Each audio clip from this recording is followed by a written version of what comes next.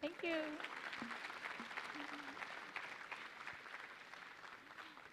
Next, JC will share about our vision of WordCamp Asia.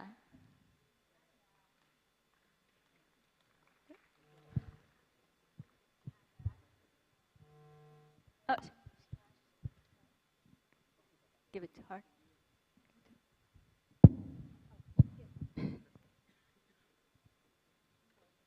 Give it to her.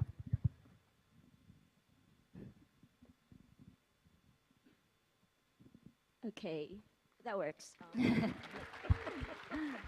Mayang aga, the vision of WordCamp Asia is to create an inclusive, nurturing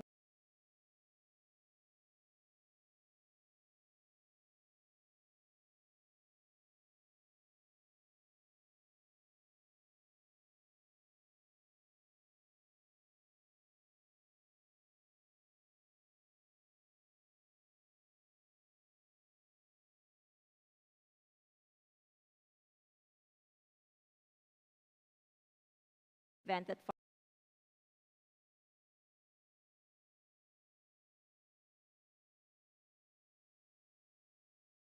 strive to provide an affordable, interactive, and fun event that encourages participation and engagement. The second principle of WordCamp Asia's vision is to be nurturing. We recognize the importance of building and sustaining vibrant communities. We aim to celebrate and support the growth of these communities by providing a platform for all of you to connect, learn, and collaborate. We recognize that communities are essential to the success and sustainability of WordPress. And we as a team are committed to nurture these budding communities. The third principle of WordCamp Asia is to be experimental. We believe that experimentation and innovation are critical to the success and growth of WordPress. We aim to create an event that inspires and challenges participants to think differently and to learn from doing. By being experimental, WordCamp Asia aims to be at the forefront of WordPress development and innovation in Asia. So in summary, the vision of WordCamp Asia is to create an inclusive, nurturing, and experimental event that fosters a sustainable and vibrant WordPress community. We, the organizers, aim to provide a platform where participants can learn, collaborate, and network while, of course, having fun.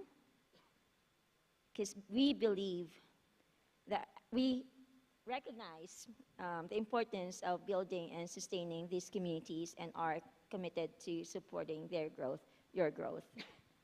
This, however, would not be possible without everyone's support, help and support from everyone, all of you. And for that, thank you, and give yourselves a huge round of applause.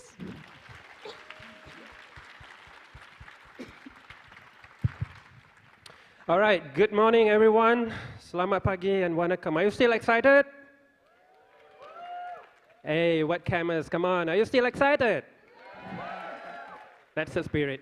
All right, a big thank you to our Siam top-tier sponsors, Cloudways, GoDaddy Pro, Google, Jetpack, and Yoast. A big round of applause. Thanks to our Silom sponsors. Thanks to our RSOC sponsors. Thanks to our RE sponsors. And finally, thanks to our Nana sponsors. And thanks to all of you for supporting us again in 2023. Okay, I want to give you some heads up, some announcements before we get started. So first of all, if you want to connect to Wi-Fi, this is the SSID WordCamp Asia. Sponsors and staff You have your own SSID. So if you are sponsors, please do not connect to this ID. Please use sponsor ID. And that's a password. You can also find this username and password, in SSID and password in the signage outside this hall. No smoking allowed on this ground. So if we caught you smoking, we will fine you. And smoking only allowed on the ground floor. Please go to the lobby D for smoking. We have a digital venue map. You can check it out on the website. So let me quickly walk you through the venue map. We are in the hall 1, the big green hall. That's this one. And next to, if you go out of the hall, and then all the way your right, you will find there is job board. Feel free to stick some job vacancies there. We have swag store. You can buy some limited edition swags. And then we have community booth right opposite this hall. So if we go out of this, that's a community booth. Yesterday we had a fantastic contributor day. So if you want to continue the discussion, go ahead to the community booth. And next to this hall, you can see hall 2, the yellow one, right next to this one, hall 2. That is the lunch hall. So in order to collect your lunch, you might need this card. This is a lunch and snack card. It's a packed food, so feel free to go and collect your food anytime between 11 a.m. and 2 p.m. So we start serving lunch at 11 a.m. You're welcome to collect your lunch anytime. You might want to stick this card to your lanyard. There's a punch hole at the registration desk. And free swags. We have a limited free swags, cool WordCamp swags at the registration desk. You can start collecting them at 1 p.m. All right? So it's right next to the registration desk.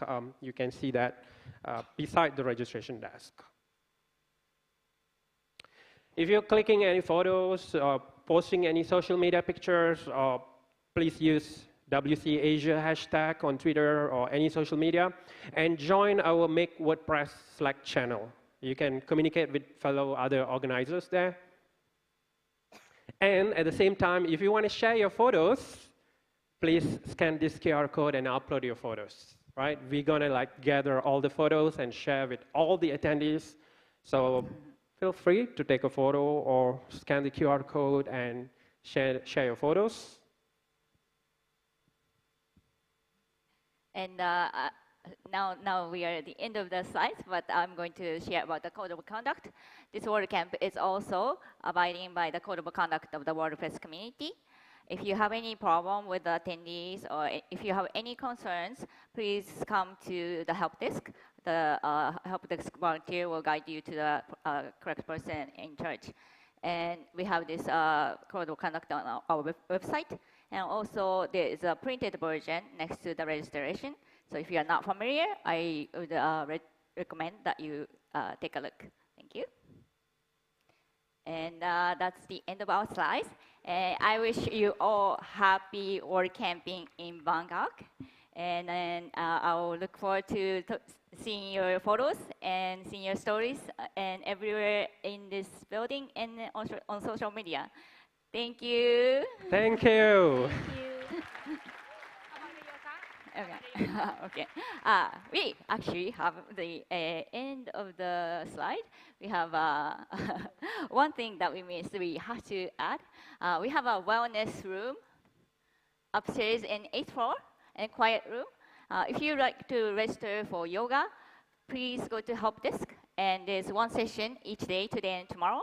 And you will have to register for the session. It's a limited availability. So that's all. Thank you. That's good. Come on. Sam. Okay. Thank you. Enjoy.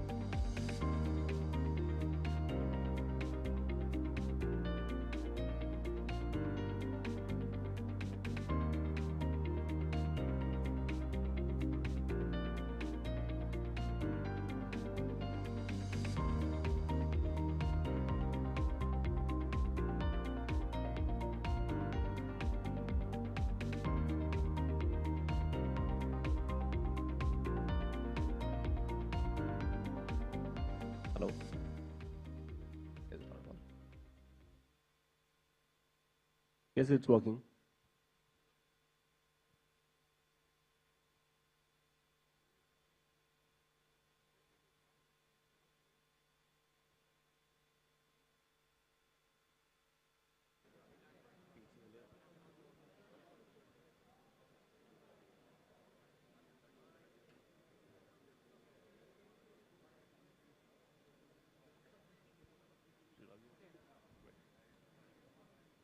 Hello, everyone. Jai WordPress. Okay. My name is Abhishek. I am here host for few sessions. Our next speaker is about to start. We have 3 sessions. In Hall 1, we are having starting your WordPress blog for first next 6 months. Hall 2, how to create a content machine. Hall 3, WordPress through terminal. So if you want to switch, you can. Our next speaker is Shilpa Shah. He is from India. Shilpa.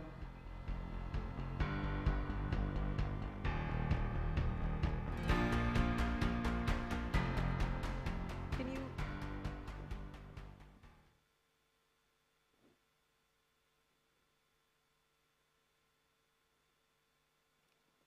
can you dim the lights, please? Well, thank you. Hi, everyone. I'm Shilpa Shah. Hey, and I recently started a new blog.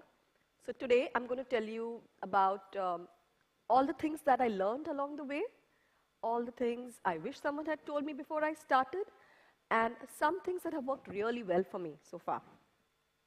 So a little bit about me. I'm from Pune, which is just a 4-hour flight. And I'm sure that is more than the average flight time of all the WordCamp Asia participants here. So I actually met someone who traveled 40 hours with 3 layovers. So 4 hours is really close. In my past life, I was a software programmer. I moved on to be a project manager. And I joined hands with Karthik over there. In 2011, I was with Hummingbird until 2021. I moved on. And I'm getting ready to start my new WordPress blog, which is why I'm here. So before we begin, when people say, I want to start a blog, what they're really saying is, I want to work only 2 hours a week. I want to work while vacationing in the Bahamas, sipping my pina coladas, and earning 6-figure incomes in like 3 months flat.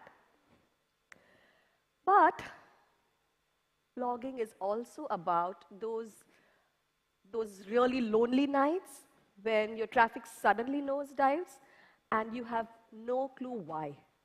It's about when you write a brilliantly exceptional post that you pour your heart into and you get 0 visitors.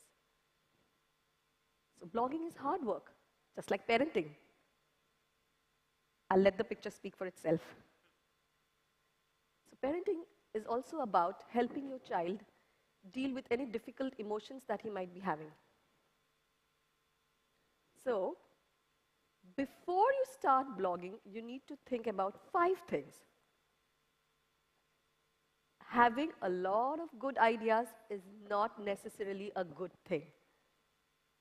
You have to decide what your blog is going to be about. You have to have a crystal clear vision exactly what your blog is about, so that every time you touch your keypad, you know what you're going to write about, whom you're talking to. Know your audience. Are they beginners? Are they advanced users? Are you solving a problem for them? Are you giving choices to them? Are you comparing products so that they can buy something? Decide what it's going to be about. Look up your competitors. See if you can identify a gap that all of them are missing. That's brilliant. Go for it. And obviously, you need to have a passion for whatever you're writing, because without that, it will show. If you're just going to write about kitchen cabinets because you think it's trending, but you have no interest in them, it will show, believe me. You need to define exactly what success means to you. If you're going to say, you know what, let me start a blog, I'm going to enjoy, I'm going to have fun, let me see how it goes for 6 months, and if it works, I'll go for it, or you know what, I'll just move on to something else. So that attitude will take you nowhere. And I promise you, you will be disappointed no matter what. So you need to know exactly how many impressions, how many visitors, or what's the dollar revenue that you're gunning for. And if you're not confident about setting a dollar target, start with impressions, because to begin with you'll have 0 visitors. So how many impressions are you getting in the search results? That's a decent thing to keep you motivated. So you can set short-term and long-term goals, because if I set a long-term goal and tell you, you know what, you need to get 10,000 visitors in 6 months, you'll say, yes, I can do it. But if I tell you 10 visitors like this week, you'll be like, I don't know where they're coming from. So set short-term goals and long-term goals so that it continuously keeps, so that you push yourself and you keep yourself motivated. And yes, put it up on a vision board. It's easy to forget. Once you finish planning and you start blogging, everything becomes a blur. So put it up on a vision board, remind yourself about it every single day.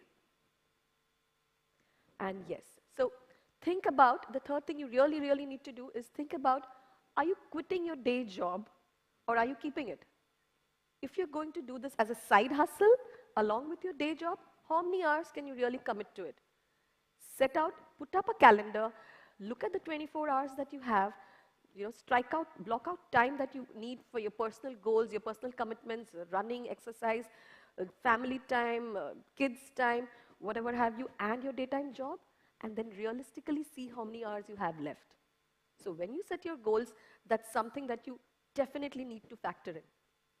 If this is not a side hustle, if this is a side hustle and you're quitting your full-time 6-figure job, then how much staying power do you have? Do you have enough money to go on with this for like six months? Who's going to pay the rent? So think about all these things before you start. And yes, you need a mentor. It could be anybody. It could be a friend, a cat, a coach, anything in between. I have a coach. And while I've been extremely thrifty and very tight-fisted with my money, I'm spending on the coach. Because he's the calm voice I need to hear when I'm rambling and I'm scrambling and my thoughts are all over the place. He really helps me to make my decision based on logical and sound reasoning, instead of saying, you know what, I feel like doing this today. Because it's always going to be something new the next day. So a coach or a friend, it could be a friend, a peer, a competitor, anybody whom you trust and believe in. And luckily, we are blessed to be with WordPress, and which is full of helpful, friendly folks out there. And if you just reach out to someone, I'm sure somebody will help you to validate your ideas. The imposter syndrome, nothing to be said about it. Get over it. If you think you have nothing of value to tell the world, you're wrong. I used to think that too, but trust me, if you even know how to log into WordPress, that's something that other people are struggling with. So don't be afraid of putting yourself out there and telling the world what you know. And sometimes maybe you're wrong. So what? So admit it, correct it, and move on in life. So with these 5 things out of the way, month 1 is when you start laying the foundation. Start building your site and plan your content. Here, all I have to say is just get your website out there. You will never be happy with your website. It will never be complete. So just simply go for it. I've seen people obsessing over logos and trying to get the color right, but honestly, you're just starting out. Nobody could care less. It's your content that you should focus on. And as long as you have a decent website where people can scroll and read and get to the content they need to, you're fine. There's no point in doing performance improvements if you have no visitors. So why load test your website for 10,000 visitors when you have 0 right now? There's plenty of time to do that later. Yeah. Create a content calendar, because without that, you will lack the structure and discipline everything's okay? Yeah. You lack the structure and discipline to keep blogging. So creating a content calendar will make sure your topics that you write on are in line with your blog's objective, which I'm hoping with those 5 things you already sorted in your head. So, because otherwise it's easy to say, oh, that guy's writing about this, let me write about that today, or let me write about this tomorrow, and that will only confuse your users. Decide whether you want to publish a post daily, weekly, frequently, how frequently, and stick to it. Month 2, as strange as it sounds, I promise you, once your planning is done and you start executing, the questioning will begin immediately. You'll immediately start second guessing your plan. You'll wonder if it's worth it, and you will want to throw it all away and start afresh. That's the time you need to you have to resist the temptation to do that and stick to it. There'll be plenty of time to pause and look back later, much later. And track your time. That's extremely important, because that 4-hour blog post that you thought could actually be 8 hours. So track your time. There's no need to worry about what you're tracking. There might be unplanned tasks that you might not have thought of earlier, but we'll use all this data later. Month 3. So now that you have some content to show for on your website, start signing up for affiliate programs. And be prepared for rejection, because you're still new. And it's okay. Don't take it personally. Most affiliate programs allow you to reapply once you have more content and more visitors. So make a note of all of the affiliate programs, the ones you've got approved for or the ones you've rejected, and reapply. Set aside some time every single day to keep track of what's happening in the outside world. Especially if you're working solo, it's easy to lose track of what's happening outside. Sorry.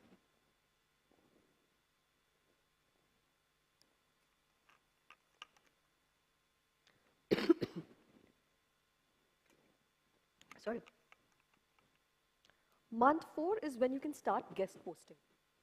So, and when you start guest posting, don't just create random links to random pages on your website, random posts, or just the home page. Choose your links carefully.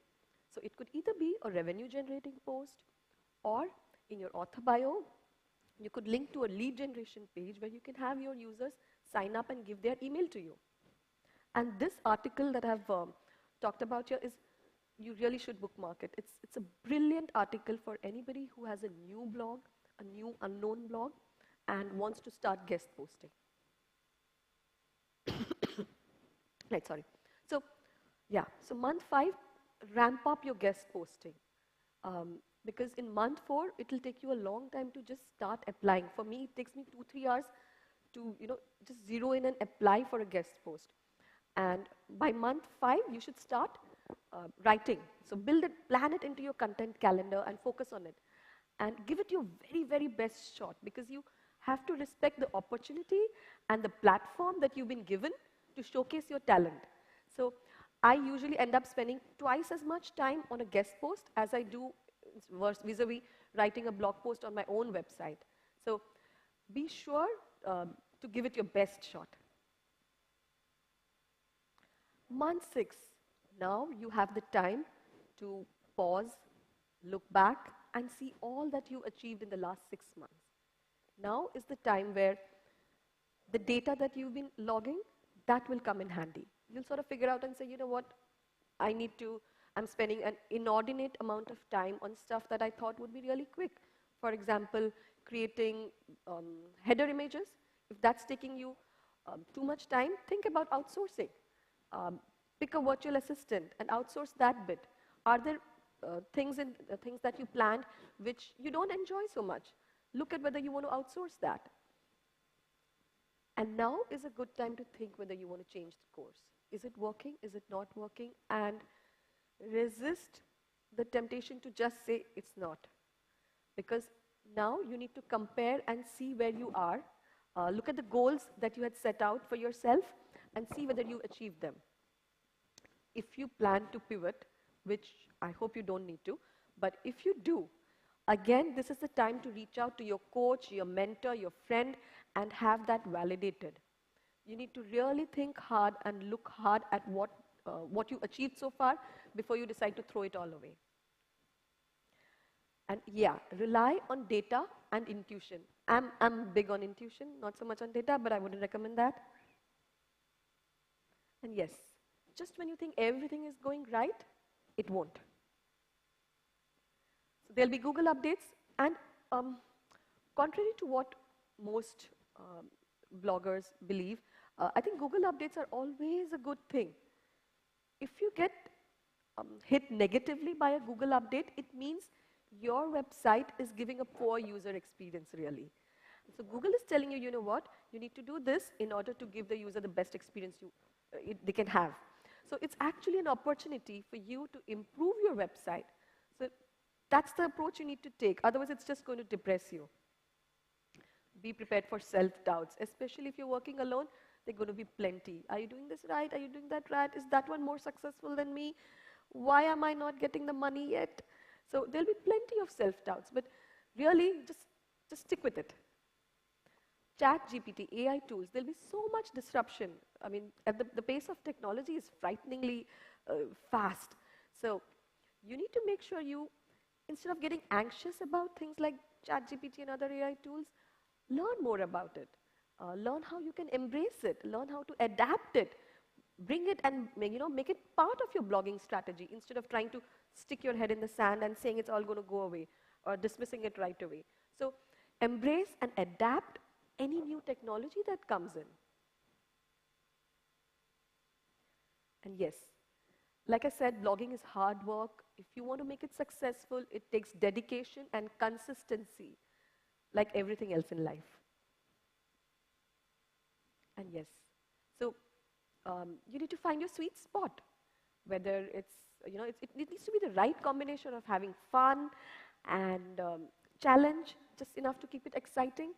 But so, yeah, so you need to have fun along the way. Yes, thank you so much. Thank you so much. Any questions? That's it? Thank you, Shilpa. Yeah, thank you. Any questions? I have few. Please roll. Okay. If you have any questions, you know where to find me. Thank you so much. Thank you. Thank you. Shilpa, I have a question for you. Okay. Do you think it's better to start from scratch or acquire a blog and get started? Okay. Yeah, I mean, yeah, that took me a while. And that is something that I seriously considered. Okay. But I did the math and it didn't quite work out because most websites, when you try to acquire them, they look for 2 years of revenue or at least 1.5 years of revenue. So even if they're like earning $1,000 a month, I will end up paying 18,000 or 25,000, 24,000 for acquiring it.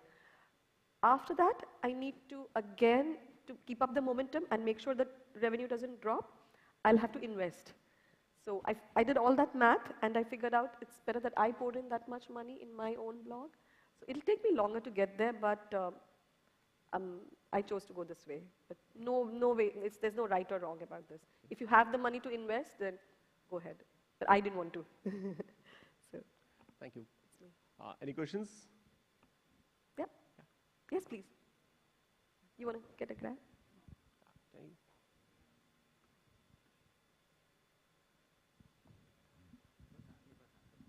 Thanks for the presentation. Yes. So you shared what to pay attention when you want to start a blog. Right. But would you like to share why would one choose WordPress? Why should one choose WordPress? Yeah, over other solutions. Okay. So I'll tell you when I started. I went with the simplest approach. I don't know if there are any other blogging platforms out there that are more, faster, better, whatever. I went with what I know. I chose a theme. I chose everything that I did. I chose what was in my comfort zone. Because starting on, I didn't want to take the headache of, hardening the website, hardening the server, taking care of website security. I went with the simplest, easiest managed WordPress hosting.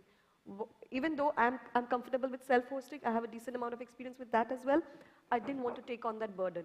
So all I'm saying is starting out, just go with whatever you know. If you want to experiment this, I don't know if, I don't want to experiment. I wouldn't recommend it. But yeah.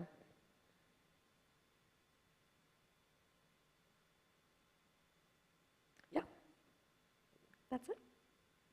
Thank Thank you you, so much. Thank you, everyone. Thank you. Thank you. Thank you.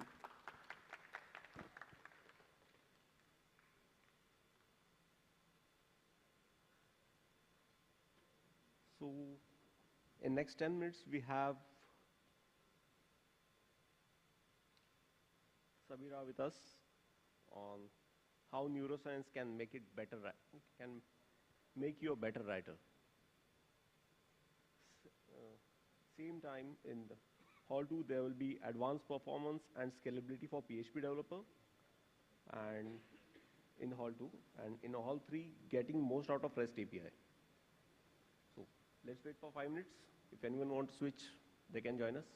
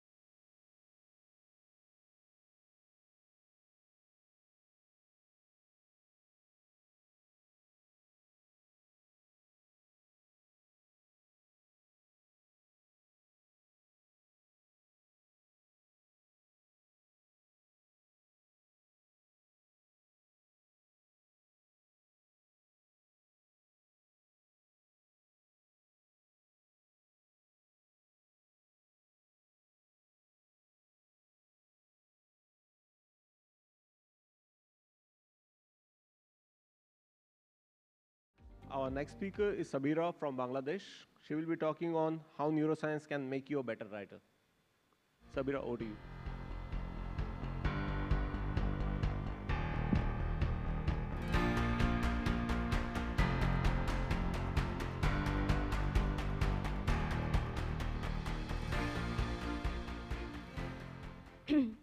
Hello everyone, Assalamu alaikum. This is Sabira. Currently I am working as a content strategist at WeDevs. I'm from Bangladesh. So today I am here to discuss on how neuroscience can make you a better writer. So before starting, let's do a small chit chat. So how are you guys? How are you enjoying the WordCamp? I am also enjoying a lot. This is my first time outside my country. In person, I am attending a WordCamp, and this is my first time in Thailand also. Thailand is a very beautiful country, and yesterday was my first time attending the contributor day, and today is my first time I am speaking as a speaker in the WordCamp. So, so many first time actually happening with me nowadays. And actually someone tell me that before starting a little bit chit chat with the audience will reduce my nervousness. So since it's actually not working, my heart is pumping so fast. Okay, so let's get started. Okay. So the topic is how neuroscience can make you a better writer. It actually based on my own experience, the experience I have gathering like last 4 and 5 years, and today I am going to share you with that with you.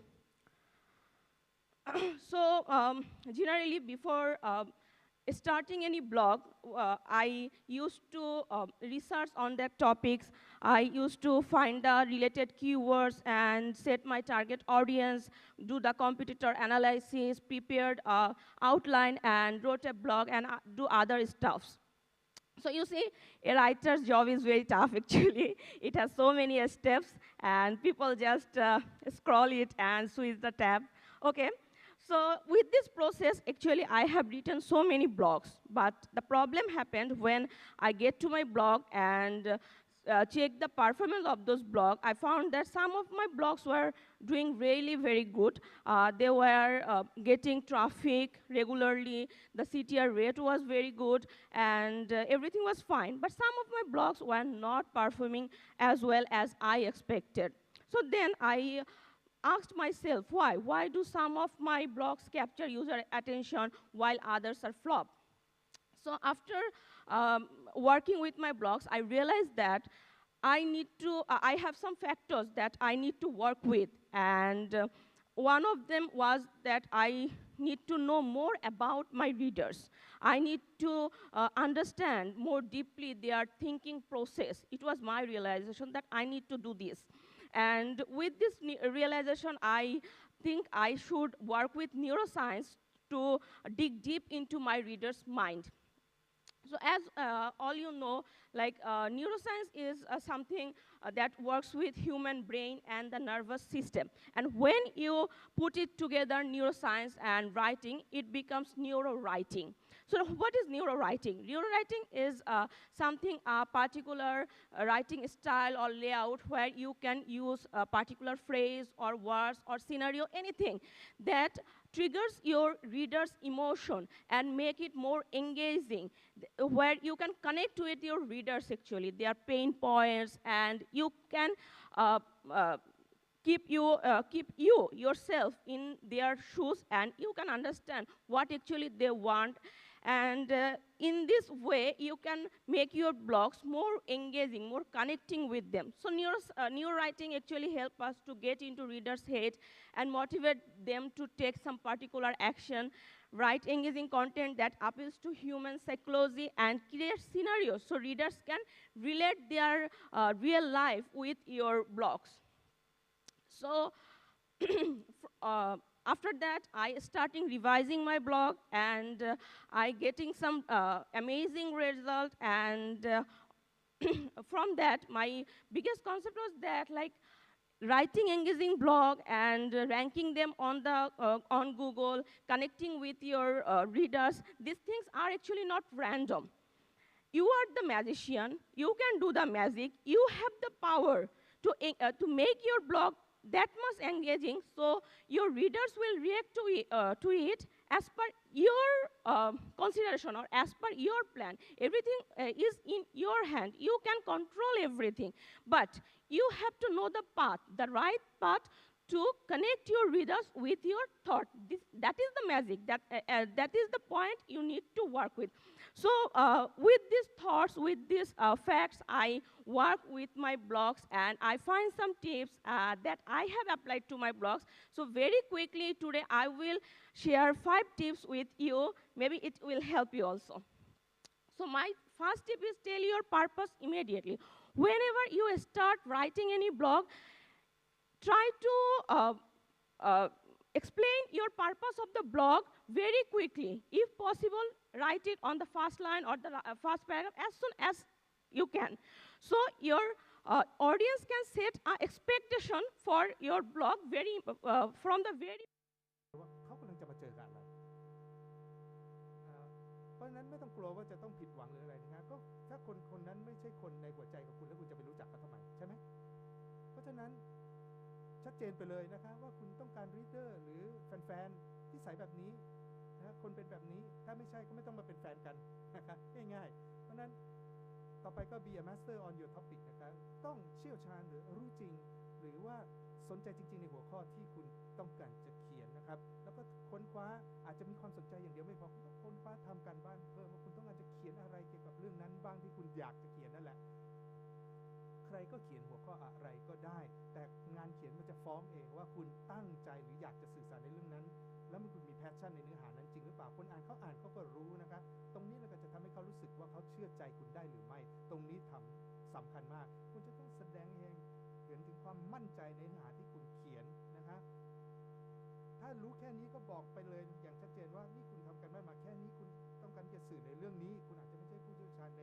ที่รู้จริงในทุกๆเรื่องใช่ไหมคะแต่ว่าคุณต้องมีความจริงใจให้เขารู้สึกได้ต่อไปนะข้อ3ก็คือใช้ primacy แล้วก็ recency effect มันคืออะไรนะครับถ้าสมมติตอนนี้ดิฉันให้รายการ10รายการกับคุณแล้วก็บอกว่าเอา10รายการนี้มาผสมกันเป็นเหมือนการปรุงอาหารขึ้นมานะครับแล้วก็ให้ตัดให้เหลือ4แล้วก็ให้จำนะครับไอเทม3-4 อันแรกแล้วก็ค่อยๆเรียงเข้าไปนะครับคุณจะทดสอบว่าการทดสอบความจำในการจำ10หัวข้อนี้คุณจะเห็นเลยว่าระบบสมองคุณทำงานอย่างไรคุณไม่มีทางจำ10รายการนี้พร้อมๆกันให้ชัดเจนได้ถ้าคุณลองดูคุณจะเข้าใจสิ่งที่ฉันหมายถึงว่าอะไรเพราะนั้นจะเป็นเรื่องของการให้ความสำคัญแล้วก็อะไรที่มาทีหลังนะสมองแต่ละคนจะจำได้ไม่เหมือนกันเพราะนั้นการอินโทรกับซัมมารีนั้นมันจึงเป็นสิ่งที่ฉันจะนำเข้ามาเชื่อมโยงกับหัวข้อนี้นั่นเองเพราะฉะนั้นการอินโทรกับซัมมารีนั้นจะเป็นเรื่องของ primacy กับ recency นั่นเองเพราะนั้นการที่คุณเริ่มอินโทรหัวข้อของเนื้อหาของคุณอย่างไรแล้วก็เล่ารายละเอียดไปนะครับเป็นเรื่องของรสชาติความสนุกสนานแล้วก่อนสุดท้ายก็จบด้วยการ summary ด้วยจะทำให้เนื้อหาในบล็อกของคุณในเรื่องนั้นจะทำให้คนอ่านนั้นมีความรู้สึกแล้วก็จดจำเนื้อหาและประทับไว้ในใจของเขาได้ง่ายกว่านั่นเองนะครับเพราะฉะนั้นทิปต่อไปก็คือการบอกเรื่องราวนั้นให้มีความเรียบง่ายผสมปนเปกับความลี้ลับน่าค้นหานะครับเพราะฉะนั้นตอนเริ่มบล็อกนั้นถ้าคุณบอกว่ายกตัวอย่างเช่นการอ่านบล็อกนี้คุณก็จะสามารถที่จะมีความเข้าใจในเรื่องของ Marketplace แบบเต็มที่ได้แต่ถ้าตอนจบบล็อกที่ฉันบอกว่าตอนนี้คุณได้เคล็ดลับนั้นไปแล้วนะอย่างนี้เป็นต้นนะคะการขึ้นต้นหัวข้อแบบนี้จะเป็นการล่อให้เขาเกิดความสนใจนั่นเองตอนแรกก็คือทำให้เขาสนใจ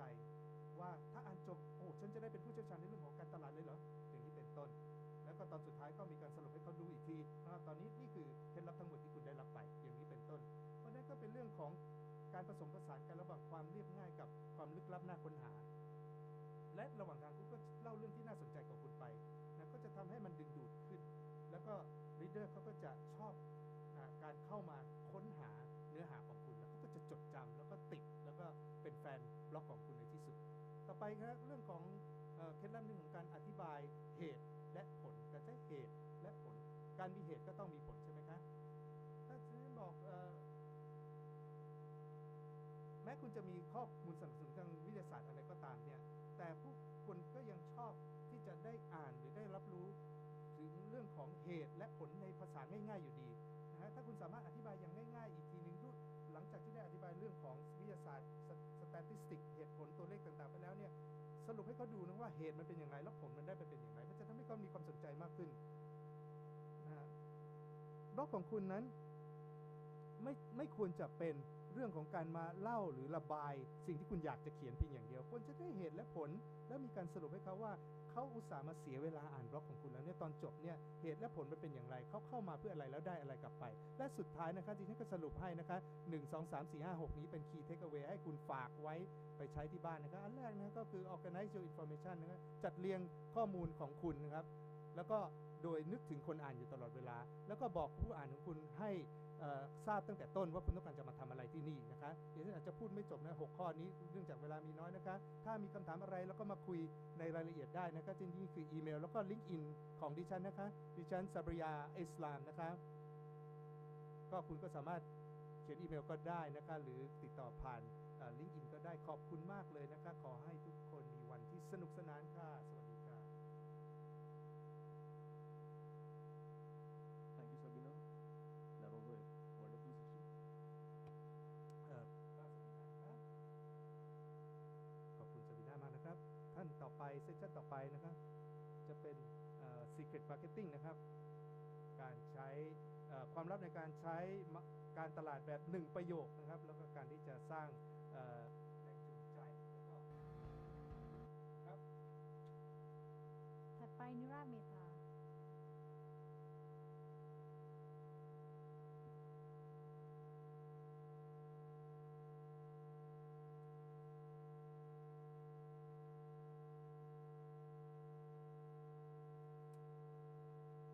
สวัสดีตอนเช้าครับ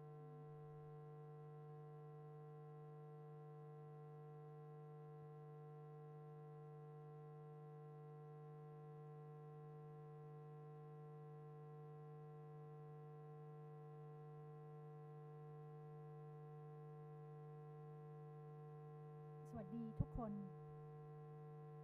รู้สึกคุ้นๆหน้ากันจังเลยขอต้อนรับทุกคนนะครับตอนนี้ก็9 ปีแล้วตั้งแต่ผมเห็นMagic Show ผมรู้สึกตื่นเต้นมากเลยว่าเอ๊ะทำไมเขาเล่นมายากลได้แบบนั้นและสิ่งที่ทำให้ผมรู้สึกประทับใจมากก็คือ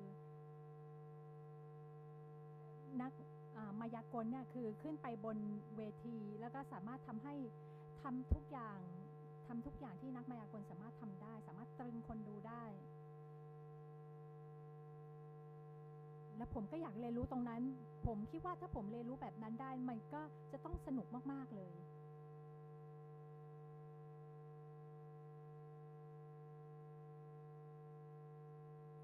มีใครจำคนนี้ได้ไหมเป็นโชว์เรียกว่า Magic for Human ที่อยู่ใน Netflix เป็นโชว์ที่ดีมากเลยแนะนำให้ทุกคนเข้าไปดูนะครับสิ่งที่ผมชอบในมายากลเนี่ยก็ยังดำเนินต่อไปตอนที่ผมอายุ13ผมเรียนที่จะ I won't tell you what happened. For that you can come and meet me later. But magic has always thrilled me and the ability to talk to people, persuade them, that has been something that I've studied for a long time. But if any of you have liked magic and bought a magic kit, you will open the magic kit and you will see the instruments, you will try it out. Most likely, you will be disappointed. Why? Because you think, oh, it's so simple. Even I can do it. If it is simple, it's not useful. That is what we believe at times. But that is so untrue. Magicians, marketers, businesses, They all work on some simple principles, and those simple principles actually create magic on stage and off stage. Simplicity is so hard to get. But if you can put things in a simple way, they can actually be magical. And, when I was studying persuasion, I saw that persuasion is not new. Persuasion is not something that requires cutting-edge technology. Why? Because persuasion has been around from ever. You see all these big leaders, influencers, kings, all the people, philosophers, they have always used persuasion. And they didn't need Twitter or Instagram or Facebook. How could they do it? And when I was searching for all that, เวลาที่เราไปเสิร์ชอะไรพวกนี้เนี่ยผมก็มักจะไปเจอความลับอะไรบางอย่างสิ่งที่ผมตระหนักตรงนั้นเนี่ยในเรื่องของ marketing ก็คือพยายามที่จะให้ได้ yes จากคนที่อ่านสิ่งที่เขาทำก็คือพยายามเข้าใจพื้นฐานของความเป็นมนุษย์เวลาที่คุณเข้าใจพื้นฐานความเป็นมนุษย์เนี่ยคุณสามารถทำอะไรได้หลายๆอย่างค่ะผมก็อยากจะเล่าความลับนี้ให้ฟังความลับที่นักมายากลใช้คนทำการตลาดใช้นักธุรกิจใช้ความลับนั้นก็คือว่าคนเนี่ยทำอะไรก็ตามให้กับคนที่สนับสนุนความฝันของเขาพยายามที่จะคือให้เหตุผลกับเรื่องของความล้มเหลวแล้วก็พยายามที่จะช่วยในเรื่องของความกลัวยืนยันความสงสัยแล้วก็ช่วยให้เขาเนี่ยสามารถที่จะเอาชนะศัตรูได้ถ้าจะถ่ายรูปก็ได้เลยนะครับ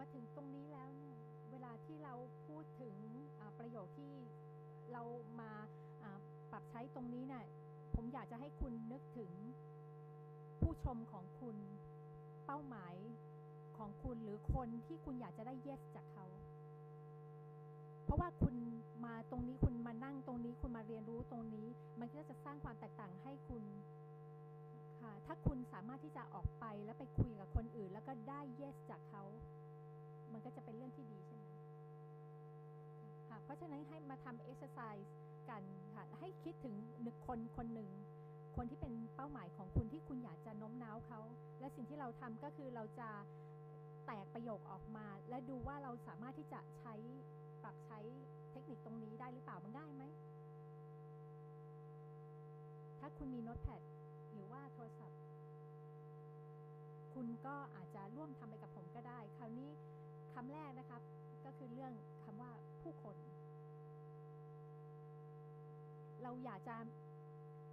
ากำลังจะโน้มน้าวคนนะไม่ใช่คอมพิวเตอร์เวลาที่คุณสื่อสารมันก็คือคนที่เป็นมนุษย์จริงๆคนก็คือมีอะไรมีอารมณ์คนมีความปรารถนาคนมีความต้องการมันคือเรื่องของคนอันที่สองคนจะทำอะไรก็ตามที่เขาจะทำอะไรก็ตามคุณจะต้องให้ก่อนแล้วก็ค่อยขอทีหลังเขาจะทำอะไรก็ตามแต่อะไรก็ตามมันคืออะไรล่ะมันก็คือขึ้นอยู่กับคุณค่าที่เขาได้รับเขาจะทำให้กับทุกคนให้กับใครล่ะให้กับคนให้กับบางคนไม่ใช่ทุกคน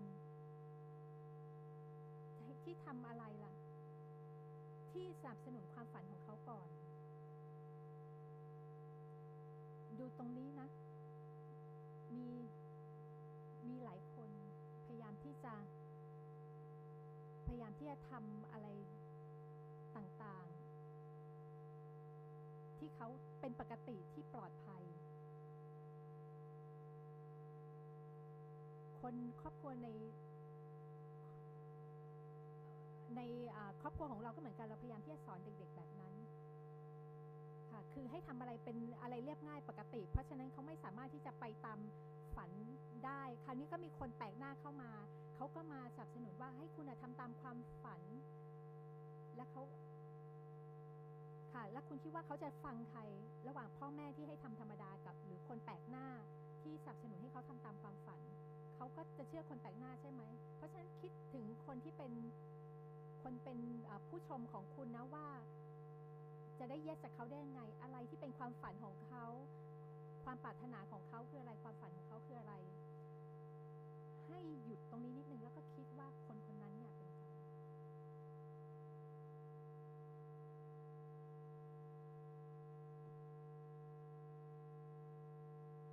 ค่ะเราไม่ชอบความล้มเหลวถูกไหม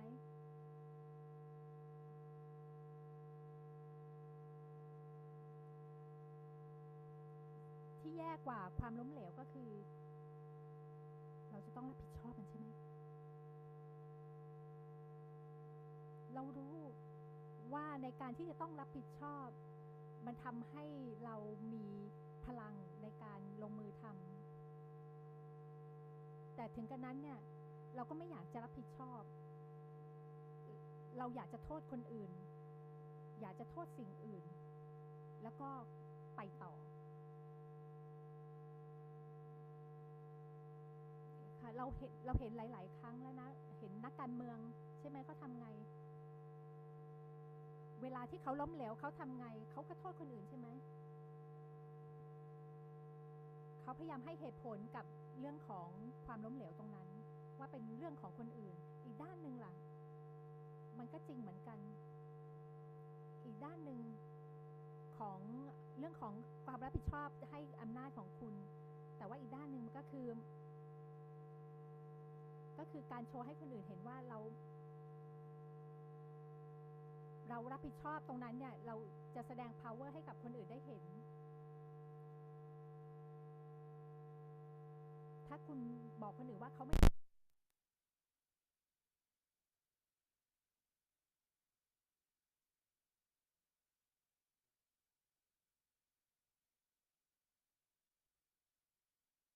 ให้เขารู้สึกเบาขึ้นกับเรื่องของความล้มเหลวก็คือบอกเขาว่าตรงนั้นเนี่ยมันเป็นตัวเลือกที่ถูกต้องแล้วที่จะทำแบบนั้นอันถัดมาเนี่ยก็คือพยายามที่จะบรรเทาเรื่องของความกลัวเพราะว่าความกลัวทำให้เราไม่ลงมือทำบางทีเราไม่ลงมือทำอะไรเป็นเพราะว่าเรากลัวการที่บอกว่าไม่ต้องกลัวหรอกอย่างนั้นไม่ได้ช่วยอะไรหรอกค่ะเพราะว่าเขากำลังทำสิ่งที่เขากลัวไปบอกว่าไม่ต้องกลัวอย่างนี้มันไม่ได้มันจะต้องแสดงความเห็นใจเขาจนกระทั่งเขารู้สึกว่าเขาเอาชนะความกลัวได้แบบนั้นต่างหากในการตลาดทำยังไงทำตรงนี้ยังไงก็คือพยายามที่จะบรรเทาหรือว่าระงับความกลัวของเขาถัดไปก็คือยืนยันความสงสัยของเขาบางทีที่คนเชื่อว่าอย่างนี้มันจะต้องเป็นจริงแน่ๆเลยมันก็จริง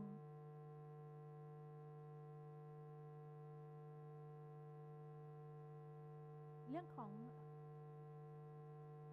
บางทีเราอาจจะชอบคนที่แบบมายืนยันว่าไอ้ที่เราสงสัยนี่มันเป็นจริง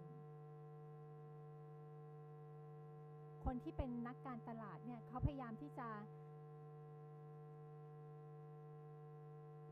สนับสนุนความฝันของเราแล้วก็บอกว่าเวลาที่จะได้ตามความฝันให้ใช้โซลูชันของเราสินั่นคือเป็นการยืนยันความสงสัยนั่นแหละ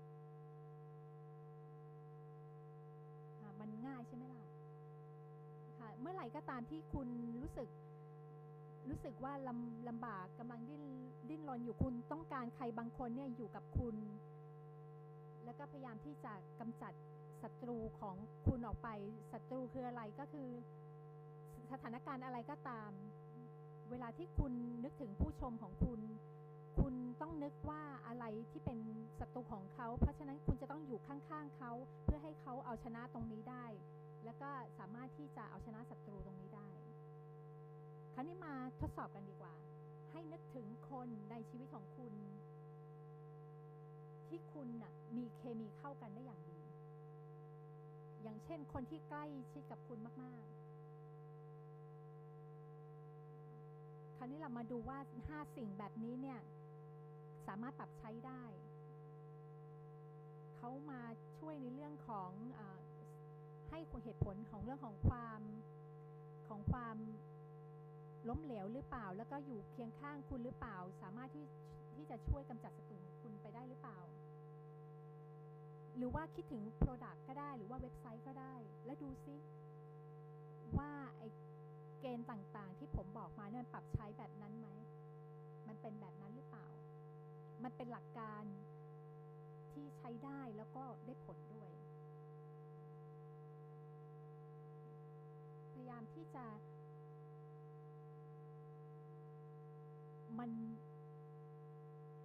พยายามที่จะดูว่าในหลักการนี้มันใช้ได้ผลยังไงบ้าง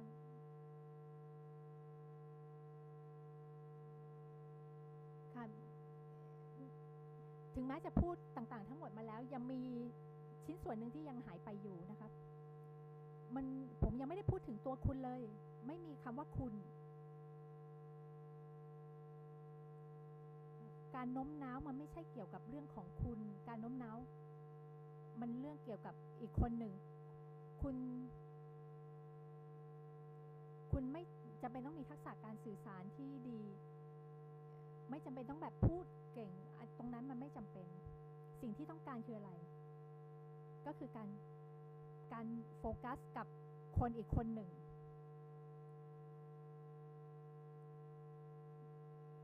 คุณพยายามที่จะได้ yes จากอีกคนหนึ่งก็คือมันจะต้องโฟกัสกับอีกคนหนึ่งไม่ใช่ตัวคุณพยายามโฟกัสไปที่อีกคนหนึ่งสุดท้ายเนี่ยความสัมพันธ์ที่ลึกที่สุดมันไม่ใช่ขึ้นกับระยะเวลาที่เราคบกันความสัมพันธ์ที่ลึกมันขึ้นอยู่กับความลึกของการยอมรับแล้วก็ใส่ใจในความรู้สึกของอีกฝ่ายหนึ่งคือการยอมรับรู้เข้าใจความรู้สึกของอีกฝ่ายหนึ่งแบบนั้นจะทำให้คุณได้ yes ขอบคุณครับ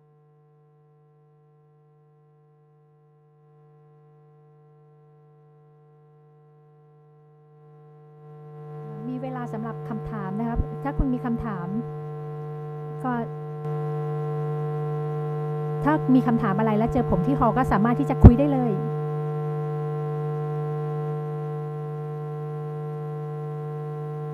ค่ะมีเวลา2 นาทีก่อนไปเซสชั่นถัดไปมีใครโพสต์ Twitter Instagram นะครับ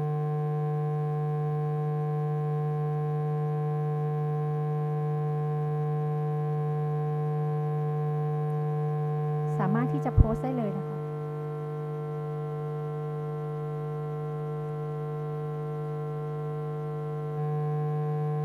ถัดไปเรื่องของการเขียน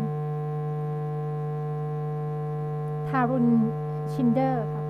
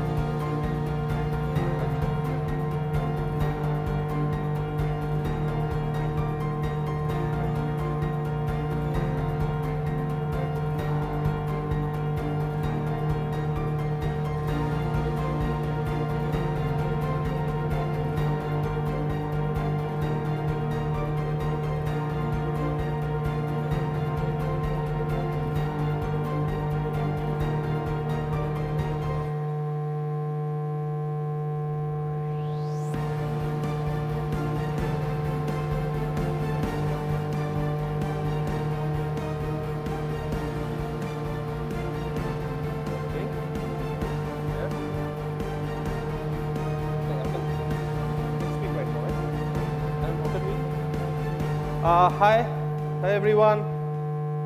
Welcome to Thailand. Many of you guys.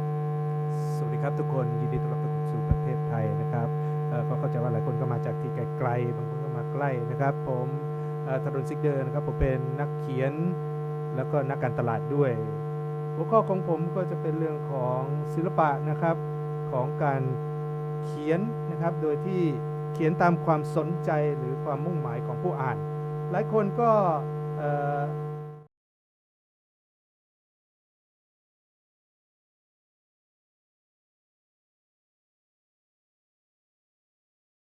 รวมไอเดียของตัวเองขึ้นมาว่าวิธีการเขียนแล้วก็จะทำยังไงให้คนเขียนคนอื่นเนี่ยสามารถพัฒนาเนื้อหาที่เป็นไปตามความต้องการความอยากอ่านของผู้อ่านได้นะครับก็เซสชั่นของผมอาจจะฟังดูกว้างๆนะครับตอนเริ่มไม่แน่ใจว่าจะมีเวลาอธิบายทุกหัวข้อหรือเปล่าแต่ว่าผมก็ในรายละเอียดเนี่ยหลังเซสชั่นก็มาถามมาคุยในรายละเอียดกันดีกว่าเพราะว่ามีหัวข้ออยากจะพูดมากมายเลยข้อแรกก็คือการรู้จักผู้อ่านของคุณก่อนแล้วเราจะรู้ได้ไงว่าเขาเป็นคนยังไงในการเขียนโดยเฉพาะยิ่งที่ผมจะพูดเป็นเรื่องการเขียนเพื่อการตลาดเนี่ยคุณต้องรู้จักหาวิธีรู้จักผู้อ่านของคุณให้ได้สิ่งที่สำคัญที่สุดก็คือการเขียนโดยที่มีคนเขียนอยู่ในใจมีคนอ่านอยู่ในใจคนอ่านเขาต้องการคิดพยายามต้องเดาใจเขาว่าเขาอยากต้องการรู้อะไร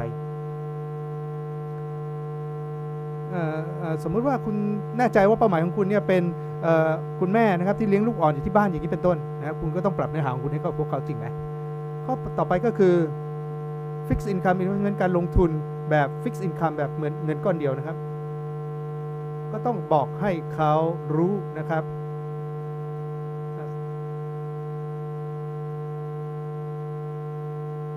ตัวอย่างเนี่ยประโยชน์เนี่ย fixed income investment เนี่ยการลงทุนแบบ fixed income investment you can ที่เป็นเงินเดือนตายตัวสำหรับผู้ชมบางกลุ่มเนี่ยการเจอคำนี้เข้าไปเขาก็มึนแล้วนะครับต่อไป bonds นะครับ bonds นะครับหรือ equity difficult for them to swallow you can change it to stocks and shares this will be much more easier to follow also the capital you can change it to your original investment. The next thing is figuring out what most of your readers want to know, and this is how you can do. Like if you check out this announcement, this announcement is for a student of a university, and this is how the announcement goes. The Dean of Bangkok University announced that today the faculty of the university will travel to 2 Icon C on Friday for a colloquium to teach new methods of mathematics. Dr. Thai Wang Lee, the famous mathematician, and 2 other members from the same group will speak at the event. Now, this is the announcement for a student. Now, if you don't know your audience, is it the right way to convey your message to them? I don't think so. So, this is the same message in a different way, in a concise way. But what the message matters is that it's for the student. So you shouldn't write your message like this. You should simply say there will be no class on Friday. This is the more important thing they need to read, need to know. So everything that's what they needed to know. And all you are saying is all those things for the faculty members and other stuff. So this is very not important for the readers. So since it was for the student, so you can just simply say there will be no class on Friday. As simple as that. Next, so what do we do before starting a content? Start writing. You can ask 3 questions. You can ask, who is my reader? What do I want them to do, and why should they do it? So when you write about business, when you write about a product or something, we write about features and benefits. Sometimes we get confused, mix features with benefits. So we shouldn't do that. So this is why, because the features is what define the elements of the product. What it does, how it works, the technical aspects. This is not the benefits. The benefits is the result of their using it. So you should structure the content based on that. Performing the so what test. Okay, this is a very interesting test we can perform. As a writer, you got to ask few questions while you're writing content. So if you write this, the new blood pressure medicine that just got launched contains angiotensin 2 receptor blockers. You can just keep it there, and there will be questions of many readers. why do we care? Why do we need it? Right? So then you can change it to, it helps relax, you can get to the next point, like it helps relax your veins and arteries to lower your blood pressure and make it easier for your heart pump to blood. So okay, so many of them will find it more relevant to them. But still there will be people like, oh, why should you care? There will be, then again you can write, angiotensin II receptor blockers will lower blood pressure by 15 points after 8 weeks.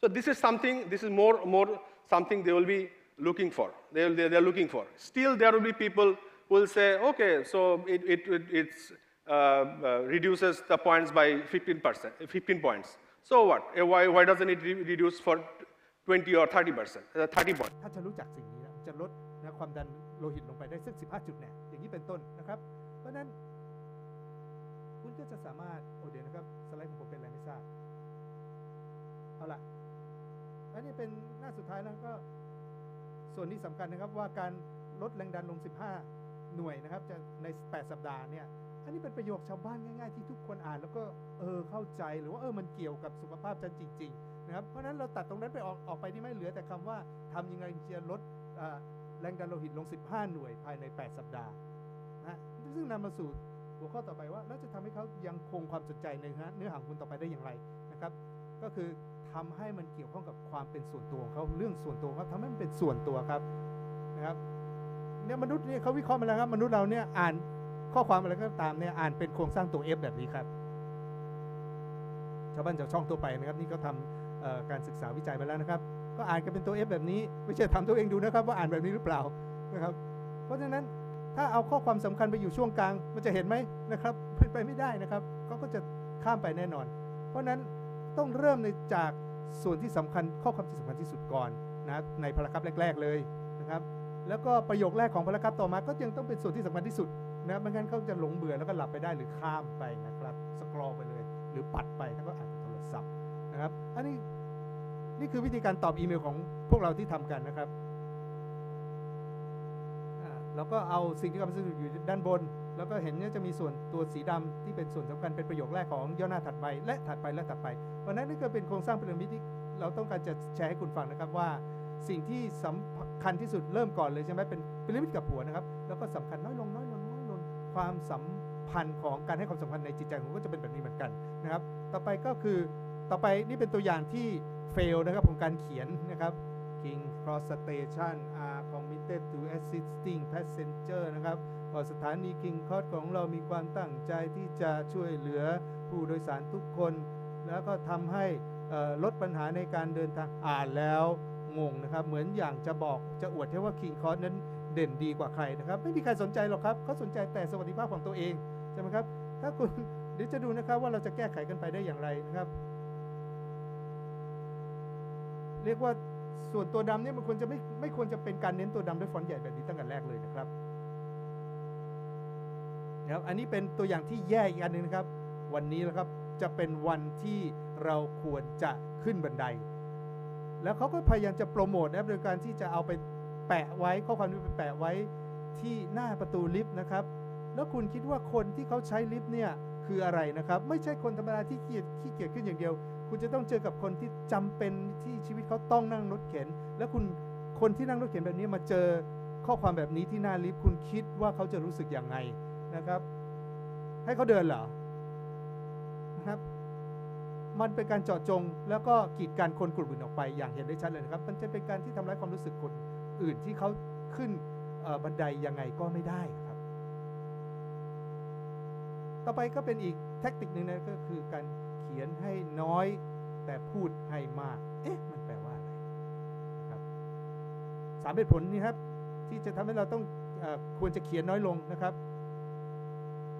เราควรจะเขียนน้อยลงเพราะ1นะครับคนอ่านเขางานยุ่งมากขึ้นแล้วก็มีความหลากหลายมากขึ้นแล้วก็เรื่องของการสื่อสารความจริงใจนะครับเรียกว่าพูดง่ายๆคือผมมีสูตรให้ครับตัดไป 20% คอนเทนต์คุณนะกำจัดไปสัก 20% นะครับตัดทิ้งไปเลยนะครับไปหาทางเอาเองนะครับเช่นเราบอกว่าเราเป็น worldwide company บริษัทเฉพาะที่ใหญ่ระดับโลกนะครับก็สิ่งเหล่านี้ก็ควรจะหลีกเลี่ยงนะครับ แล้วก็ควรจะหลีกเลี่ยงประโยคแบบนี้นะครับ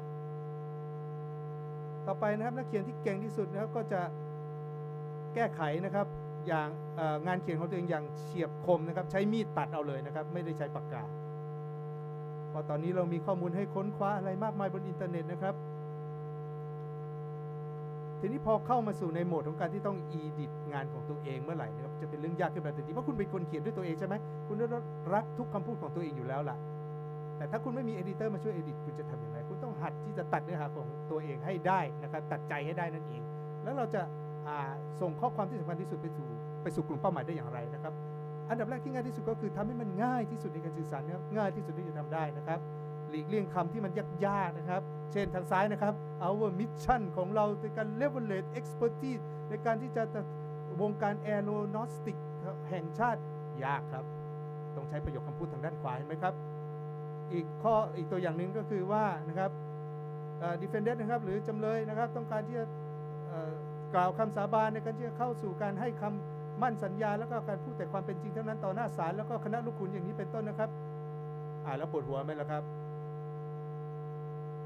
ประโยคคือขึ้นมาเป็นคำว่ากฎหมายที่ก็มึนแล้วใช่ไหมครับไม่มีใครอยากอ่านนะครับทำไมไม่พูดง่ายๆแบบนี้นะครับว่านะครับจำเลยโกหกต่อหน้าศาลครับจบไหมฮะนั่นแหละครับทำให้มันง่ายครับแล้วเราจะอธิบายข้อความเหล่านั้นอย่างไรนะครับอันดับแรกเลยก็อย่าทำตัวเป็นว่าคนอ่านโง่นะครับอย่าทำตัวว่าฉันฉลาดกว่าเธอฉันมาโปรดเธอแล้วนะด้วยข้อเขียนของฉันไม่ใช่นะครับสองก็คืออย่าใช้คำศัพท์หรูหรานะครับแล้วก็ข้อ3นะครับก็จงมั่นใจและชัดเจนในสิ่งที่คุณจะสื่อถ้านะครับอันนี้ไอน์สไตน์บอกไว้นะครับถ้าคุณไม่สามารถอธิบายไอเดียซับซ้อนให้เด็ก6 ขวบเข้าใจได้คุณเฟลนะครับคุณยังไม่เข้าใจเรื่องนั้นจริงๆนะครับนี่แหละครับเป็นคำที่ใช้ได้ตลอดเลยนะครับถ้าคุณสามารถอธิบายเรื่องยากๆให้คนเข้าใจง่ายๆให้ชาวบ้านเข้าใจได้นั่นแหละครับคุณทำสำเร็จแล้วนะครับเพราะฉะนั้นศิลปะของการปรับประโยคนะครับให้เป็นเหมือนกับบทเพลงที่ผู้อ่านจะร้องเป็นทำนองคลอไปกับข้อเขียนของคุณได้ให้นึกอย่างนั้นนะครับให้ชวนเขาร้องเพลงเดียวกันนะครับนี่เห็นไหมครับประโยคยาวๆแบบนี้นะครับอ่านยากนะครับอ่านไปครึ่งหน้าก็อยากจะเช็ค notification บนโทรศัพท์แล้วถูกไหมครับอยากดูโทรศัพท์ตัวเองมากกว่านะครับลองเปลี่ยนนะครับเห็นไหมทำให้มันเป็นประโยคสั้นๆ3 ประโยคอย่างนี้ง่ายกว่านะครับ24 คำนะครับเป็นเรียกว่ากำแพงสูงสุดที่ผมอยากเป็นเพดานสูงสุดที่ผมอยากจะเซตให้นะครับอย่าใน1 ประโยคอย่าพยายามเขียนยาวกว่า24 คำนะครับถ้าคุณเคยเขียน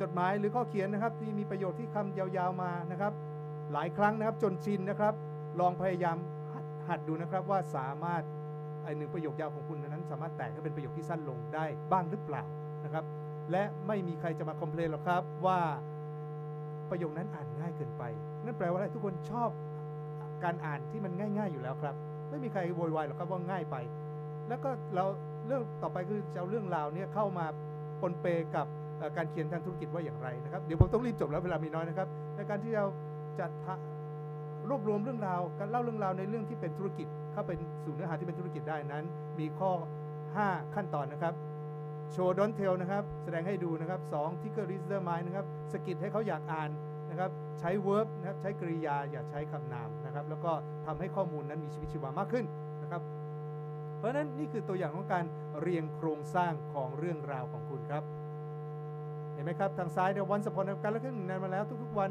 1 วันเพราะว่าเรื่องนั้นเรื่องนี้และสุดท้ายก็จึงเป็นอย่างนี้แล้วก็มาเปลี่ยนเป็นประโยคเหมือนเล่านิทานแบบนี้นะครับมันจะง่ายได้มากกว่า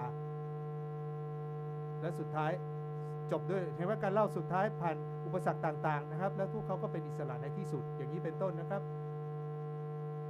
ส่วนสุดท้ายก็เป็นเรื่องของ motivation drive นะครับจะทำยังไงให้อยากเขียนนะครับผมมีคนจำนวนมากนะครับ Twitter เข้ามานะครับทวิตตลอดเวลา2 ปีของการเขียนข้อความธุรกิจของผมเขียนเนื้อหาทางธุรกิจของผมเอาคำชื่นชมต่างๆนะมาเป็นพลังของคุณนะครับและก็เอาคำที่เขาตินะครับทั้งติทั้งชมเลยนะครับมาเป็นพลังของคุณอันนี้ก็จะเป็นเชื้อเพลิงของผมทำให้ผมยังสามารถ เขียนต่อมาได้จนถึงปัจจุบันนี้นะครับ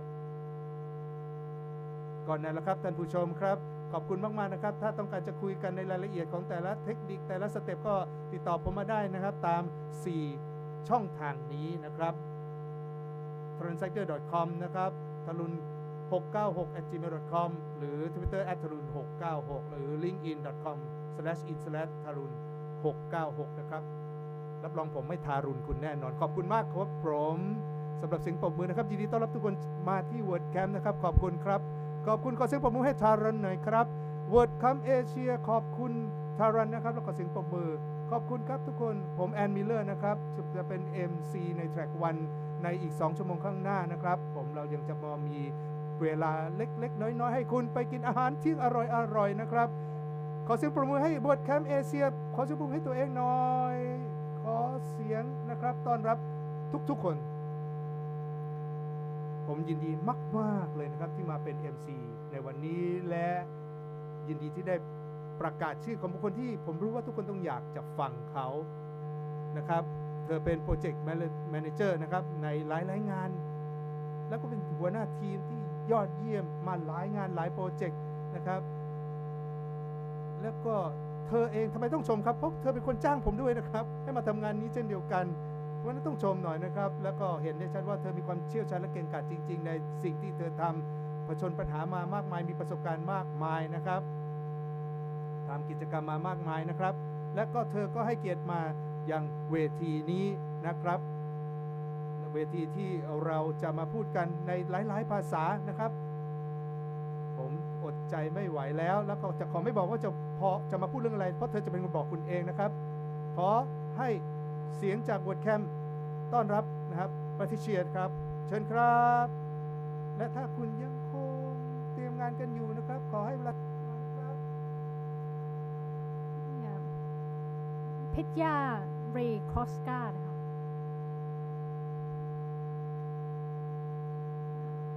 ค่ะเวทีเป็นของคุณแล้วเพชรยา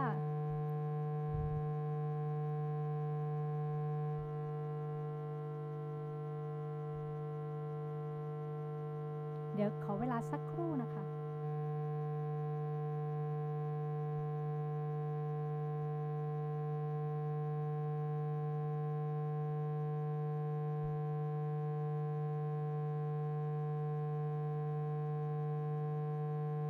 พร้อมแล้วค่ะ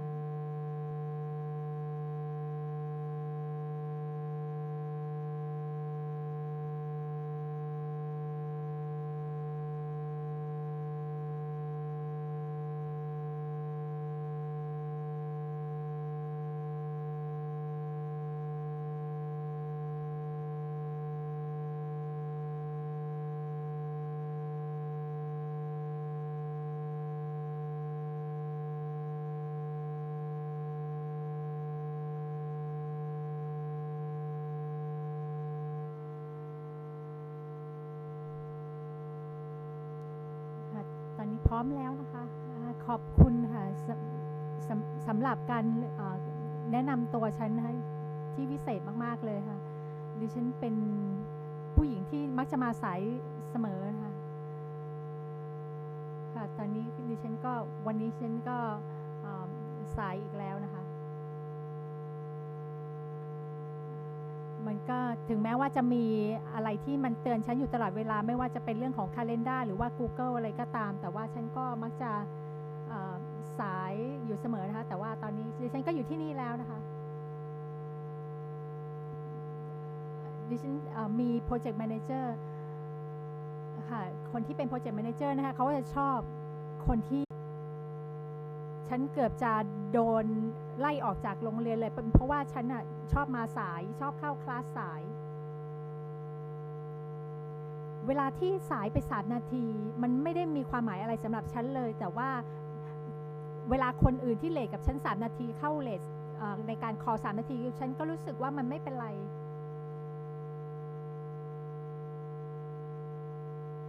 ดิฉันก็ยังรู้สึกว่านับถือเขาเหมือนเดิมแต่ว่าจริงๆแล้วเรื่องของเวลาเนี่ยที่แตกต่างกันเนี่ยมันเป็นเรื่องของความแตกต่างกันทางวัฒนธรรมแล้วเวลาที่เป็นเรื่องของธุรกิจแล้วเนี่ยเราจะต้องเข้าใจตัวเราเอง เวลาที่เราจ้างคนที่มีความสามารถเป็น talent ทั่วโลกเราจะต้องจ้างคนที่มีความสามารถทั่วโลกมากขึ้นเวลาที่เราพูดภาษาอังกฤษได้ดีบางทีมันก็อาจจะมีความผิดพลาดทางภาษาได้อยู่เหมือนกันถึงแม้ว่าเราจะพูดได้ดีนะตอนเริ่มแรกฉันก็เหมือนกับเหมือนคุณนี่แหละฉันอยากจะจ้างคนที่ฉลาดเวลาที่เราจะเติบโตในทางอาชีพเนี่ยเราควรจะมี IQ ที่ดี EQ ที่ดีเสร็จแล้วสิ่งที่สำคัญอีกอย่างหนึ่งก็คือคุณต้องสามารถทำงานร่วมกับคนอื่นได้ดีด้วยเรื่องของอารมณ์เนี่ยมันเป็นหรือ EQ เนี่ยเป็นเรื่องที่มีความสำคัญด้วยเหมือนกันคือพยายามที่จะคิดให้ดีแล้วก็สื่อสารกับคนอื่นได้ดีค่ะ CQ เนี่ยเป็นเรื่องของทางวัฒนธรรมเป็นเรื่องของระดับถัดไปนะคะหมายถึงว่าสามารถที่จะทำงานกับคนอื่นที่ไม่เหมือนกับคุณได้นี่คือเป็นแนวคิดที่มีชื่อเสียงมากเลยนะคะที่นักจิตวิทยาเดนิส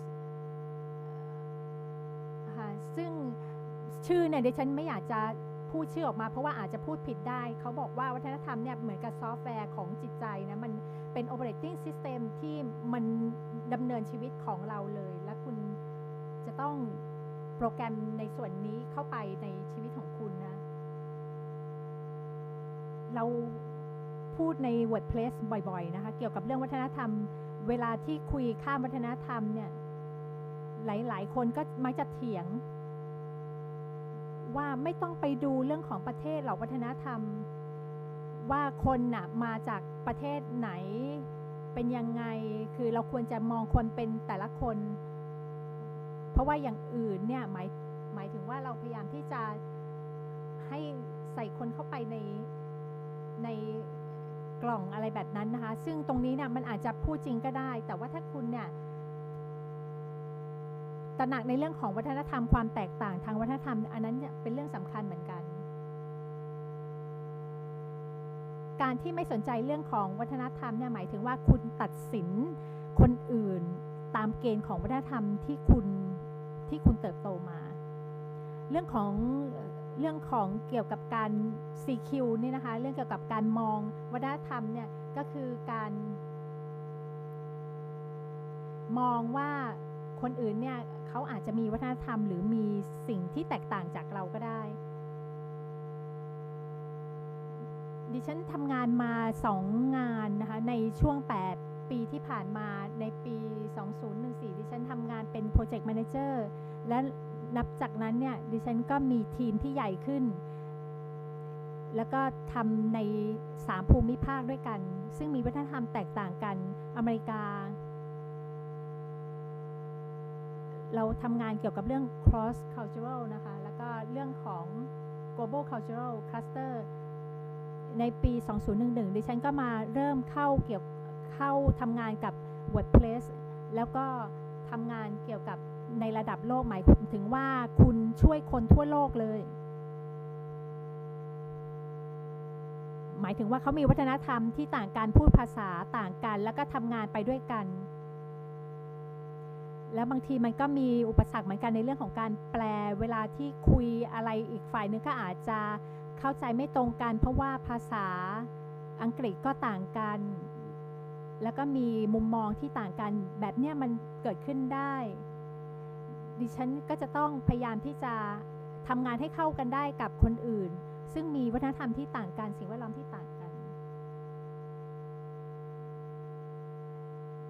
และคำถามใหญ่ๆเลยนะคะที่ฉันคิดขึ้นมาว่าฉันทำยังไงคุณจะสื่อสารกับคนได้ยังไงในที่เขามีวัฒนธรรมที่แตกต่างกันคุณจะรู้ได้ยังไงเกี่ยวกับทุกสิ่งเกี่ยวกับทุกคนคุณจะทำยังไงคำแนะนำที่ฉันได้ตอนนั้นนะคะจากคนที่เป็นเมนเตอร์ของฉันเนี่ย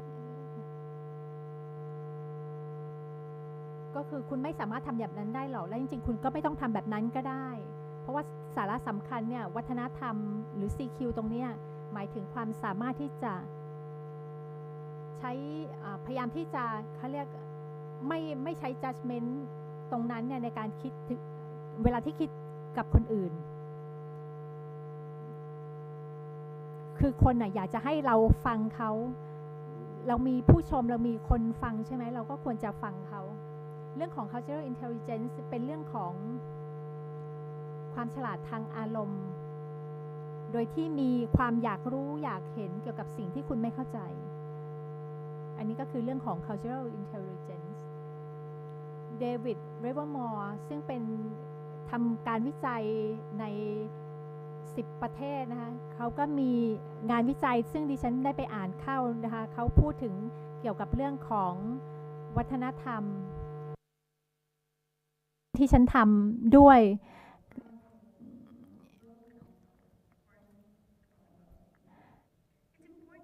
คือเราจะต้องเข้าใจว่าคำนิยามของเรื่องนี้คืออะไรแล้วก็ในวัฒนธรรมในภูมิภาคต่างๆในประเทศต่างๆคือมันจะมีวัฒนธรรมที่แตกต่างกันไปคือเรื่องของวัฒนธรรมเนี่ยมันจะมีหลายชั้นหลายเรื่องที่เกี่ยวข้องอย่างเช่นเรื่องของเศรษฐกิจแล้วก็ถึงแม้จะอยู่ในภูมิภาคเดียวกันก็ยังมีวัฒนธรรมที่แตกต่างกันไปเลยคุณอาจจะเติบโตขึ้นมาในวัฒนธรรมอย่างหนึ่งแต่ว่าคุณได้รับอิทธิพลมาจากคนอื่นมันก็เหมือนกับฉันนี่แหละฉันต้องยอมรับว่าความสนใจของฉันในเรื่องของวัฒนธรรมเนี่ยเริ่มต้นก่อนที่จะมาจอยทีมที่เป็น global ซะอีกคือดิฉันพยายามที่จะเข้าใจคนอื่นๆและฉันพยายามที่จะเรียนรู้เกี่ยวกับเรื่องวัฒนธรรมตรงนี้ผ่านหนังสือแล้วก็เรื่องของที่งานวิจัยต่างๆนะคะเอริน เมเยอร์เนี่ยได้นิยามออกมาว่าเรื่องของ culture map คืออะไรมันก็คือมี8เรื่องด้วยกันที่สามารถสร้างเรื่องของวัฒนธรรมได้ก็คือเรื่องของการสื่อสารการประเมินการโน้มน้าวการนำการตัดสินใจการไว้วางใจความไม่เห็นด้วยแล้วก็เรื่องของการตารางเวลาคุณสามารถที่จะจินตนาการได้เลยว่ามันมีหลายเรื่องมากๆที่เกี่ยวข้องกับเรื่องของวัฒนธรรมสิ่งที่สำคัญที่สุดที่ดิฉันนำมาใช้นะคะ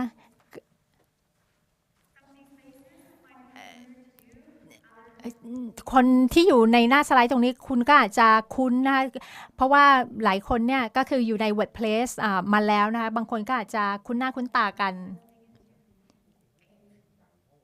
คราวนี้มาคุยในเรื่องของ culture map 8 ข้อที่เพิ่งเกริ่นไปดีกว่าเรื่องของการสื่อสารนะข้อแรกวัฒนธรรมที่เป็น low context กับ high context เนี่ย low context หมายถึงว่ามันจะต้องเรียบง่ายย่อๆไม่ต้องมาอ่านอะไรระหว่างบรรทัดเวลาพูดอะไรหมายถึงอย่างนั้นเลย high context หมายถึงว่ามันมีหลายชั้นที่ต้องตีความเวลาที่ต้องพูดเนี่ยมันจะมีความหมายนัยยะมันไม่ได้พูดออกมาสื่อออกมาตรงๆเวลาที่เป็น high context เนี่ยหมายถึงว่าภาษากายก็เป็นเรื่องสำคัญด้วยภาษากายสำคัญบางทีอาจจะสำคัญกว่าภาษาที่เขาพูดออกมาซะอีกเวลาที่คุณมีทีมที่มีวัฒนธรรมที่หลากหลายเนี่ยคุณจะต้องดูเรื่องของบริบทตรงนี้ด้วยนะว่าทีมของคุณเนี่ยต้องการ low context หรือว่า high context คุณจะต้องพูดเยอะหรือว่าจะพูดน้อยเวลาที่ทำงานห่างไกลกันเป็นรีโมทกันเนี่ยเวลาคุยกับคนที่มีวัฒนธรรมต่างกันมีมุมมองที่ต่างกันเนี่ยจริงๆแล้วมันต้องการ low context นะแต่เวลาคุณมองไม่เห็นใบหน้าของเขาว่าเขาแสดงออกความรู้สึกยังไงอย่างเช่นเรื่องของคุณอย่างคนญี่ปุ่นเนี่ยเขาสามารถที่จะอ่านอารมณ์อะไรได้ออกได้ง่ายนะคะเวลาที่เขาได้รับข้อความอะไรเนี่ยเขาสามารถที่จะตีความได้ดี เพราะฉะนั้นเวลาที่คุณสร้างวัฒนธรรมขององค์กรของคุณหรือว่าความคาดหวังของแต่ละคนในกลุ่มเนี่ยตรงนี้คุณจะต้องคำนึงถึงเรื่องวัฒนธรรมตรงนี้ด้วยดูว่าเขามีแบ็กกราวด์มาจากไหนว่าเขาเป็นคนที่อยู่ในแบบ low context ก็คือคุยตรงไปตรงมาได้เลยหรือว่าเป็น high context ที่จะต้องอ่านจากภาษากายเพื่อนของดิฉันมิเกลจากบราซิลนะคะเขามีคนที่ทำงานด้วยเป็น10 คนจากสหรัฐนะคะแล้วก็ลาตินอเมริกาเขามักจะคนลาตินอเมริกาเขามักจะไม่ค่อยเข้าใจว่าทำไมเขาจะต้องพูดออกมาด้วยเพราะว่าวัฒนธรรมของเขาเนี่ยเขามีอุปสรรคทางภาษาเพราะฉะนั้นเขาไม่ค่อยอยากจะพูดเขาจะรอให้คุณเนี่ยเปิดพื้นที่ให้เขาที่จะพูดอันนี้คือวัฒนธรรมของเขานะเพราะฉะนั้นเวลาที่มันก็เป็นเรื่องลำบากใจเหมือนกันเวลาที่แบบถูกเรียกว่าให้พูดขึ้นมานั่นไม่ได้หมายความว่าเขาลำบากใจที่จะพูดนะแต่ว่าเขาต้องการให้คนบอกเขาก่อนว่าโอเคให้เขาพูดได้แล้ว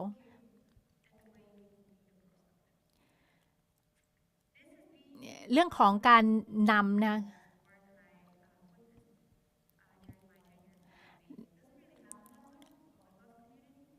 มันก็จะมี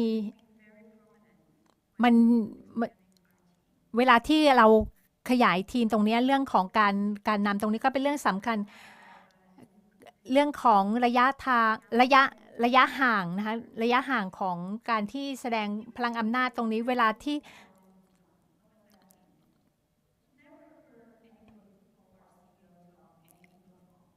คือเวลาที่เราเรียก CEO ว่าเป็นแบบชื่ออย่างเดียวอะไรเงี้ยบางวัฒนธรรมเขาก็ไม่ทำกันมันจะต้องเป็นลักษณะของเป็นลักษณะไฮรักีเหมือนกับว่าเป็นระบบราชการจะต้องมีระดับของการเคารพสูงต่ำกันคุณสามารถบางวัฒนธรรมเนี่ยคุณสามารถเรียก CEO ว่าชื่อทอมอะไรแบบนี้ได้เลยนะเพราะฉะนั้นวัฒนธรรมต่างกันเนี่ยเขาก็จะมีความห่างเวลาที่คนเนี่ยมีตำแหน่งที่ต่างกัน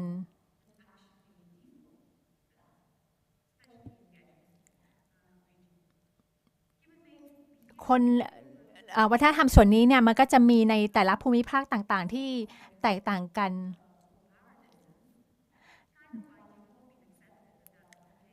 คือบางคน CEO บางคนเนี่ยเขามี low power distance ที่ต่ำตรงนี้เราก็สามารถที่จะเรียกชื่อเขาแบบนี้ได้เลยนะแต่ละภูมิภาคเนี่ยก็จะมีความแตกต่างกันคือเราอาจจะเรียกเขาทอมได้เลยประมาณปีก่อนเนี่ยดิฉันก็จ้างทีมคนหนึ่งจ้างทีมมาดิฉันก็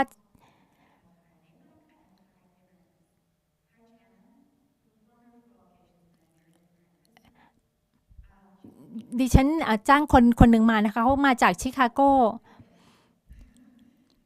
แล้วก็มีคนที่ซึ่งเขาอยู่ในห้องนี้ด้วยนะคะก็มีคนจากอินเดียด้วย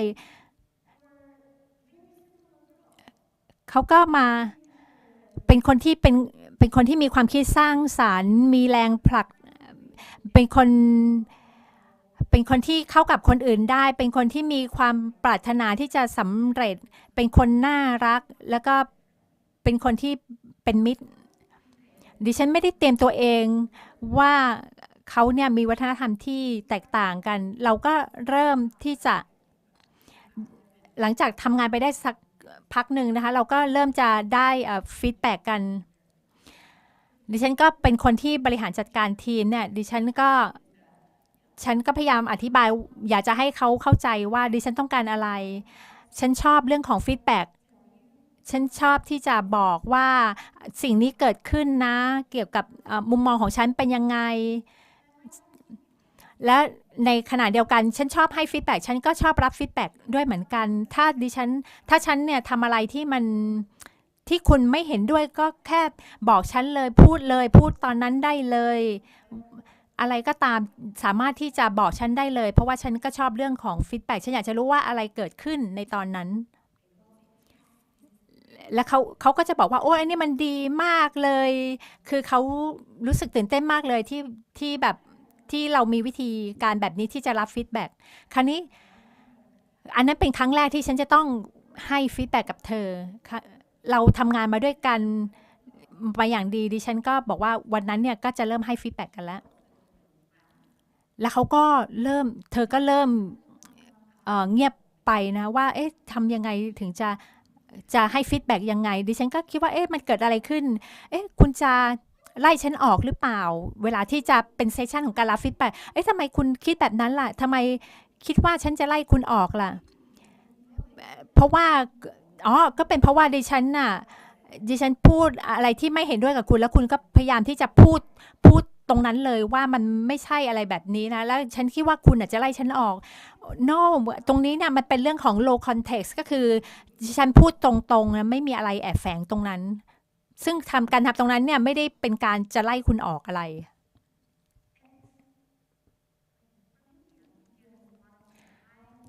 อินเดียนะคะจะเป็นลักษณะของ high power distance ฉันต้องใช้เวลาสักพักหนึ่งกว่าจะเข้าใจว่าฉันไม่สามารถที่จะเข้าหาทีมแต่ละคนในวิธีเดียวกันได้ฉันจะต้องหาวิธีที่จะให้ฟีดแบ็กและเธอก็มาหาฉันเพื่อที่จะได้ฟีดแบ็กเหมือนกันและฉันก็คือทำให้แน่ใจว่าฉันจะให้ฟีดแบ็กได้อย่างเหมาะสมถูกต้องเหมาะสมนะกับเธอแล้วก็เรื่องของ body language ด้วยเรื่องของภาษากายด้วยนะคะในวัฒนธรรมของการที่มีลำดับชั้นเนี่ยคือถ้าคนที่อยู่ตำแหน่งสูงกว่าเนี่ยคนข้างล่างก็ยากที่จะไปขัดแย้งกับเขา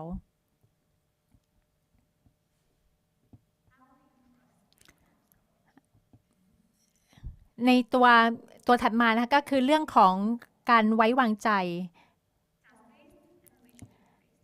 มันก็จะมีเรื่องของเน้นในเรื่องของงานหรือว่าเน้นในเรื่องของความสัมพันธ์คุณเวลาที่คุณทำตามที่คุณบอกว่าคุณจะทำเนี่ยคุณจะได้รับความไว้วางใจแต่ว่าถ้าเป็น relationship base หมายถึงว่าวัฒนธรรมแบบนี้เนี่ยหมายถึงว่าคุณจะต้องรักษาความสัมพันธ์ให้ได้เพื่อที่จะได้ความไว้วางใจในปี 2017 เนี่ยดิฉันก็เรียนรู้ในเรื่องนี้ด้วยเหมือนกันคุณไม่สามารถทำธุรกิจหากคุณไม่มีความสัมพันธ์ที่ดี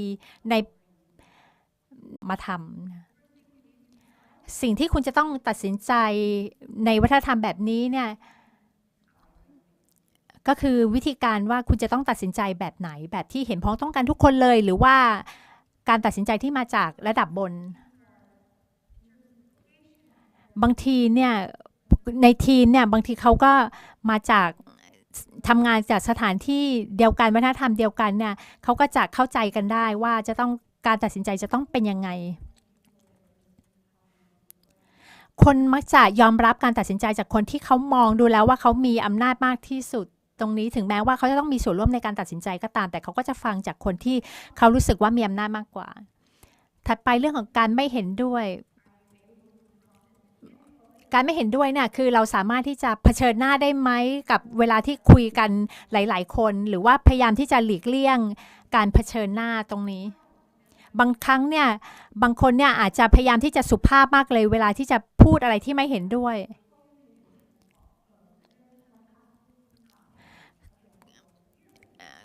คือเขาอาจจะพยายามที่จะหลีกเลี่ยงที่จะแสดงความไม่เห็นด้วยหรือบางทีถ้าในบางวัฒนธรรมเนี่ยถ้าคุณไปทะเลาะกันต่อหน้าคือพูดไม่เห็นด้วยแบบนี้บางทีความสัมพันธ์มันก็อาจจะหายไปเลยก็ได้บางคนก็บางวัฒนธรรมก็คือพอทะเลาะกันเสร็จแล้วก็อาจจะไปกินข้าวด้วยกันเลยก็ได้ก็ขึ้นอยู่กับวัฒนธรรมของแต่ละที่เคดามก็พูดถึงเกี่ยวกับเรื่องของการลักษณะของการไม่เห็นด้วยว่าเป็นการแบบเผชิญหน้าหรือเลี่ยงการเผชิญหน้าตรงนี้คือบางทีเราอาจจะไม่สามารถที่จะแสดงความไม่เห็นด้วยต่อหน้าสาธารณชนได้นะเราก็ต้องดูด้วยว่าวัฒนธรรมตรงนั้นเนี่ยเป็นยังไง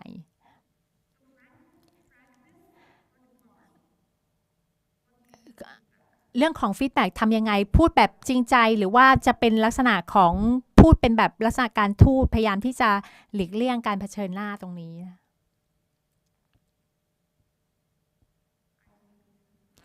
คุณพูดอย่างจริงใจไหมเวลาที่คุณอยู่ต่อหน้าสาธารณะพูดคือเป็นการพูดอย่างจริงใจบางทีมันก็เหมือนเป็นของขวัญหรือว่าอาจจะเป็นการตบหน้าเลยก็ได้เพราะฉะนั้นมันเป็นเรื่องสำคัญเวลาที่คุณให้ฟีดแบ็กคุณจะต้องระวังในเรื่องของวัฒนธรรมในส่วนนี้ด้วยนะคะเรื่องของคำว่าทำไมแล้วก็อย่างไรเนี่ยมันเป็นเรื่องของศิลปะที่สำคัญของการโน้มน้าวจูงใจในที่มีวัฒนธรรมที่แตกต่างกันที่ดิฉันจำได้ตอนที่อยู่ในโรงเรียนแล้วก็เรียนเราพบว่ามันมีวัฒนธรรมที่แตกต่างกันในการที่จะเรียนรู้นะคะในเรื่องของการรับรู้ในเรื่องของเวลาในวัฒนธรรมที่แตกต่างกัน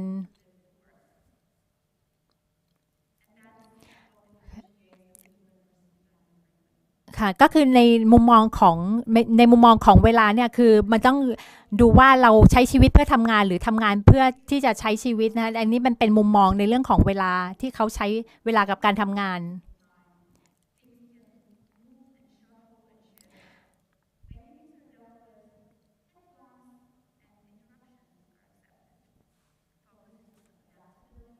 คือบางทีเรื่องของเวลาบางคนก็อาจจะบอกว่ามันอาจจะสามารถที่จะยืดหยุ่นได้ปรับได้หรือบางคนก็จะฟิกซ์กับเรื่องของเวลามากเพราะฉะนั้นบางคนเนี่ยอาจจะกลับมาในเรื่องของที่ว่าเขาเลทไป3 นาทีทำไมมันถึงเป็นเรื่องสำคัญล่ะเรื่องของความตรงเวลาทำไมมันถึงสำคัญขนาดนั้นอันนี้ก็เรื่องของมุมมองของทางวัฒนธรรม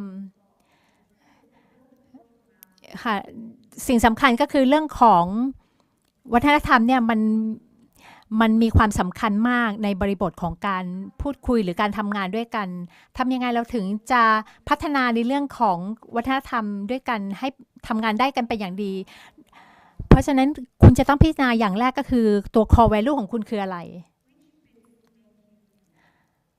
รที่ทำให้เป็นตัวคุณค่าของคุณจริงๆคืออะไรนิยามของคุณตัวคุณคืออะไรอันนี้คือเป็นสิ่งที่เป็นเรื่องสำคัญสำหรับคุณมากๆที่เหลือก็คือสามารถที่จะยืดหยุ่นได้ก็คือคุณสามารถที่จะปรับได้กับคนที่ต่างจากคุณฉันมีเพื่อนคนหนึ่งที่ไปทริปในบูลแกเรียนะคะเราก็ไปวัดด้วยกันนะคะไปที่โบสถ์อะไรอย่างเงี้ยด้วยกัน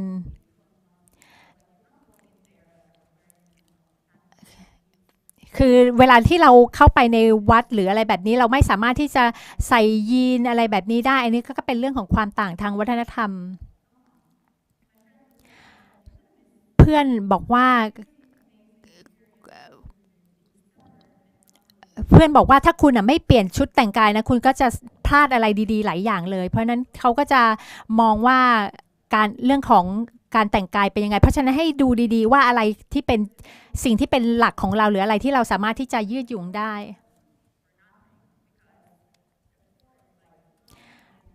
เวลาที่พูดถึงเรื่องของคอหมายถึงว่าคุณค่าของคุณนะคะอย่างคนที่เป็นผู้หญิงคนที่เป็นคุณย่าของฉันเนี่ยเขามองว่าผู้หญิงเนี่ยจะต้องมีเป็นรูปแบบนั้นแบบนี้อันนี้คือเป็นคอของเขาซึ่งค่อนข้างที่จะไม่มี flexible อะไรเลยเพราะฉะนั้นในเรื่องของคอกับเฟลกอะไรที่เป็นแก่นของคุณอะไรที่สามารถยืดหยุ่นได้คุณจะต้องดูตรงนี้ด้วยว่าคุณคิดว่าคุณเป็นใครเพราะฉะนั้นเพราะว่าคอเนี่ยมันจะอยู่ในตัวคุณจะต้องรู้สึกสบายใจที่จะเป็นตรงนั้นแล้วก็สามารถที่จะยืดหยุ่นในส่วนอื่นได้นะคะสามารถที่จะอดทนได้กับในส่วนที่เป็น flexible คุณอาจจะอยู่ในวัฒนธรรมที่คุณสามารถอนุญาตให้สิ่งต่างๆเนี่ยเกิดขึ้นได้มันสามารถที่จะยืดหยุ่นได้ยอมรับได้ดิฉันก็ปรับตัวแล้วก็เรียนรู้ในเรื่องนี้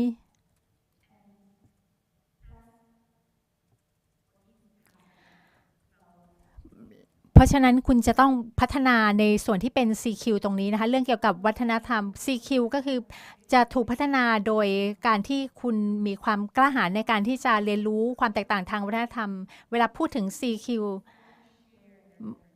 หมายถึงว่าคุณจะต้องตัดสินใจที่จะแบ่งปันเรื่องของความแตกต่างวัฒนธรรมกับคนอื่นด้วยนะคะ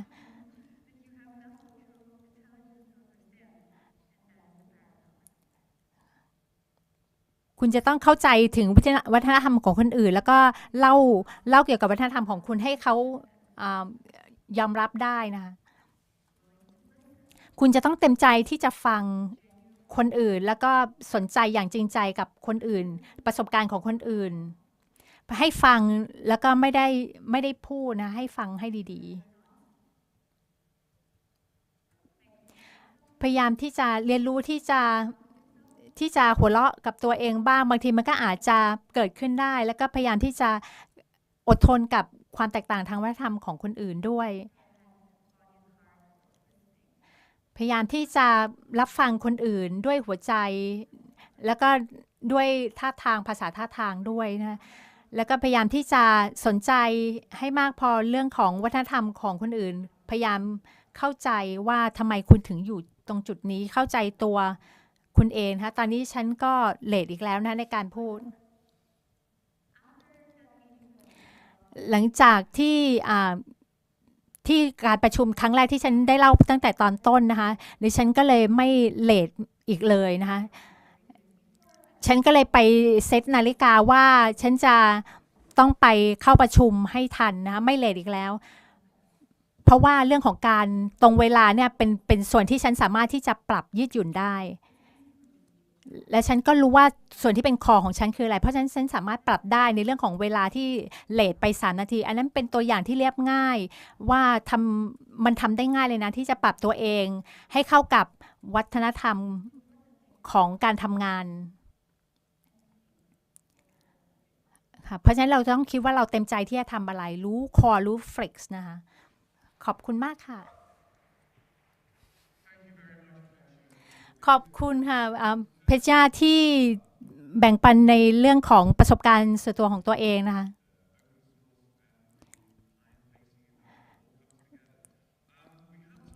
ตอนนี้เรายังมีเวลาสำหรับคำถามของผู้ชมนะคะคิดว่าบางคนก็คงมีความสงสัยว่าเรื่องของหลักการต่างๆเนี่ยเราสามารถที่จะปรับใช้ในการทำงานได้ยังไงค่ะเห็นมีบางคนยกมือถามนะคะ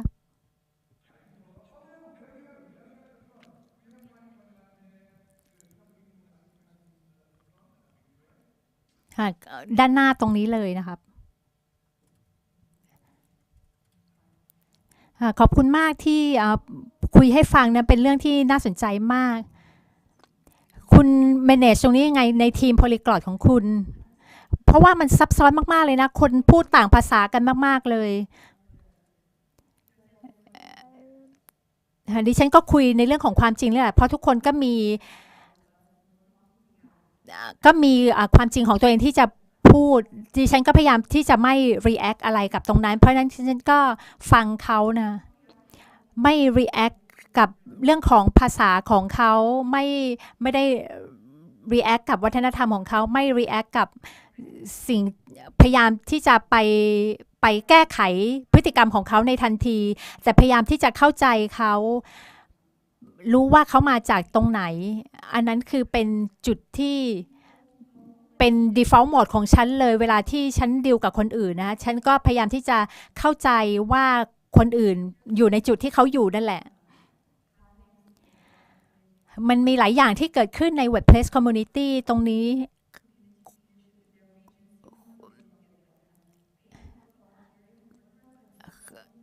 เขาเข้ามาทำงานตรงนี้โดยไม่ได้เงินบางคนก็ give up ในการที่จะทำบทบาทตรงนี้ใน community บางทีเราก็จะต้องเข้าใจในส่วนที่เป็นคอของเขาหรือว่าส่วนที่เขาเป็น flex ของเขาคือในส่วนที่เขาสามารถยืดหยุ่นได้เราก็เข้าใจความจริงของเขาสิ่งที่เขาจะต้องเผชิญเราก็เล่าเรื่องราวของเรานี่แหละคุยเรื่องความจริงของเราเข้าใจเขาเวลาที่เราเข้าใจคนตรงนั้นว่าเขาทำงาน ทำงานตรงนี้ทำงานเกี่ยวกับเรื่องของการแปลอะไรต่างๆเราก็พยายามที่จะบริหารจัดการเรื่องของ contribution ของคนในกลุ่มว่าคนตรงไหนที่มีความสนใจอะไรแล้วก็อาจจะมีความต่างทางวัฒนธรรมบางทีมันก็มีสิ่งต่างๆที่เกิดขึ้นได้ซึ่งจะมีความต่างทางวัฒนธรรมตรงนี้นะมันก็จะมีเรื่องของความแตกต่างทางวัฒนธรรมในภูมิภาคอย่างที่คุณพูดเราจะแยกความแตกต่างตรงนี้ได้ยังไงทำยังไงเราถึงจะทำให้ทำงานร่วมกันได้ตรงนี้เวลาที่องค์กรของคุณเริ่มต้นแล้วก็จะมีคนทำงานด้วยในตรงนั้นใช่ไหมตอนแรกในเรื่องของวัฒนธรรมขององค์กรก็เป็นเรื่องสำคัญที่คุณจะต้องคำนึงถึงคุณจะต้องนิยาม value ของบริษัทก่อนว่ามีวัฒนธรรมยังไงในองค์กรตรงนั้นคุณจะต้องคุยด้วยกันก่อนนะว่าวัฒนธรรมขององค์กรเนี่ยเป็นยังไงอะไรที่สำคัญสำหรับวัฒนธรรมในองค์กรของคุณพยายามที่จะนิยามมันออกมาก่อนแล้วก็เริ่มต้นจากตรงนั้นเวลาที่คุณมีสมาชิกใหม่เข้ามาคุณก็เล่าให้เขาฟังว่าอะไรคือใช่ไม่ใช่พยายามที่ให้เขามีส่วนร่วมให้เขาเข้ามาอยู่ในวัฒนธรรมในองค์กรตรงนั้นโดยมากคนเนี่ยเข้ามาร่วมบริษัทนั้นก็เป็นเพราะว่าเป็น value ที่เดียวกันดิฉันก็สังเกตว่าคนที่เข้ามาในองค์กรเนี่ยเขาจะเห็น behavior หรือว่าวัฒนธรรมขององค์กรตรงนั้นอยู่แล้วเพราะว่าถ้าคุณสร้างตรงนี้ขึ้นมาคุณก็สามารถที่จะดึงดูดคนให้เข้ามาในองค์กรในวัฒนธรรมเดียวกันได้หรือว่าถ้าคุณไปทำงานในองค์กรที่มันมีวัฒนธรรมอยู่แล้วก็คือสิ่งที่ฉันเรียนรู้ก็คือว่าดิฉันไม่พยายามคิดว่าทุกคนเหมือนกันเป็นแบบคุกกี้คัตเตอร์ทุกคนก็เหมือนกันแต่ว่าดิฉันพยายามที่จะปรับเข้าใจในเรื่องของ cultural value ของแต่ละคน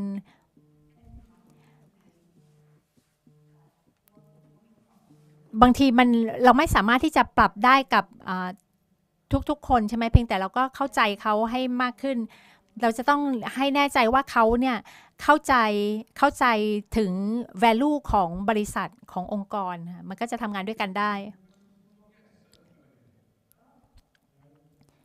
คำถามถัดไปคำถามอันนี้ก็เกี่ยว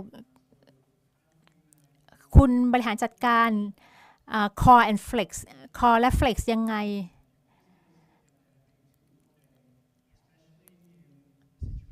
ในสถานการณ์ที่บางทีมันจะมีคือแต่ละคนก็มี core และ flex ต่างกันคุณบริหารจัดการตรงนี้ยังไงล่ะดิฉันก็ฉันเองก็ไม่ได้มีแบบจุดที่มันคอมฟอร์ตในทุกครั้งนะบางทีมันก็มีความท้าทายอยู่ด้วยเหมือนกันฉันบริหารจัดการตรงนี้ยังไงเหรอที่มี core และ flex ต่างกันในแต่ละคนก็เริ่มต้นด้วยการที่ความรู้สึกลึกๆนะแล้วก็พยายามที่จะเรียนรู้ไปเรื่อยๆดิฉันก็เรียนรู้ว่าฉันเองก็มีความยืดหยุ่นมากขึ้นพอไปถึงจุดหนึ่งเนี่ยบางทีฉันก็หยุดบ้างเหมือนกันคือดิฉันก็ต้องกลับเข้ามาดูด้วยเหมือนกันแต่ว่าก็พยายามที่จะตัดสินใจในแต่ละวันให้ดีบางทีมันก็จะคนเนี่ยมันก็จะต่างกันในการที่มาทำงานใน workplace ตรงนี้คุณก็พยายามที่จะดูในเรื่องของวัฒนธรรมขององค์กรใน environment ตรงนั้นนะดิฉันก็ทดสอบcore กับ flex ของฉันโดยทดสอบเทียบกับวัฒนธรรมขององค์กรว่าเรายังเข้ากันได้ไหมเราอาจจะมีความแตกต่างบางอย่างในเรื่องของพฤติกรรมแต่ว่าฉันก็เช็คว่าคุณค่าของฉันก็ยังสอดคล้องกันกับองค์กรตรงนี้นะและฉันก็คุยกับสมาชิกคนอื่นๆว่าเขาเนี่ยยังมีความคอมฟอร์ตในการที่จะทำในวัฒนธรรมขององค์กรแบบนี้หรือเปล่าค่ะและบางทีบางสิ่งต่างๆเนี่ยบางทีมันก็เปลี่ยนไปไม่แค่ตัวคุณเท่านั้นแต่ว่ามันก็จะมีเรื่องของวัฒนธรรมที่มันอาจจะเปลี่ยน เปลี่ยนไปด้วยเหมือนกัน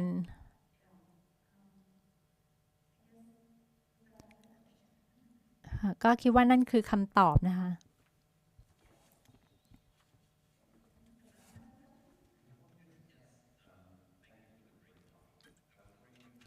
สงสัยว่าที่คุณแนะนำว่าทำยังไงจะ implement ทำให้คนเนี่ยเข้าใจเรื่องวัฒนธรรมองค์กรได้ยังไง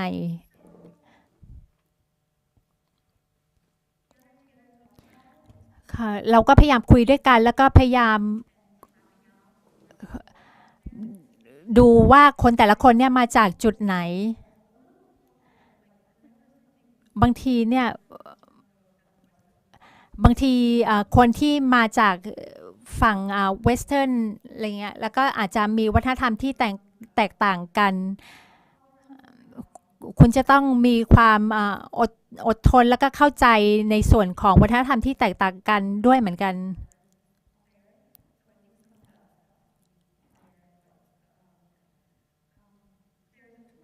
มันก็จะมีเครื่องมือบางอย่างที่คุณอาจจะส่ง questionnaire ไปให้ทุกคนให้เขาตอบกลับมาแล้วคุณก็จะมาดูเปรียบเทียบกันว่าดูว่ามันสามารถมีอะไรที่จะเชื่อมโยงกันได้หรือว่าเราจะ interact อะไรต่างๆกับคนเนี่ยได้ยังไงในขณะที่เขามีวัฒนธรรมที่แตกต่างกันเราก็พยายามที่จะสร้างโครงสร้างพยายามที่จะพัฒนาในเรื่องของ cultural intelligence ตรงนี้ให้ดีขึ้นเราตระหนักในเรื่องของวัฒนธรรมมากๆในการทำงานเป็นทีมตรงนี้แล้วก็พยายามที่จะปรับตัวอย่างเช่นตอนที่เราทำกลยุทธ์ของบริษัทเนี่ยทีมงานที่ทำงานได้ดีเนี่ยเขาก็จะมีความคาดหวังว่าคุณจะต้องยอมรับในเรื่องความขัดแย้งตรงนี้ได้ซึ่งเวลาที่เราคุยแบบนี้เนี่ยมันก็จะง่ายขึ้นในการที่เขาเนี่ยจะพูดคุยโต้แย้งกันในที่ประชุมอย่างเงี้ยมันก็สามารถที่จะเข้าใจกันได้เพราะฉะนั้นเราสามารถที่จะ implement ในตัวกลยุทธ์ของเราได้เขาจะต้องมีการยอมรับปรับตัวเขาก็จะเข้าใจว่าวัฒนธรรมตรงนี้เป็นยังไงค่ะช่วยเปิดสไลด์อันสุดท้ายให้หน่อยได้ไหม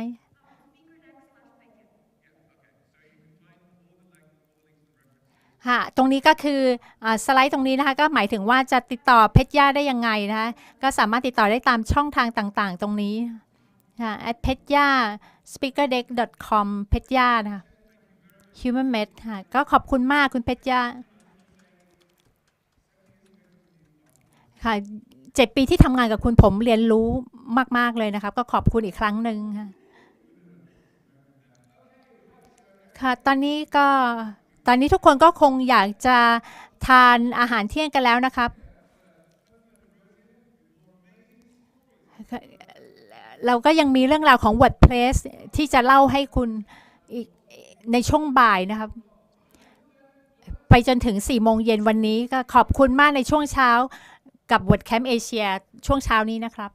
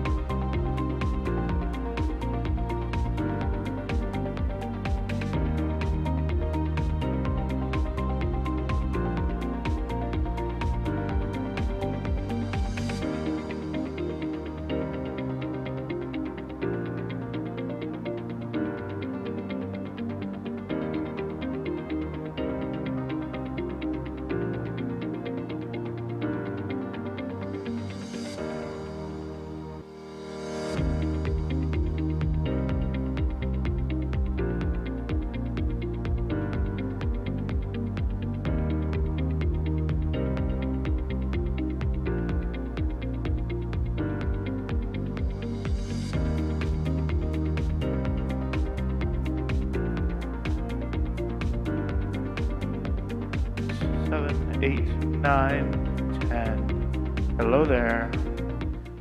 Welcome to WordCamp Asia. Perfect.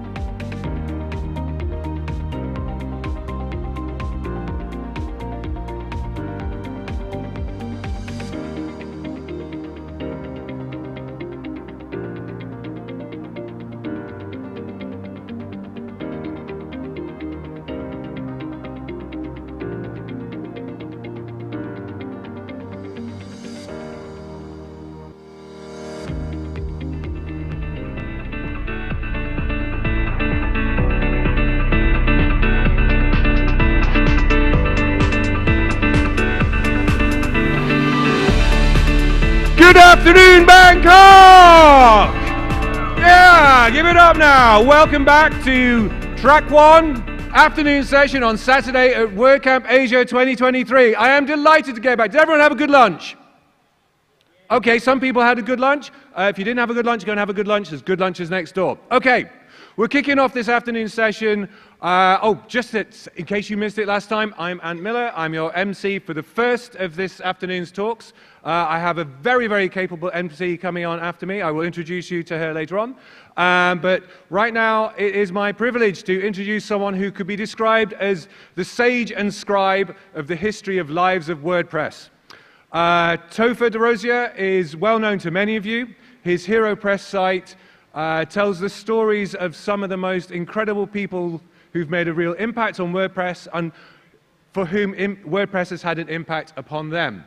Today, he's going to be sharing with us some ideas about success in WordPress, the success that he's been able to tell the stories of in his site, and exploring the nature of what that means, what it's meant to the people, and what it means to WordPress as well.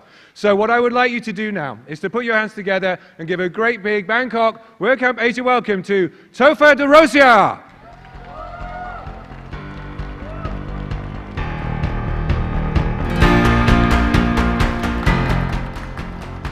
Can I get your picture? All right. And then, of course, I need a selfie with you. All right, say hi to the world, everyone. Thank you for coming to my WordCamp talk, which is not a TED Talk. We're going to talk today a little bit about HeroPress, success stories, and what success means, and what it means to you, and what it means to me, and each of us. I have just a few quotes to start us off with. This is Thelma. She's from Zimbabwe, and she came up to me at WordCamp Europe in Porto and said, writing my HeroPress essay changed everything. I said, well, tell me more. She said that she ended up being a release cohort, a coordinator cohort for WordPress 5.6. She got a job at Automatic. Everything changed after that. This is Leo. He's from South Africa. Sometime after writing his HeroPress essay, he decided that he needed to be done on this earth. And other people decided otherwise and brought him back. And he attributes his return to the world and life and family to the WordPress community. His friends around the world gathered around him and said, we need you to stay with us. But first, some of you may be wondering, what is HeroPress? HeroPress is a blog. At its most fundamental, it's just a blog. But we collect stories from people all over the world about how they've leveraged WordPress to make their lives better. And there's a wide variety of ways that people have done that. There are single mothers working at home and not putting their kids in daycare, older folks on their 4th career, people in repressed economies making much more money than they used to. There are just 1,000 different ways people have used WordPress to make their lives better. We have nearly 250 essays now. It's 8 years this month that HeroPress has been around. We have 27 languages, and I've only been doing more than English for 2 years, so there's a lot more than that. We have equal numbers, men and women, right now. It's 50-50 exactly, with a few others as they choose. And we have essays from 59 different countries. Check out that map. That makes me happy. If anybody knows anybody in Algeria, Kazakhstan, or Mongolia, I'd like to hear about it. But how do we define success? This talk has caused me more time awake at night thinking about it than any other talk I've ever given. Because what is success? This is success stories of HeroPress. Is it the success of HeroPress? Is it the success of the people? What is it? And I thought long and hard about how we define success. One of them is making our own lives better. This is Tremi. Tremi, are you here? Right there. That's Tremi. He's from Meghalaya, India. When I met him, he was a school teacher. And he said, how do I become a web developer? And I said, what do you know? He said, HTML and CSS. And I said, you should pick up a little JavaScript. And now he is a full-time web developer because that's what he wanted to do. Making others' lives better. This is Mark Andrew. You'll note that his place of residence is a skateboard. You see that board in his hand? That's where he lives. He has a 30-liter backpack, and he skated 5,300 kilometers across the United States, living out of a little backpack, a tent, and traveling on a skateboard. As he traveled, he would meet good people. People who took care of him, took care of others, just good people. And he said, do you have a website? I said, no, I don't have a website. He said, I'll build you a website, and I will host it for you for free. And so now he hosts several dozen websites for people all across the United States.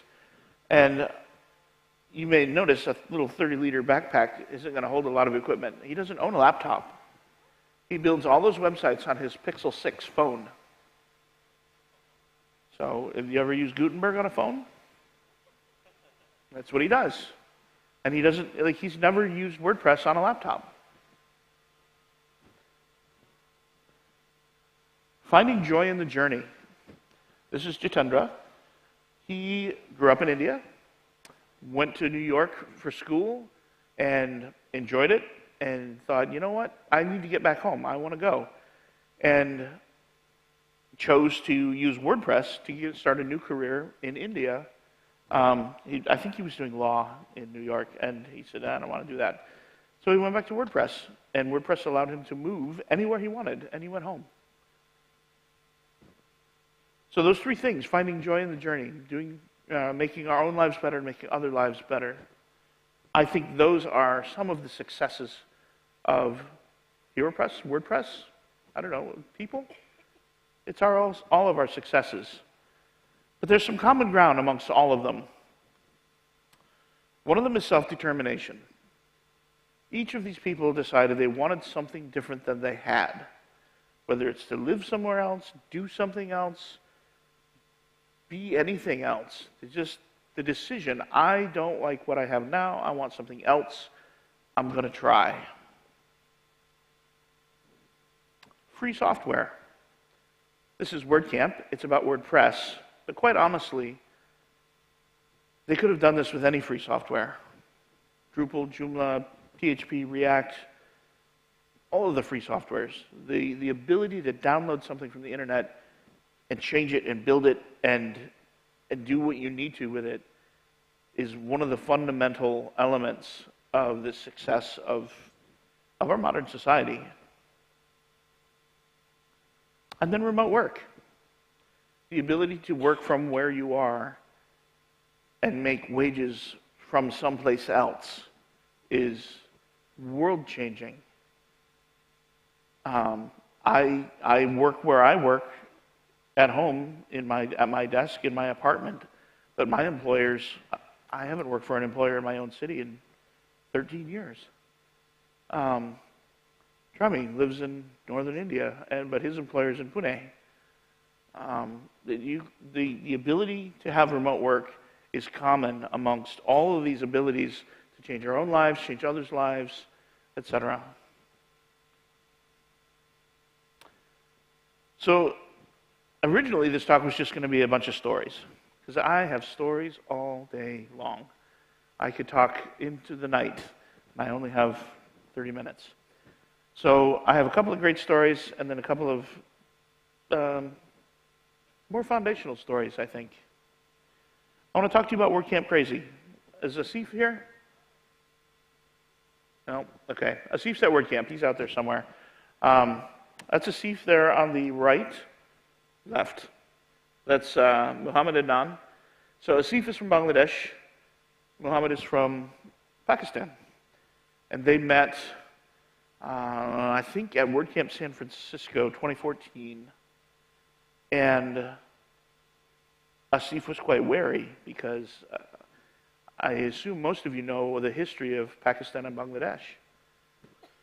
Well, Asif was very surprised to learn that Adnan did not know the history of Pakistan and Bangladesh. They don't teach it in Pakistan because they don't want that memory. And so they talked. They talked long and deep. And they learned about each other's culture. They learned about each other's history. And they became very good friends. And they started a company together. And then they started going to WordCamps together. And then bringing friends along. So before too long, it's a Facebook group called WordCamp Crazy.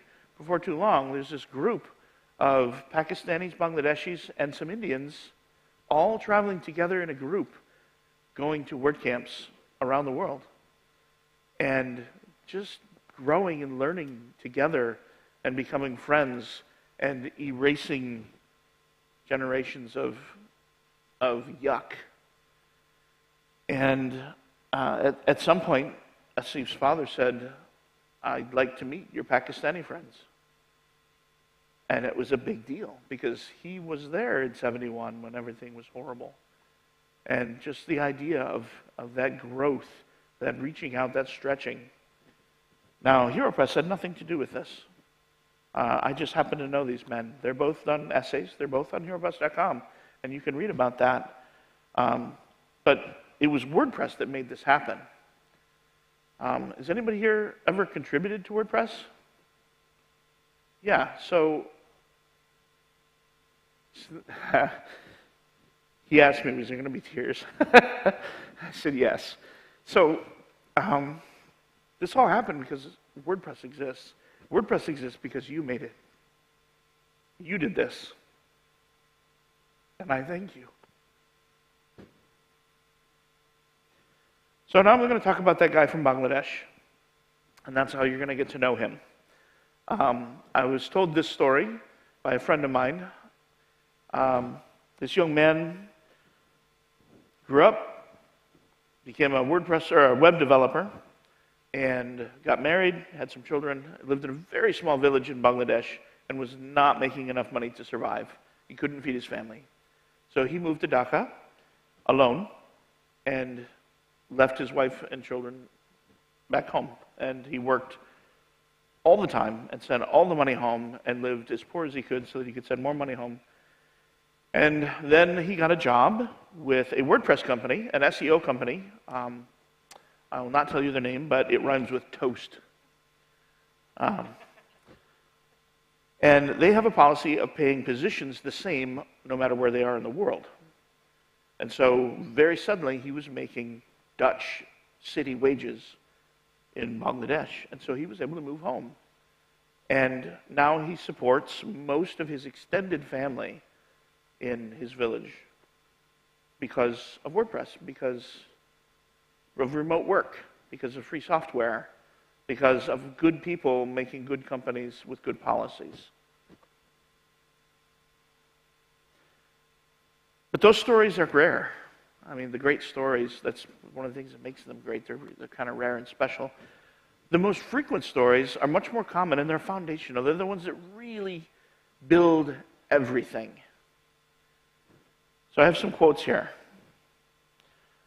There's power in the asking. I said to my friend Allie, who's right there, I said, what did writing an essay do for you? What changed? And she said, it made me feel like someone cared about my story.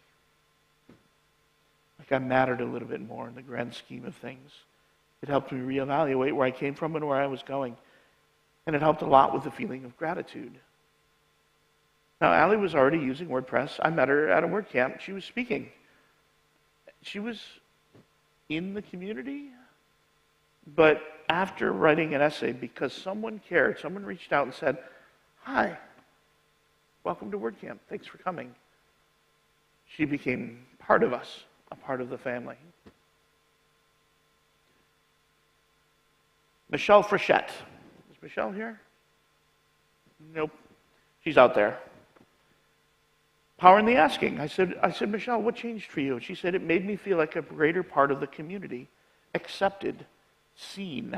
I wrote it before I was widely known in the community. Many of you probably know Michelle. She does a lot. I didn't know her when I reached out. I think it made me feel more legitimate and less like I was outside looking in. There's the power in the asking. When you say to someone, hi, tell me your story. I want to know who you are. I want to know where you live. I want to know how you feel. It matters. Leo. Remember Leo? He attempted suicide. When I asked him, he sent me this out of the blue. I didn't even ask him. He said, I remember when you first got in contact. He says, you talked me out of, or I felt unqualified and confused as to why anyone would want to know my little story. Everyone says that. 100% of the people I've ever asked to write a story said, oh, I don't have a fun story. I don't have a good story. Nobody cares about me. And they always do. People who fall in love with the community build more community. I reach out to you. You reach out to someone else. And it spreads. It grows. This love is not limited to WordPress, but helps us raise our children, treat our spouse, and love our neighbors. WordPress helped me raise my children. It helped me teach my children to love other people, to love all of you, to go out and reach out their hand and say, hi, I want to know you.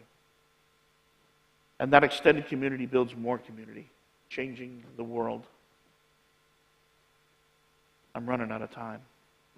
HeroPress is a work of art, and its people are its brushstrokes. Every new person that comes in is one more little brushstroke, one more little happy little tree, if you get the reference. And like all art, it impacts people who impact others, and it grows and it spreads and it moves on and on and on and on across the world, across the cultures. And you are that art.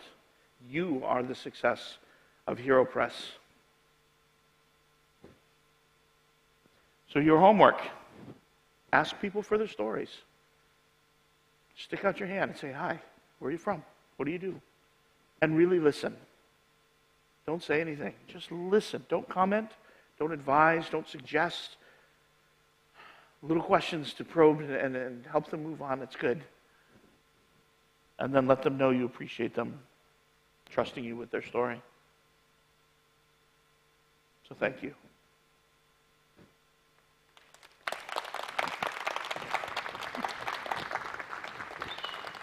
Thank you, Topher. A couple of links.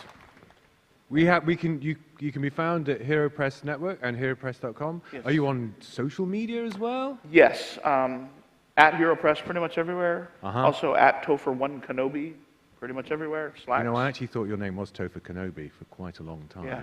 No, my last name is not Kenobi. No, never mind. Well, no, DeRosa is a very fine last name. Yes. So we have a little time now for some questions from the floor. If anyone has a question for Topher, quick show of hands, and I'll be able to get a microphone over to you. Yes, madam, over there. Hi, Topher. I'm Kel. My question is, if you're collecting all the stories of others, what is your story? How did you get inspired in getting started with HeroPress and curating all the stories of the people from the community? I will try my hardest to tell it quickly because it's a long, great story. I was working for a company called XWP, and the owner of the company came to me and said, I want you to do something special for WordPress. And that's all he said. So I wrote back, I said, what is that? He said, that's your journey to discover. And so he gave me a budget and told me to come up with something great. And HeroPress, there's a different idea. HeroPress was going to be on television. It was going to be all video. And we did a Kickstarter, and it failed, and it crashed. And I thought that was the end of it. And I rebooted it as a blog. And at that point, I was unemployed, and it was just a mission of love. I said, I want to do this. I want these stories to go out. So we turned it into a blog, and after a while, Dave, the guy from XWP, wrote to me and said, hey, I like what you're doing. Keep it up. And it's just been a labor of love ever since. Another question? Yes, madam. Hi, Topher. My name is Hello. Allie. What is next for Hero Press? Do you have any plans to build upon it or to do anything different with it in the future? Yeah. About a year and a half ago, my wife and I decided to grow it beyond just HeroPress.com and make a whole network of sites. And so we have a site called WP Podcasts, which is all WordPress podcasting. We have a podcast called Hallway Chats. We have about 8 sites now. And in December, I lost my job, and the dream is to try to turn HeroPress into a job somehow. So I'm building a lot of content, trying to raise traffic, and at some point in the future, I'll start asking the world, corporations for money, and get some sponsorship, and then do it forever, till I die.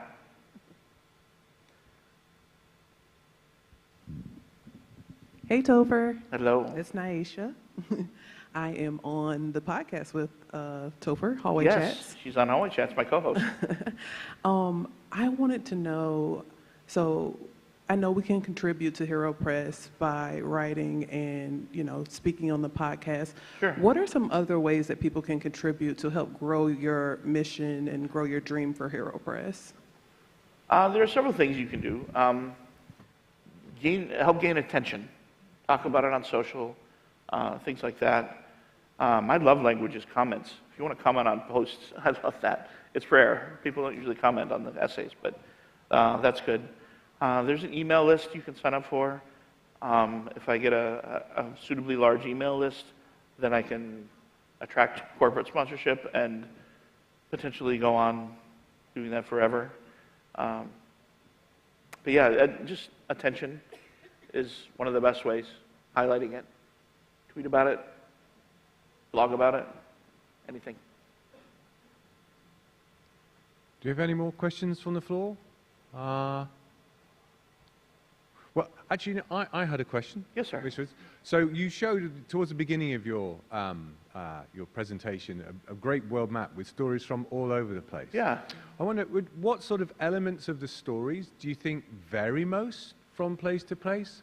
And what strands are the most common? Because I think one of the really interesting things about these regional WordCamps is that we do get to see things we get to step back from our own worldview a bit and see more. And I imagine this great map of all these stories must give you a very privileged position to see the way that WordPress and people are the same and maybe different all over the world. Yeah, I feel like I have a lot of special insight into the community.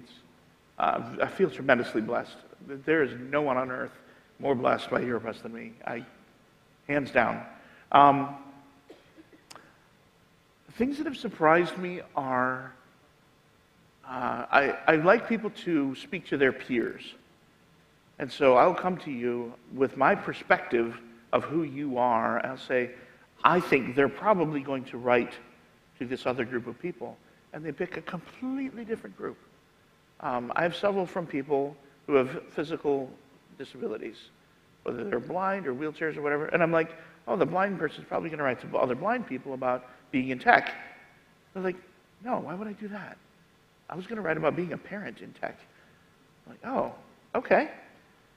And so I think one of the things that surprises me is how often I'm wrong about who people want to write to and about.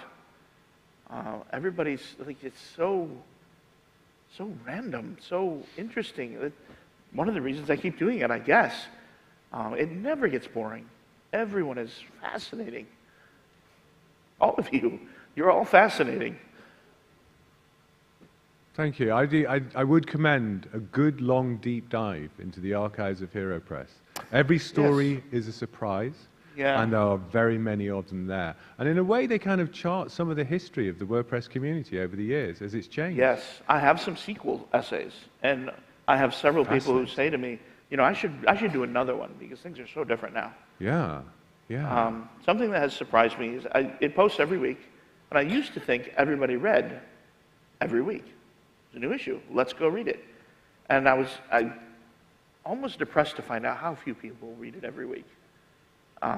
People who love HeroPress are like, oh, no, I don't really read it every week. Oh, then why do I do this? But then people would come to me and say, you know, I don't read every week, but every now and again, a couple times a year, I get a little down about the world. I get depressed. People are yelling at each other. Everything's ugly. And I just could read 10 stories, and everything's better. Somebody from Automatic, who's in a position of authority, said to me, I'm kind of the mom of Automatic. People come to me all the time and say, oh, I had a terrible day at work, but I don't like my boss. I'm on support. Everybody yells at me. Thanks for listening. I'm going to go read Hero Press now. and everything's better. And so I look at it more now as a library, an archive of our stories, and less as a journalistic publication that you need to rush out and read every week. And I'm okay with that. Hero Press is there for you anytime you need it. And like I said, there's almost 250 stories. You can read for a long time before you run out. Thank you, Topher. Thank you for your presentation today, and thank you for Hero Press. You're welcome. Thank you. Thank you very much indeed. I will now be handing over the baton of emceeing to the very capable Courtney, who will be joining us on stage shortly. We actually have a physical baton because this microphone does that job quite well. Courtney works at GoDaddy Pro, and you may have come across her inspiring work in the learn.wordpress team, the training team. So please give it up for Courtney for the sessions for the rest of this afternoon. Thank you very much. I've been Ant Miller. I'll be over in track 3 later on this afternoon. Enjoy the veal. I'm here all week. Thank you. Oh, thank you very much.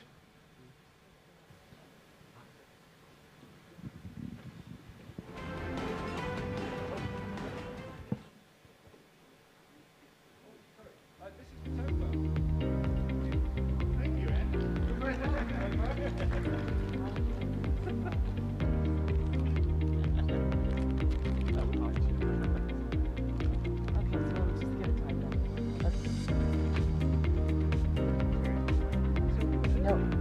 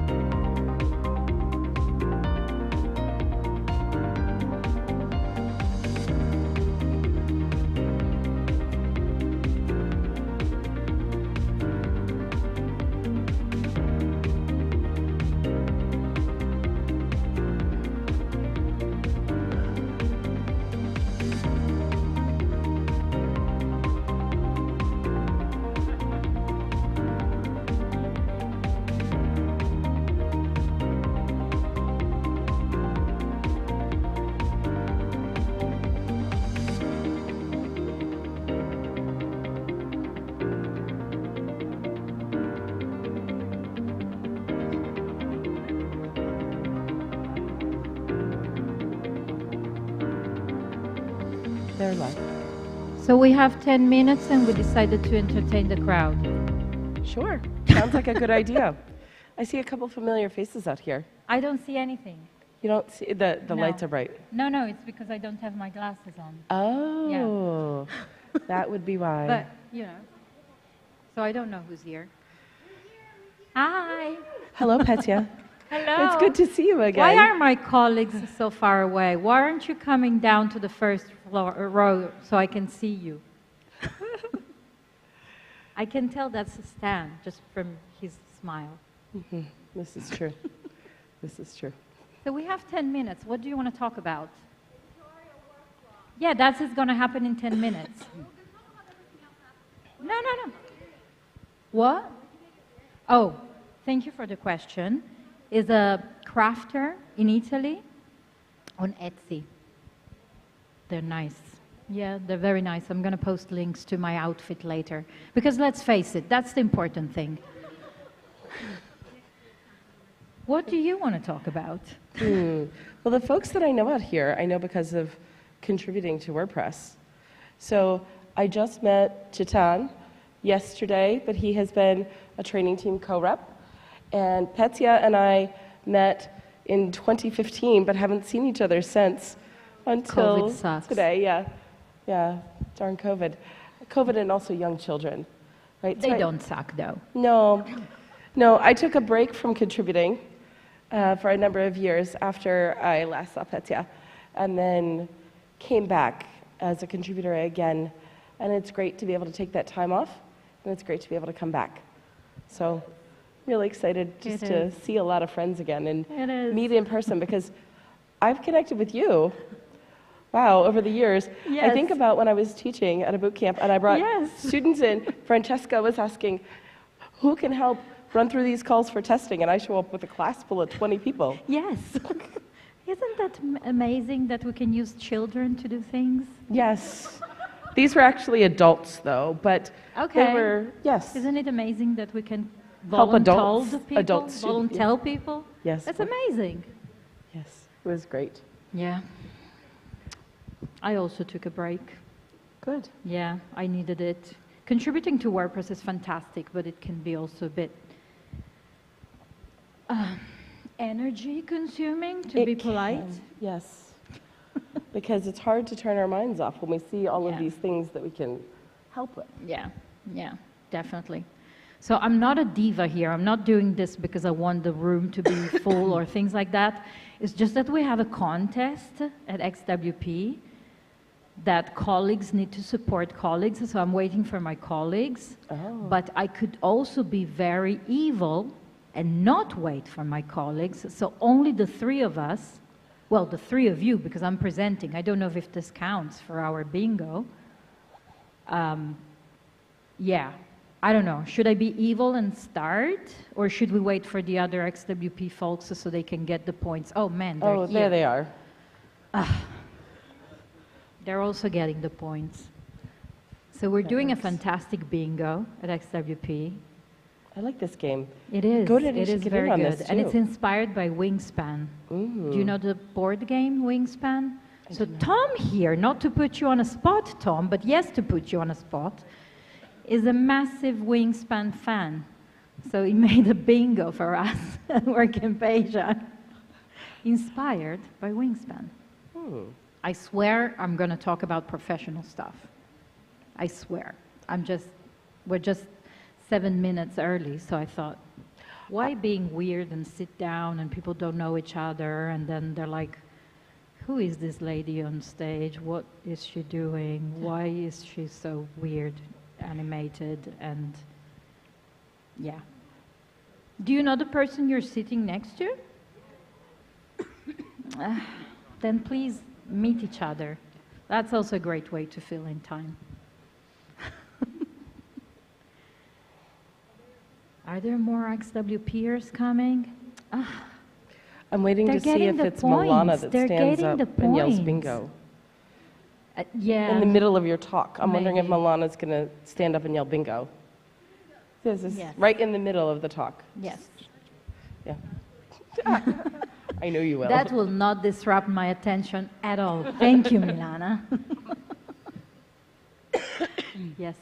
Please, please come sit in front because I don't have my glasses on, so I don't see people, and I really like seeing people.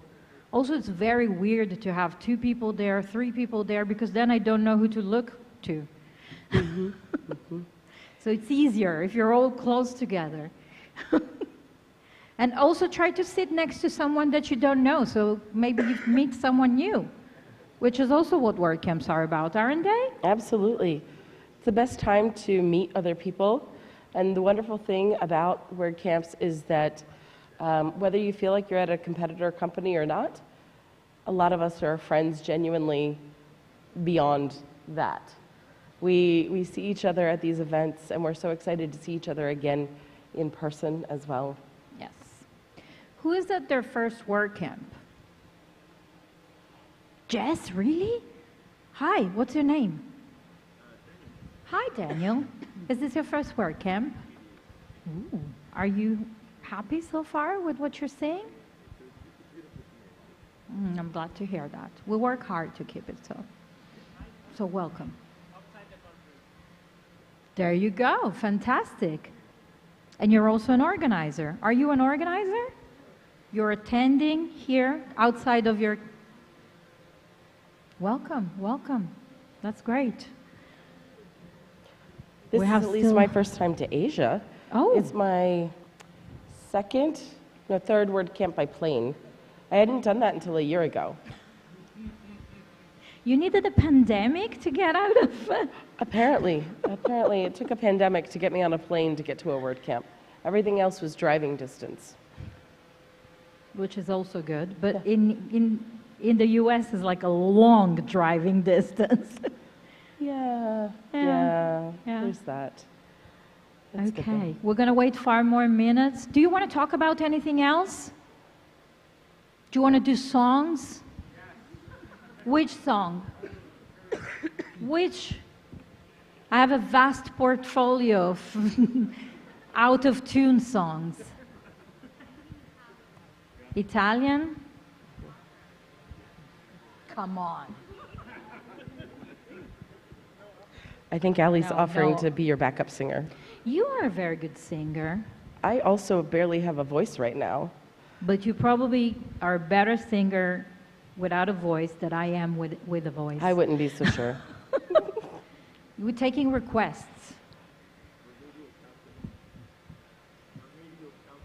No, I never passed that. We hire so, engineers no. for that. We're taking requests for songs if you want. My favorite. Dun-dun-dun-dun-dun. You need fooling, baby, I'm not fooling. Way down inside. Yes. A lot of love. A lot of love. Ooh. That's the song. There you go. There you go. Okay, another one. Just sing, just ask. I'm a karaoke machine. Oh, no. I'm a karaoke machine with some standards. We can do what we can do.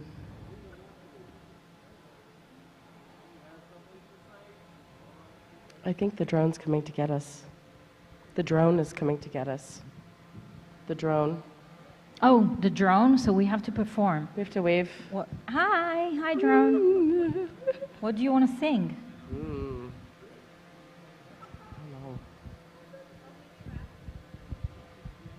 Is this reality?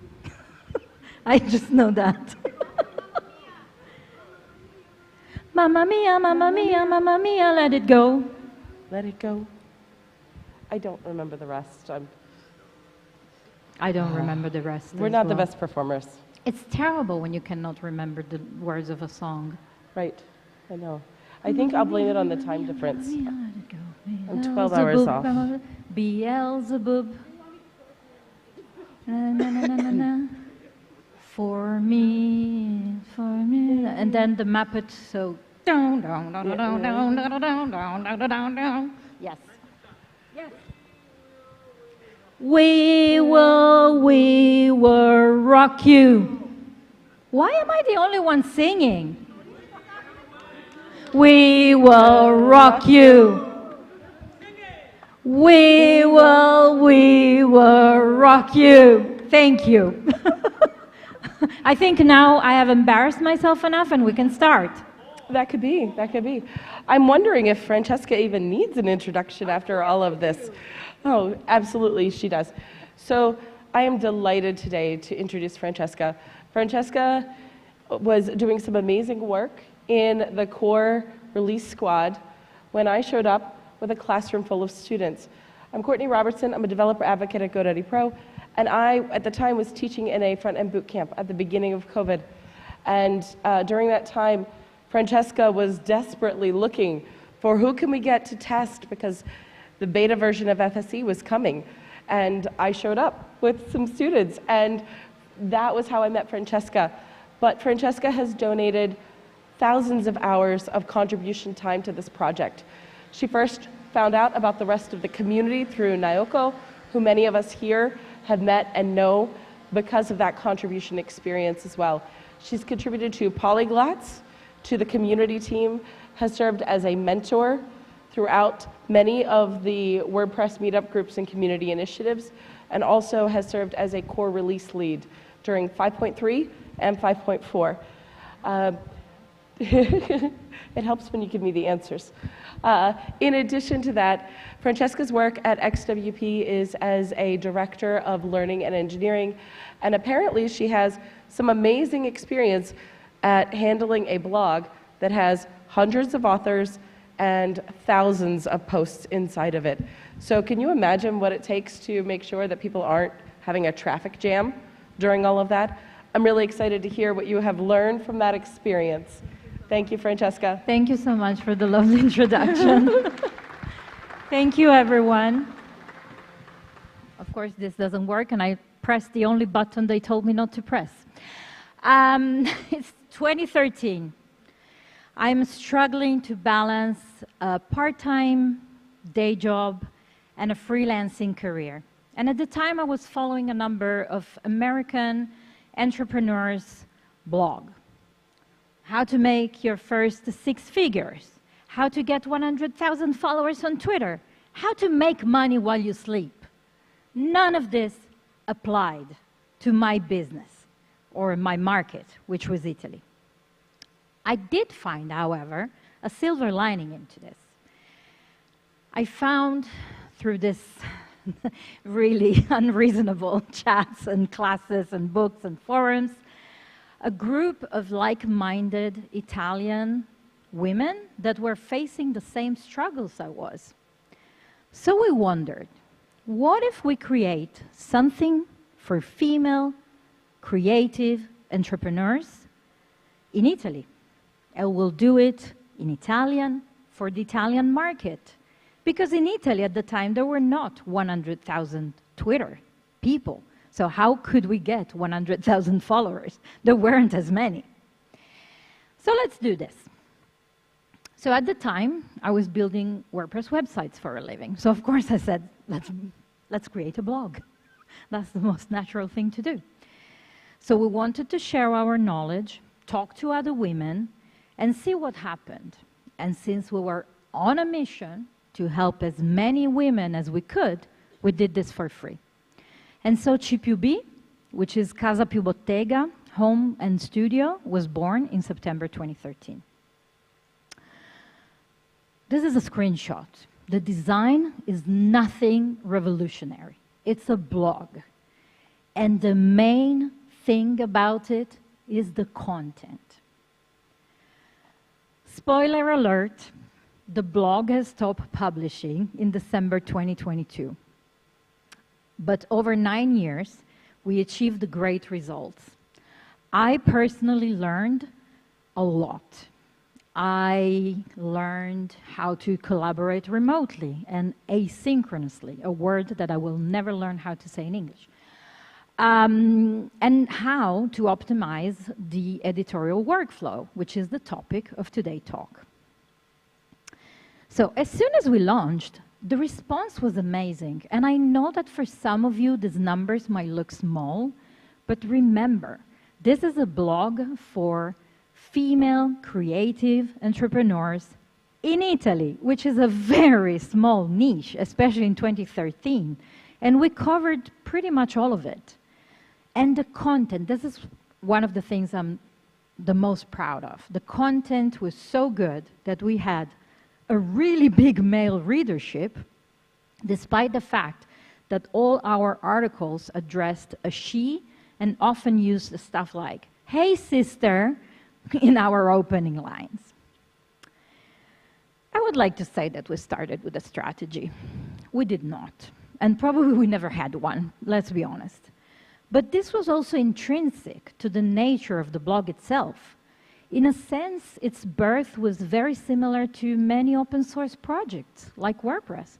We had a niche to scratch, finding information for women entrepreneurs, and we started pouring our hearts and soul and everything we learned and everything we didn't know and we wanted to learn on the pages of the blog. Let's say we had a strategy, or at least we had some guiding principles. So we had 3 guiding principles. One was right for our specific niche. Don't get sidetracked. So it's female, creative entrepreneurs in Italy, most of the time at the beginning of their journey. We never wrote to impress other people. We wrote to be helpful. 2, choose topics that are relevant, that the audience finds challenging. This will help you create content that is useful and not, you know, we wrote a lot of how-tos and actionable articles and not some vague mission statements or, you know, theoretical musings. And 3, make the articles readable, indexable, and accessible with a good semantic structure. I'm an HTML fan. So that was from day one, we had pretty strict rules about how to format our articles.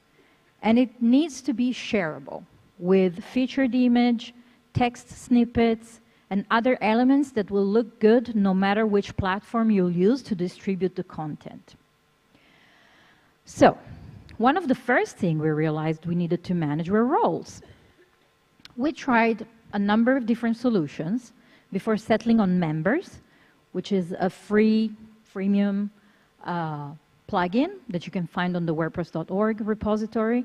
This gave us a more granular control over WordPress standard user capabilities. We kept the same user roles to make it easy for everyone and managed the permission via the plugin.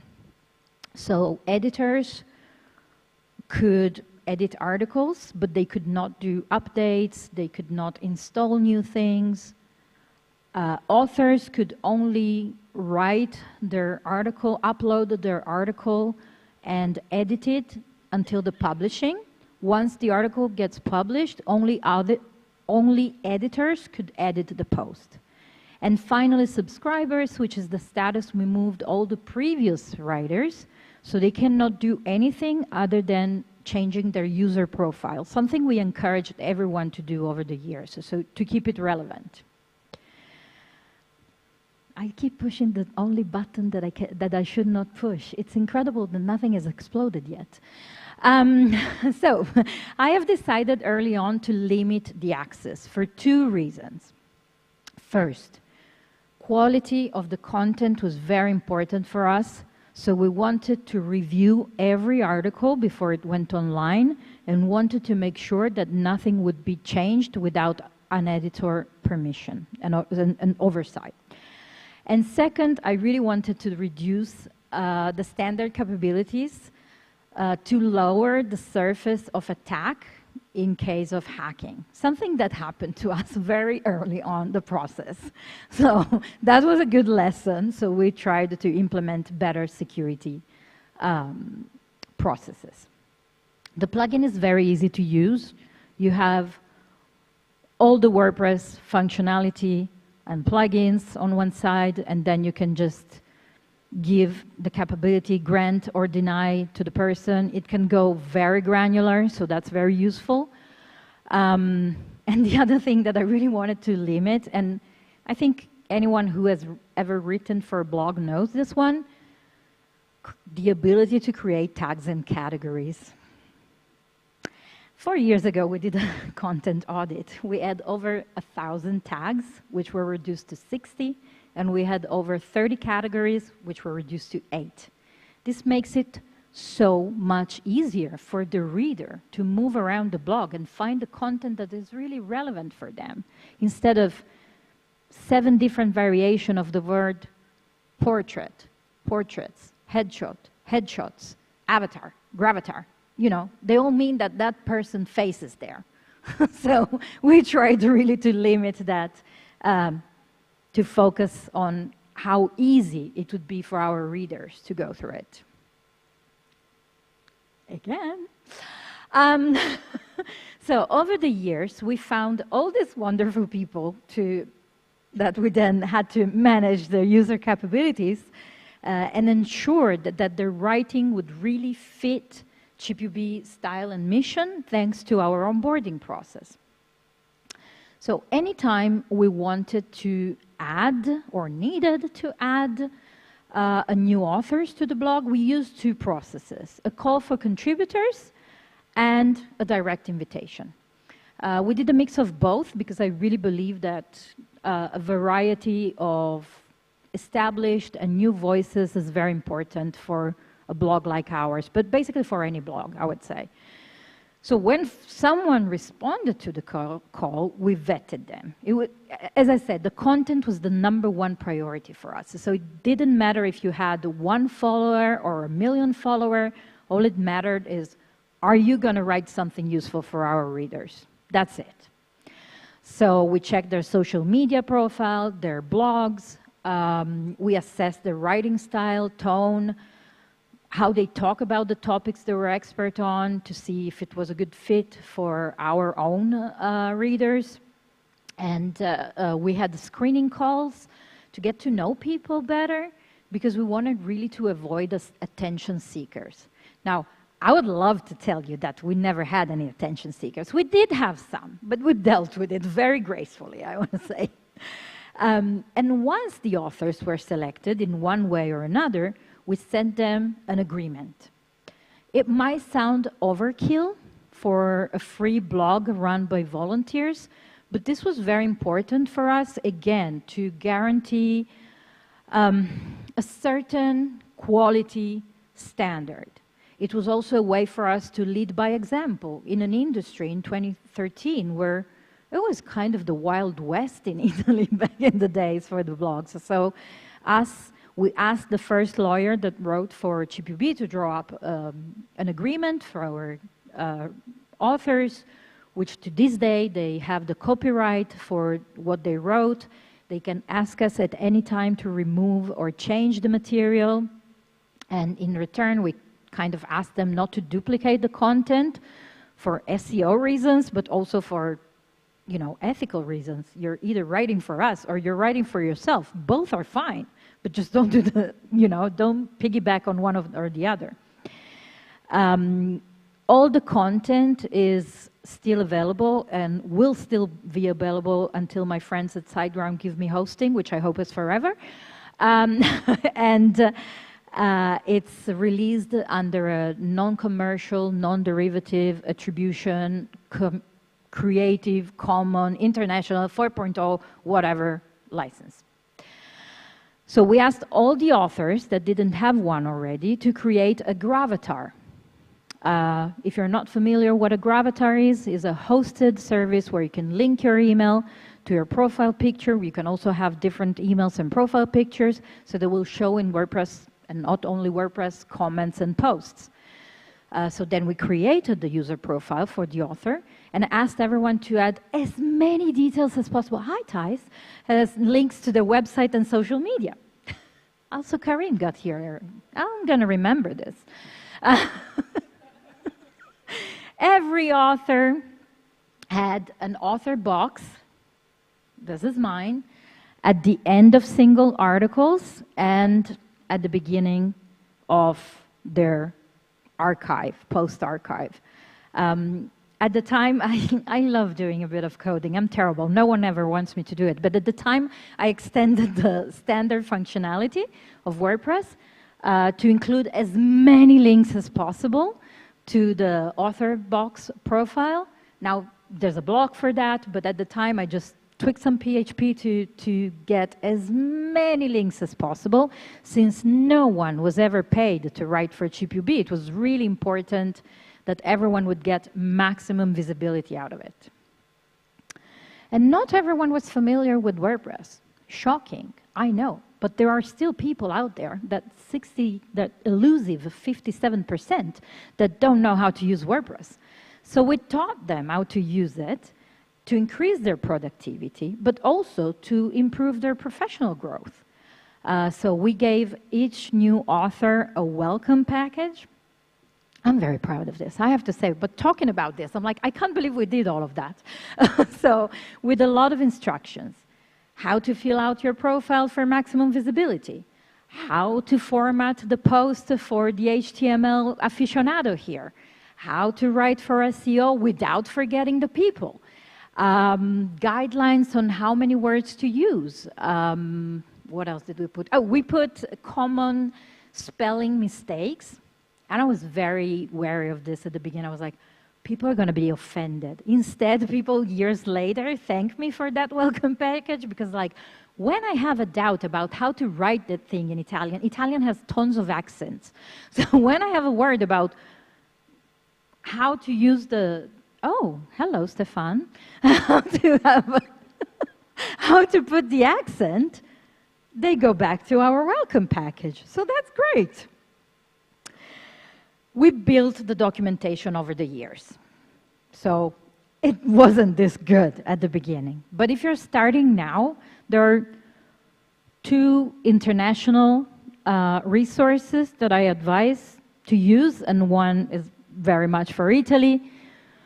One is MailChimp Style Guide, which is also released under a non-commercial, non-something, yes to something else, Creative Commons license. I wish I could remember those, but I never do. And the other one, shout out to the other people that provide a free membership to ChipUB, is the Yoast SEO Academy, which is a great resource. And I'm not saying this because they're here, but it really is. Even the free training is really worth the time you're going to put into it. And if you can upgrade, do it. And then the other one is Italian is a very opinionated, gendered language. And because we wanted everything to be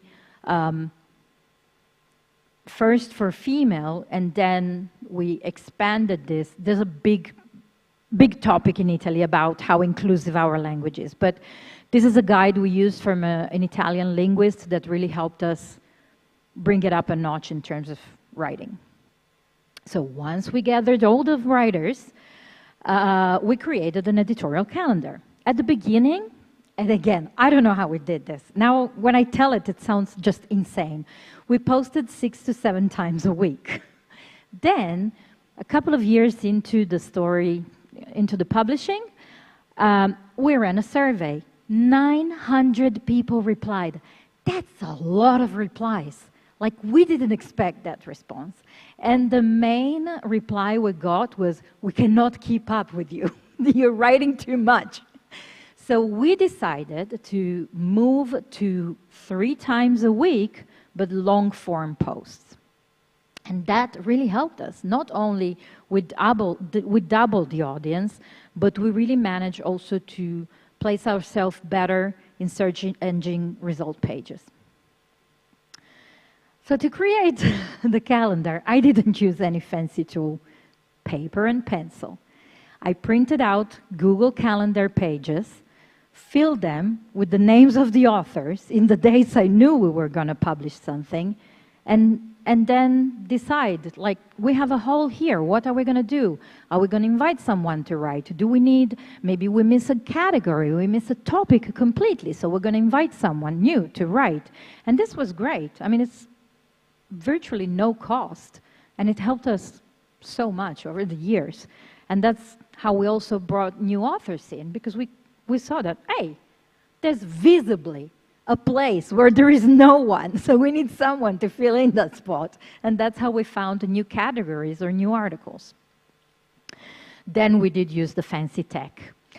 We moved everything to Trello, which is a free project management tool.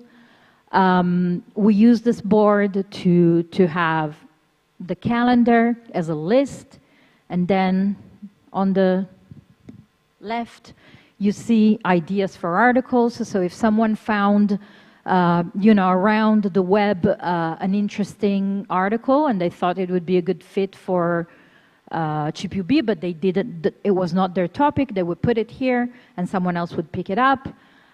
We had workflows and documentation so everyone could refer back to it at any time if they had any doubt. And also we used it to manage the social engagement campaigns, community engagement campaigns we would run at the time.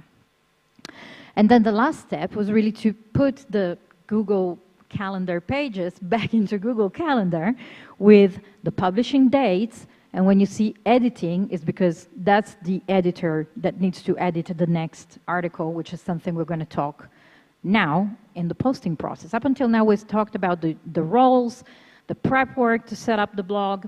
So let's look at how these over 1,000 articles got published over the years.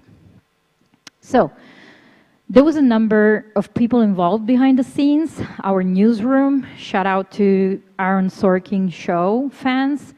That is me, a mama bear, because whatever I do in life, I'm a mama bear. So the editor-in-chief main responsibility was, of course, well, not of course, we discovered what it was because we didn't know, so we made it up. To pick the best possible content for ChipUB. We had 3 over the course of 9 years. I served for the first 3 years, then I handed over to someone else, and then they handed over to someone else. And so the editor-in-chief is responsible for reading all the proposals, vetting the speakers if there needs to be vetted, guiding the editorial vision of the blog. What else? I have a list, but I don't know if I put everything. Putting together the editorial calendar, and all these things. The author main focus is one, writing. Writing the best possible content they can for our readers. That's it. They don't need to worry about anything else. They could get inspiration from various sources, industry news, their own subject matter. They were all subject matter expert on one topic or another, so that. Or, and this was really the thing that helped us the most over the years, it was the whole group of authors were female creative entrepreneurs. So we had our target audience within the group. We didn't need to do a lot of research. It was enough for someone to raise their hand and say, hey, I don't know how to invoice now. In Italy, we have like 27,000 fiscal ways of doing things, of registering a company. So, it was like, I have no clue how to invoice. And then the accountant of the group was like, excellent idea for this month post. Let's do it. So, it was very easy we never ran out of topics, basically. The editors were the biggest group inside the newsroom. We had copy, photo, social media, and SEO. So copy editors reviewed all the posts, of course, to adjust the language, tone of voice, spelling mistakes, but sometimes they rewrote entire articles. Why? Because we picked an author that were really good at what they did, but they were terrible writers. It doesn't matter. They still have the experience we need to provide good content for our readers. So the copy editors would work with them to get those ideas and knowledge they had on paper. Then we had the person in charge of picking an image for each article we had, and not one of the templates we used. I'm looking at Thais, sorry. Like, using the same 10 templates all the time. Every single article had a different image. So we had a template then to add a sentence that would represent the post content. So wherever we would distribute this, it would go together with a featured image that will tell you what was it. Then, of course, social media folks who were really present throughout the years on Facebook. We experimented with Instagram. We failed miserably. What is written there? Because 5 minutes. Oh my God, I'm late. So social media, SEO. We really tried to cover it all to make the best possible content. I'm really late. So 6 people read each article before publishing. That's a lot, but that's what ensures a consistent quality throughout over 1,000 articles. So to manage it all, we used Publish Press, which is also a freemium plugin. We used its free version, but also some paid modules to manage. It really provides great help for editorial workflows, for teams that have to share all this information. So we used the editorial comments the most, but we also created user groups so the right people would get notifications at the right time. And we used checklists. Checklists are great. Pre-publishing, pre-go live checklists are great. They can be as loose or as mandatory as you want them to be. Here are some examples: a comment, the checklist of must-have and nice-to-have, required, non-required, and then notifications at the article level. So this is the whole process. It looks insane, but that's what worked for us. I won't lie, so we came up with this completely randomly and intuitively. None of us had any previous experience in, large blogs or publishing companies. So I'm very proud to see this on stage, because after I went to work in WordPress agencies and companies, I realized that this is how it's done. This is how actually big companies do that. Having a detailed process really made us incredibly efficient for a group of volunteer contributors. So I would say, don't be afraid to be directive. That will help people. Removing the guesswork always helps. So the last important piece of the puzzle is the human factor, which is also the hardest to manage, always. My #1 rule, I would say in life, not just for blogging, is ban trolling and pettiness.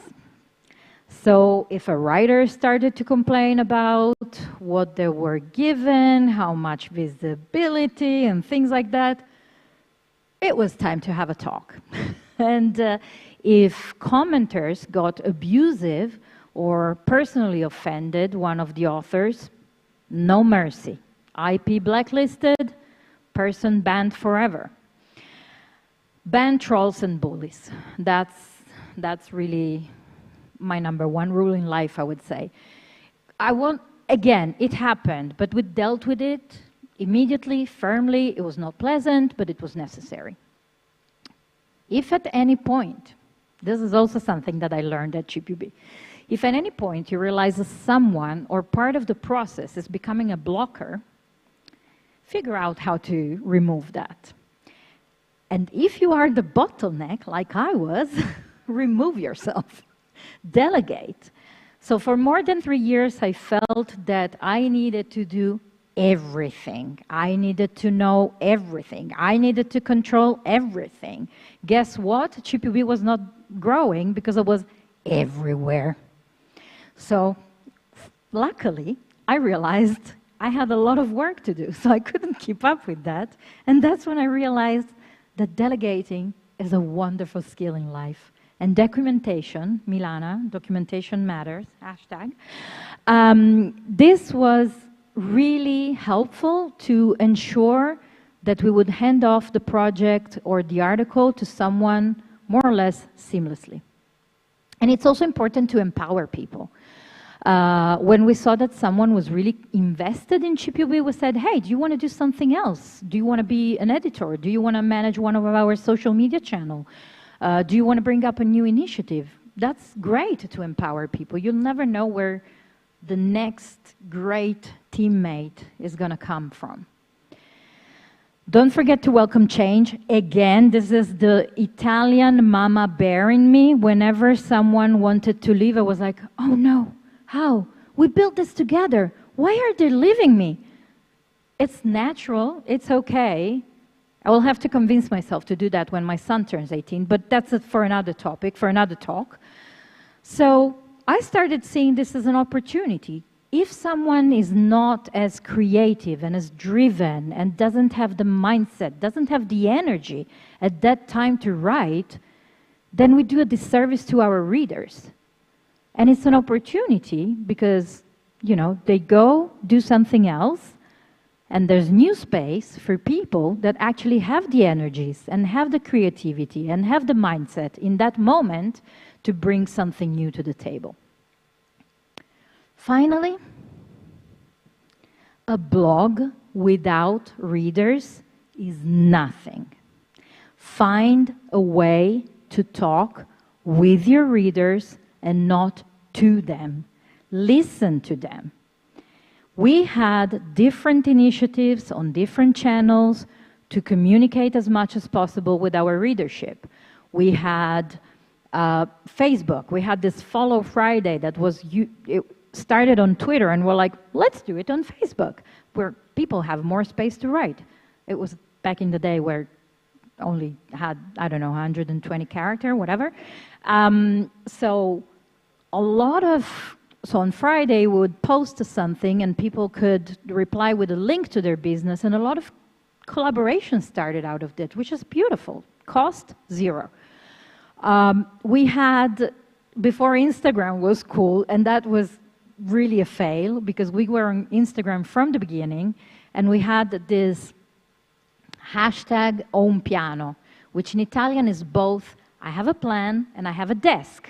So we asked the people to post pictures of their desk, messy, curated, doesn't matter, and we would repost them or tell us what they were working on, which is also a great place where you get a peek inside the lady that did the earrings. So, you know, you could find what she's up to. We had monthly Twitter chats, a book club. I forget something, I'm sure. And we open call for contributors all the time. And I believed, and I still believe, that ChipUB readers made for incredible new authors because they knew exactly what the blog stood for as readers first and as authors later. So, despite the constant flow of "Is blogging dead?" articles, which basically have started to appear the day blog were invented, so we've been at this for 20 years, blogs are not dead. In the last few years, we've seen time and time again how risky it is to put our content in someone else's hand. We've seen how much the open web is under threat from proprietary solutions. And in terms of branding recognition and positioning, a blog is still a really good tool, a powerful one to have in your content strategy toolbox. So use it wisely, and I'm sure it will help your business and community grow.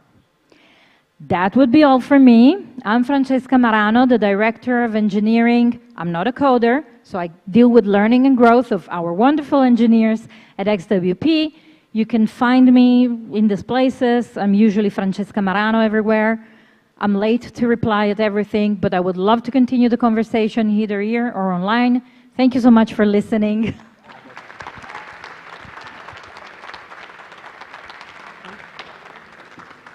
Thank you so much, Francesca. We still have some time for questions and answers. Oh, do we? We Fantastic. do. I thought I was running super late. But we made sure to allot a little bit of time. So I see in the back. Oh, I don't see because I don't have the glasses. Hello. Hello. I made it back. So how did it work out for the authors, the availability strategy? It did work out so well that the first group of authors left me heartbroken because they got so much business out of this visibility they got from that blog that at some point they were like, we don't have time to write for GPB anymore. We have to write for our own selves, or we don't even have time to write for our blog because it's business, business, business. So it worked very well. Thank you for the question. Other questions, but I need someone to point me somewhere because I don't see anything. I don't have my glasses on. Over here. Hi, Hello, Bernard. Francesca. Yes, I'm coming over there. Otherwise, yeah. I'm not going to see you. I hope I don't trip on the way. So it's going to make for a fun moment. what was finally the reason not to continue with blogging? And was it like a team decision, or was it just done, the project? What was it that you stopped? So, I think things have a life cycle. As I said, the GPB was very grassroots, was born out of necessity. The first group of authors were desperately lonely. We were women that were launching online businesses at a time where this was not so common in Italy. So we really were enthusiastic about it. We wanted just to share all the things that we did well and all the things we didn't do well with other women. Over the years, a lot of big players came into the market. Some big Italian newspapers started their female-driven initiative to use their diversity, equity, and inclusion budget, I believe, because a lot of men wrote for those blogs. So, you know, when you have Corriere della Sera, which is like, I don't know, the daily stand, I don't know the name of the, well, it's a big newspaper. So when they have budget of millions, you know, and they start opening this satellite projects and satellite blogs for women in tech, and then there was this, you know, women in tech, everyone is a woman in tech, which is great, I love it, I'm a woman in tech. So at some point it was like, what do we still have to offer? And also we were tired. This is volunteer work. And you know how tiring volunteer work is. So we went at it for 9 years. And then last year in September, we said, okay, we're going to pivot, we're going to do this, we're going to do that.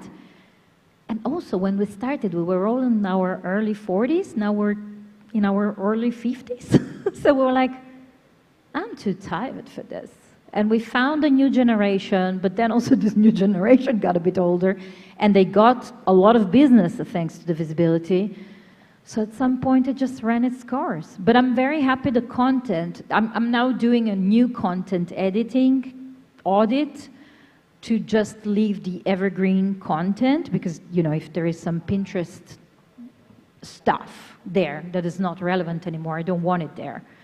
So we're doing this slowly and just, you know, reducing the number of articles and focus on the evergreen content. And I really hope it's going to be stay up for many years. Thank you. John, you had a question. I'm coming here so I can see you. Wonderful talk. Thank you. Thank you. Did you, at some point, consider monetizing it? Why not? All Why? the time. And then why did it end up shutting down exactly? Like just Because it was also a lot of work. Like monetizing a blog is not as easy as people think it is. So we were all the time, oh my God, we have so many readers. We're gonna get rich out of this thing. Nothing. Maybe we made like 120 euros for a sponsored post once in 9 years. It just didn't felt, we wanted it badly because we're like, we're giving great content. It's great content. But finding sponsors, finding how to monetize it is a job, and we were already so busy with the content that we're like, okay, what are we doing? Are we keep focusing on the content and be, you know, up late to do this? Or do we start looking for sponsors? Do we start looking, we didn't want ads. It didn't feel right for the audience. So yeah, we didn't make a buck, and I'm so grateful for the people that sponsored us from day one, because, no, not from day one. The first 2 years I paid for everything. So yeah, we thought about it, but meh. We have time for one more question. I don't see any question, but I also... Okay. Oh, sorry. I'm so sorry. Thank you, Francesca. Thank you. Oh, once again, let's give a round of applause for Francesca. Thank you so much. I was very nervous before the talk, because this is my second talk after the pandemic. So this is really... Woo! Thank you. Thank you. Thank you. And a gift for you. Thank you. Thank you very much. We have a short break. Coming up next, we will have Thijs de Valk with us. I'll be happy to introduce him then. Thank you.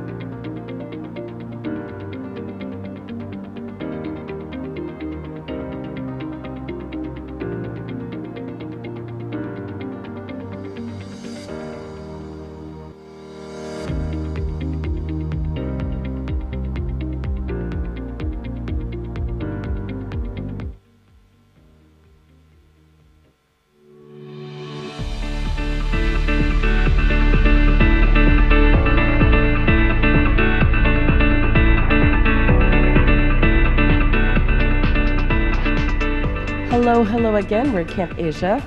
I am so glad to see so many of you here today.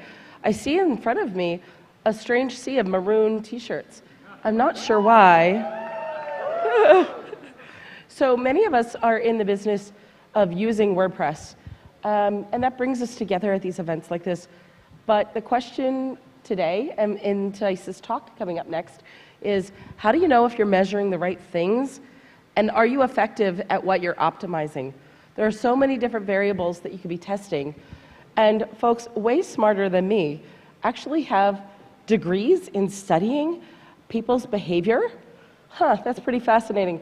I come from an educator background, and as soon as I saw that Theis has a background in pedagogical design, understanding how people behave and think and how they learn, I thought, wow, that's really fascinating. So rather than trying to spin your wheels and optimize and test if this emoji works or that one doesn't in your email opening newsletters and all of these things, instead, let's hear from Theis how we can optimize correctly, know that we're measuring the right things. I want to introduce to you today Theis de Valk. I think many of you know him as the CEO of Yoast. Thank you. Theis. Thank you. So is everyone having fun so far? Good, good, good. Okay, so let's get this party started. You're optimizing the wrong things. Oh, this is actually the first slide. So my talk is about your business, your product, your service. Because I think a lot of people actually have the right idea about what's important for their business and what priorities their business should have. But once they actually go and do the work, that's something completely different. They actually end up doing different stuff because there's a lot of distractions out there, right? There's a lot of companies fighting for your attention, wanting you to do stuff in their tools, in their business, to make them money. So what I want to do is, is actually make sure that you are focusing on the stuff that's right for your business, that you're not optimizing the wrong things. So, first thing, don't A/B test. People are going to hate me for saying this. I'm saying this, well, Google Optimize is actually being discontinued September of this year, and that's what kind of triggered this thought for me, because I'm like, should we actually replace this with something else, with a different tool that will probably cost us money? And I don't think you should, because A/B testing has become sort of synonymous with conversion rate optimization, which I also don't really agree with, because A/B testing in and of itself doesn't actually make sure that people will buy your product more, that people will keep buying your product more. You know what does that? It's actually improving your product. It's improving your branding. It's making sure that you're servicing your customers in the right way. You can't think that just A/B testing is an end goal. It's not. So you need to improve your product and make sure that you keep doing that in the right way. Now, there are obviously sometimes ways that you can actually do A/B testing, but I think that the most important part here is that it keeps you away from the focus of just doing what's best for your business, which is improving your product. So I think that that's one of the reasons that I would say, don't A/B test. And this is one of my pet peeves that I think, if you do it, you need to do it right, and it'll take a long time for you to actually need A/B testing in the first place. Because before you actually can make this work, you have to make at least two variations of everything that you're doing. So that's a lot of time and effort that you're going to spend on actually building different variations, and which you will not get a return on investment for, up until you actually have enough revenue, and these marginal changes might actually make you enough money to explain the investment that you're making on the testing and on the A/B variations. So, especially in the first, I think, couple of years of your business, I think you should focus on just improving your product and making sure that you're doing that right instead of jumping into this, because all of this is going to be marginal. Then I have another one that people will despise me for, which is don't advertise. Well, you know, I'm the CEO of Yoast, so obviously you would expect me saying this, but I really, really do not like advertising. Let me try and walk you through why I think advertising is not really great. Reason number one, advertising is buying exposure. And I think you should and could get exposure in a much more sustainable way, right? You can't, if the problem with advertising is you're buying exposure, but the minute you stop paying, you lost your exposure. All the work you've done on, you know, maintaining and updating and optimizing all your ads is just basically gone the minute you stop working, you stop paying. And that's not really a great proposition to me. And then two, I have three reasons, by the way. Two is, I'm almost forgetting, but two is that it's really hard to actually stop advertising. Once you start advertising, you can't really stop because your business has already done a lot of, your business has already grown, right? So you might make enough money on different sources, on, you know, let's say organic.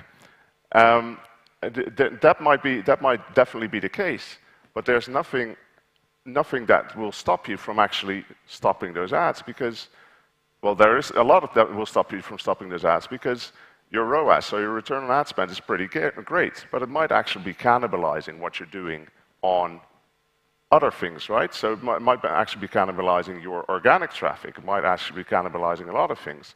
But will you actually be able, and will you actually dare to stop advertising at that point? Because it's still it's making you money, and you have to risk not making that money to find out whether it's actually worth it, basically. So advertising is a thing that can definitely help you. If you know you want to kickstart your business, it could definitely help you. But at that point, it's really hard to stop. And if you're, well, you know, advertising in one place where you could be doing it is for branding purposes, so people don't, you know, advertise on your brand name. That would be a great way to actually not, you know, make sure that other people are not advertising on your brand name. But those are basically, in my mind, the only two reasons that you should be doing this, at least in the early stages of your business. So advertising is not a sustainable marketing effort. And what I think is a sustainable marketing effort is SEO. You need to be thinking about what makes your business stand out, what makes your business actually worthwhile for your customers and your audience. And you need to focus on that. You need to focus on those things to make sure that they are actually engaged. You don't need to optimize for you know, you don't need to buy your customers. You need to convince your customers to be your customers. And that's what you need to focus on, especially in the early years of your business. I also could have called this talk, let me talk about my pet peeves, because this is another one. Don't get me wrong, I really love data. I really dislike what people think, that people think data is, you know, insightful or useful in and of itself, because I really don't think it is. There is no way that data can actually do something for you. Data-driven does not mean anything to me, because data doesn't drive anything. You are driving your business. You are actually the one, you know, making your business thrive. That data doesn't do anything until you want it to, until you ask it questions. So you need to ask the right questions to make sure you get to the right data. And that's really very important, to ask the right questions. So ask the right questions to make sure that you are looking at the right data and not just poring over your data for days on end and wasting time and wasting energy, because that's what you'll be doing. And asking the right questions can actually be hard, because as soon as you're in that data, well, you'll get distracted by the data and you'll end up a walking encyclopedia about your business of useless facts. But it's also hard to just think about, okay, what are the questions I should be asking? What are the things I want to know? But these are the important things to do. And a great way of doing that would be talking to your customers. So talk to your customers about what makes them buy or not buy your product. Ask your customers what they think. And the things that they will get back to, or the questions they will get back to you, are probably more useful questions than you would have by just looking at your data. Because that's not the useful kind of tactic to have in this situation. So ask your customers those questions, and then when they get back to you, you'll get some questions back, or you'll get some ideas back, and people will say, I would like this, or I would like that. And if they do, you might get an idea about, okay, I want to improve this in my product, I want to fix this bug, I want to add this feature. And then when you want to add a feature, you'll have to think about data again. You have to think about, how does this feature actually become successful? What is actually success? How do I define success? And how do I actually make sure that I can measure that success? Because if you don't know about that and you can't answer those questions, how would you know that the feature you built is actually useful? Or if it's actually the feature that you wanted to build, or that your customers wanted you to build? These are very important questions to ask, and all of this is data as well. It's just much more focused than going into Google Analytics and looking at stuff. So I think it's important to do that, and that will give you focus. That will give you focus on your data, and you'll be looking at the right stuff. You'll be saving energy and time, again, to make sure that you're looking at the right stuff, and also not looking at a lot of data and getting confused about what might be happening where. So keep focused on the important data, and you don't need the rest of that data. Now, when you're talking to your customers, I think there's a lot of things that you will find out. There's some nuance to what customers will be saying. I don't think they'll always have a clear idea of what they're actually asking for. I think a lot of the times you'll get back like, okay, your product is not really that modern, or your product is not really that sleek, or it's not really pretty. And I think that is exactly where you kind of need to focus on, okay, what is it they're actually saying? Because making a product prettier or more modern doesn't actually do anything for its use, right? It doesn't make it easier to use, doesn't make it better to use. It, basically does nothing for how well your product works.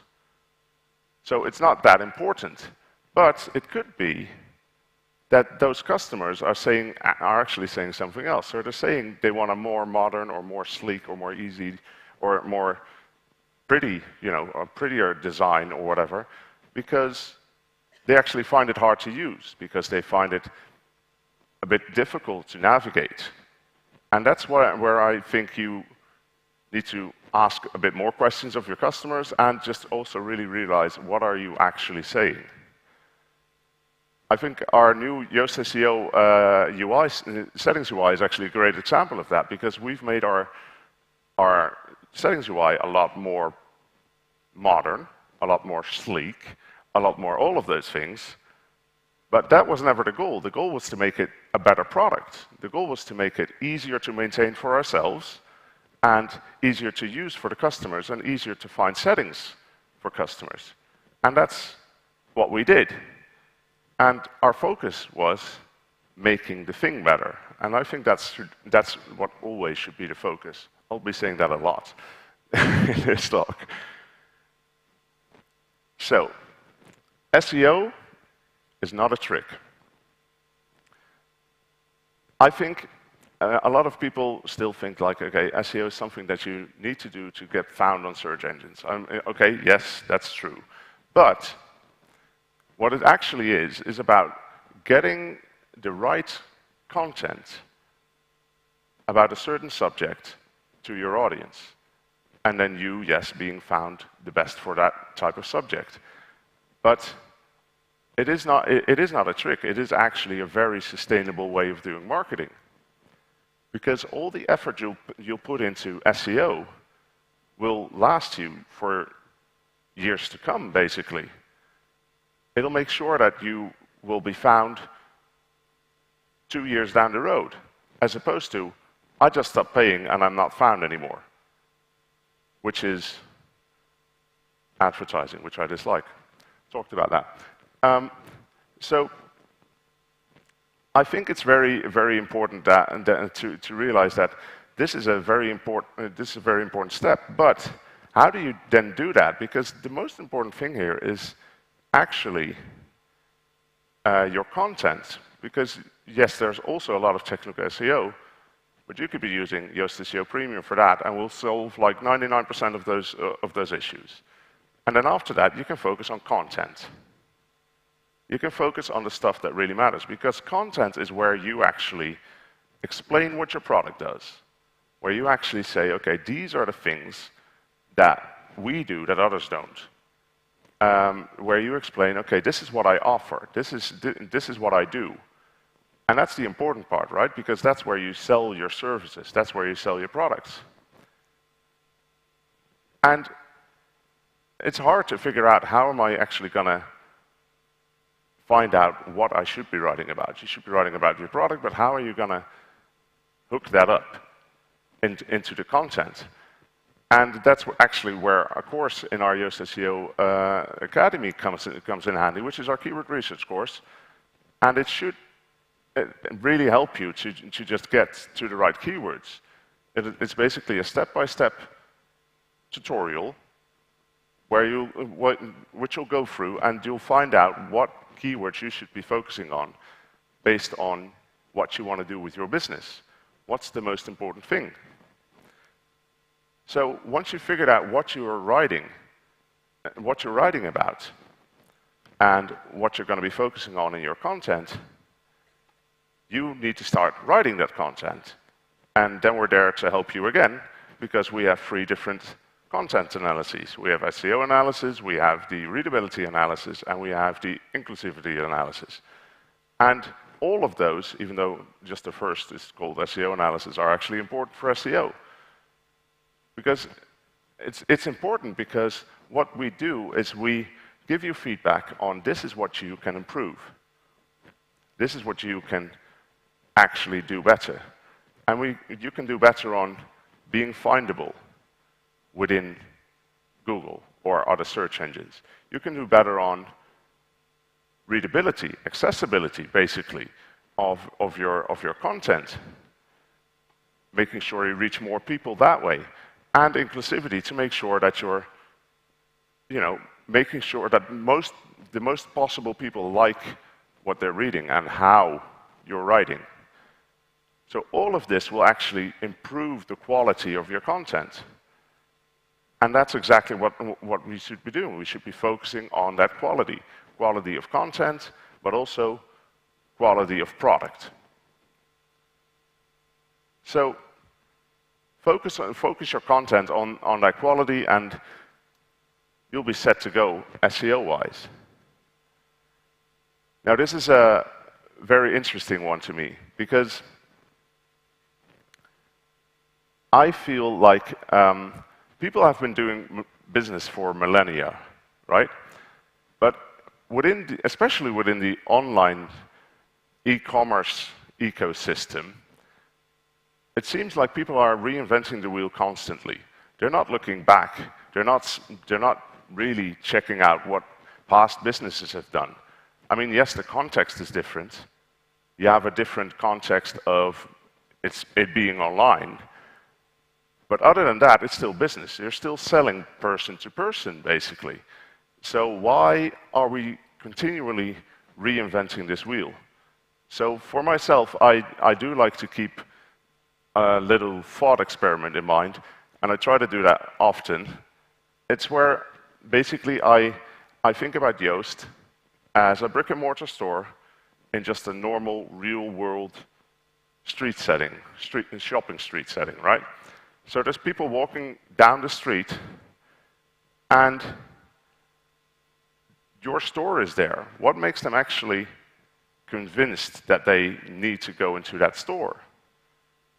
That's your shopping windows and probably your sign that's above the door or near there.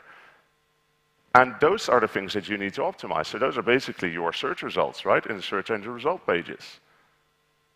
Those are the things that will convince people, okay, so they actually have what I need because I can see their offering and I understand what they're offering. But what happens when people actually then enter the store? What is the first thing that should happen? What kind of experience should they get? Should they walk in and have all the cameras be zoomed in on them? Or, you know, drones or whatever? And should they be followed everywhere they go? Should they be followed and filmed while they're picking stuff up and putting it down and putting it in their cart?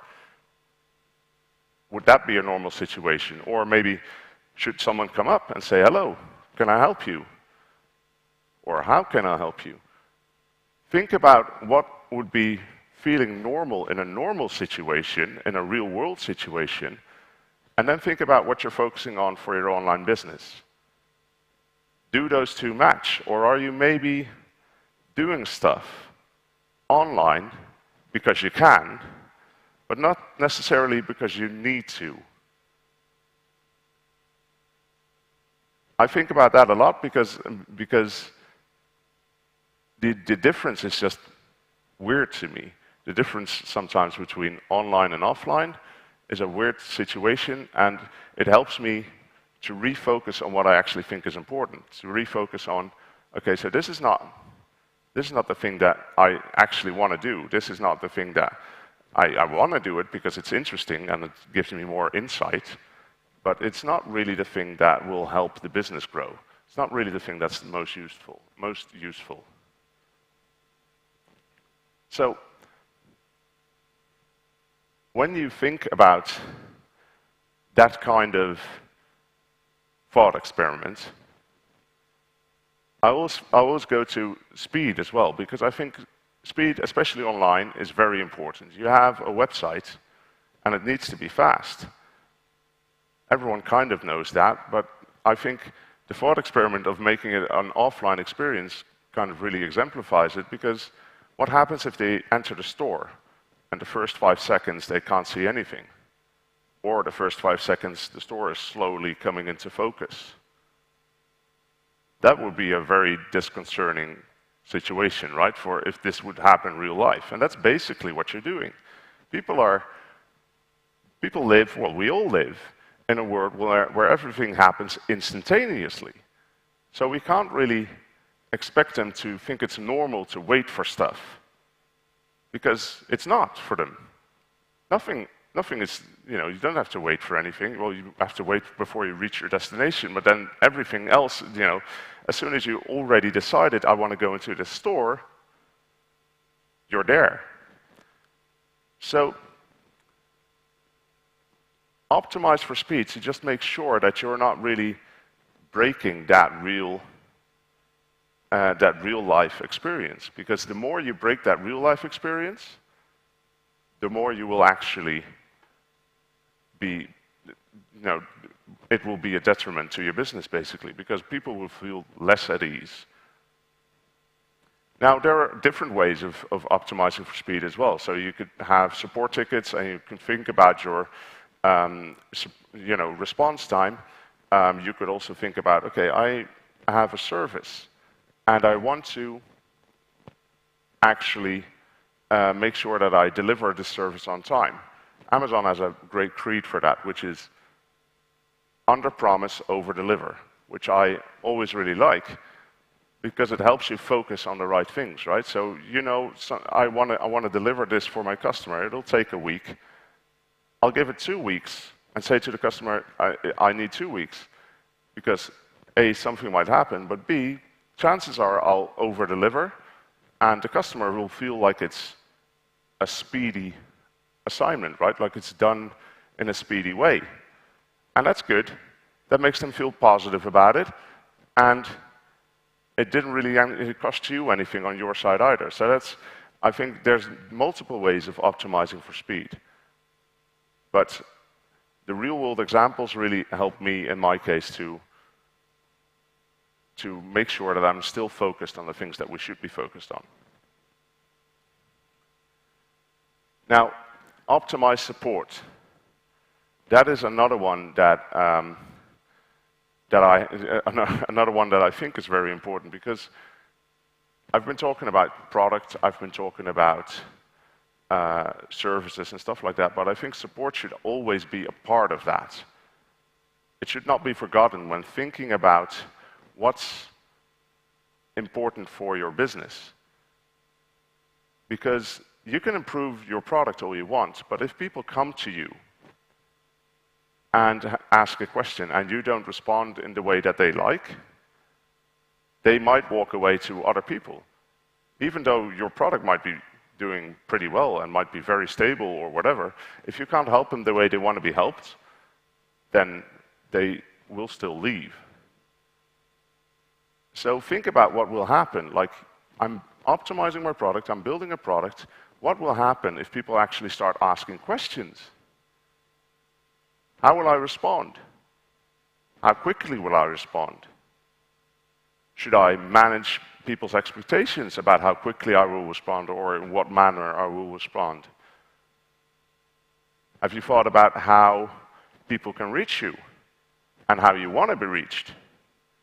All of those things are very important to make sure that the entire experience of your product is just good. Because without having great support, you still can't have a great product, even though the product in and of itself might be great.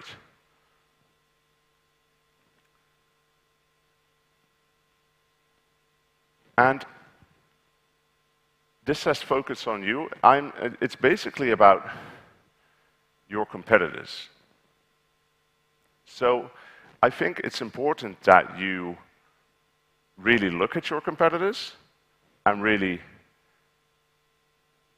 look at what your competitors are doing, but I would urge you not to be guided by what your competitors are doing. So they can maybe inspire you to do certain things, or they can give you ideas like, okay, I can build this as well, or I can build this better, or I can build this differently. But as long as you keep in touch with you and what you want your business to do, and keep in touch with what you think makes your business stand out, that's fine. You just don't want to, you want to have the creativity basically rule what you're doing. And the originality, you want that to rule what you're doing, instead of the fear of maybe not having what others have. Because that's okay. Others can have stuff that you don't, because that makes you different. So focus on you and make sure that you're focused on what you think makes you stand out as a business.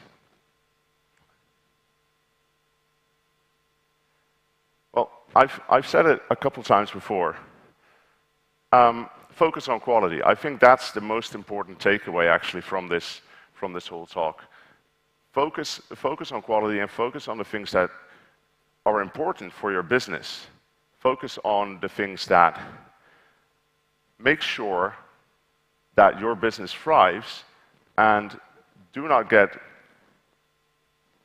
distracted by all of the other things that are happening in the world and all of the things that might seem interesting but are really not. Because the quality and the stability, basically, of your product or of your service or whatever you're doing is the backbone of your entire business. You can't really do without having a quality product, because that won't be sustainable, especially if you want to be, you know, the best. You don't have to be the best at everything, just the best at what you do, the best at what you stand out in. I think that's very important. And this is just it. It's focus on quality and do what's right for your business. That was actually my talk. And I think there's time for questions. There's still some time for questions now. And I will be back at the booth actually as well after the talk. If anyone wants to talk to me or ask me any questions about that if you can't find the time now. And I want to thank you for listening.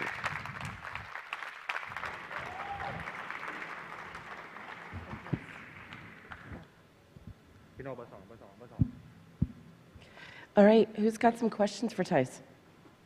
I'm sure that we do. I see a hand back there. Go for it. Yeah? Any other questions? I'm sure we do. Yeah. Yes, go for it, sir. Okay, hello. Thank you for building a great product. It's already helped a lot of small business owners in Indonesia. So yes, my question is, you said that we don't advertise, right? And we depend on the organic content with the yours, right? But how do we know what kind of business that would be works without advertise? Especially in this like generation, we tend to believe to the influencer, and a lot of brands, small brands in Indonesia, paying to those influencers to promote their brand instead of focusing on this organic SEO. Thank you. Yeah, so this is definitely a personal preference. Let me say that first. But what I think you should, I think there's very good ways actually of finding out what you should be targeting. One of them is, for example, keyword research, like I mentioned, where you don't actually have to pay money. You can just also look at what's going on online. You can just do your own research. And I fully understand that basically paying money and getting that data in much more easily is very tempting for people. But it's also a situation where it's hard to actually get out of having to pay money for all of that all the time. But I mean, it's not that I don't understand why people do it. I do really understand it. It's just that I think once you're down that road, it's really hard to not start and keep paying for those things. But yeah, I mean, all of that is market research. It's keyword research. It's all, you can do all of those things without having to spend and keep spending the money that you need. So yes, market research and keyword research will cost money as well, but that's more sustainable than starting it with advertising.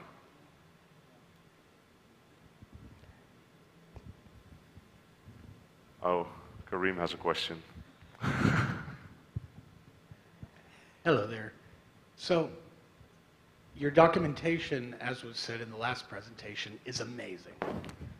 For the folks out there who have small businesses or small agencies that want to just dig in, it's so deep. I hear you guys are expanding on being able to work with teams that are growing. What kind of tools are you guys making available for marketing teams that are growing? What kind of tools are we, sorry? What kind of tools or services are you guys considering for teams that are growing that might not be willing to do all that deep research in your docs? That's a good question. Kind of caught me off guard there, Kareem. So we, what kind of tools or services are we offering? So I mean, we're doing a lot of things at the moment.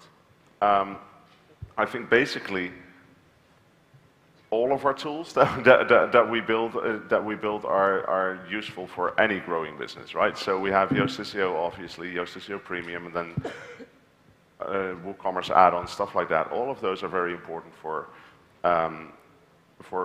businesses that are starting up, because they'll just help you. They'll guide you through, and they'll make sure that they can actually that the people using them can actually make the most of their content, make the most of their website, and make sure that they're doing things the right way, at least SEO-wise. So I think that those things are very important. We recently, for a bit, well, it's a broader kind of range, I guess, than just agencies, but we've recently launched an agency program where we can just help you out with a lot of things. We can help you out with site reviews. We can help you out. We give you very targeted and very personalized feedback on what you're doing. And that's the one you mentioned. You want it? Yeah. Got that. Oh, you need that service? We can talk, Kareem. That's fine. No, so there's a bunch of people from Yoast here that can actually tell you way more about it. But we're doing. There she is, the one waving. So there's a lot that we can do, and a lot that we're expanding on, that we want to do to make sure that the business is actually, your business is actually doing the best it can, in either more general ways through our tooling, or very specialized, personalized ways through our more, I don't know, agency-related stuff. Next question. We have time for at least one more. Andrew? I'm sorry. Go ahead, when the mic comes to you. They'll hear you, yeah, no problem.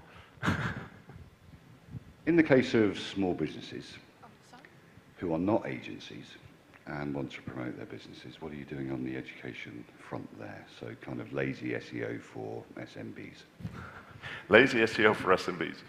I think the same still applies. I mean, we have Yoast SEO Academy, obviously. I think the agency program, even for SMBs, is very, very interesting, to be honest, to just help them out, because the price we're offering it, you can't really hire another person to do it. So I think that would definitely be a big part of it, and the Yoast SEO Academy is part of that as well. But if you just want to learn about stuff, we have Yoast SEO Academy that's included in Premium, or the other way around, whichever you like. So yeah, I mean, we have a lot of resources and online, and a lot of stuff that you can learn from, and then we have a lot of services we can offer you to keep growing and learning. And if you're lazy, we don't do like a lot of the implementation. We can definitely help you out in some way, Arnie. That'll be fine. We can work something out. I think I'm okay. Any other questions? Here. Where's here? Yeah. So my question is how we actually managing the expectation from our customer, because they are not really familiar with SEO, SEM. Then they expect an instant result when they're creating website. They want to see improvement for their sales, for their business instantly. So how do we deal with this expectation professionally? I'm just curious of this. Yeah, that's a good question. We don't. Yoast is not really an agency, so I'm not exactly an expert on that, in that regard. But what I think does help is basically at least trying to explain what you're doing, right? And that it takes a long while for those things to actually happen. There's a couple of blog posts about that actually on Yoast.com as well. I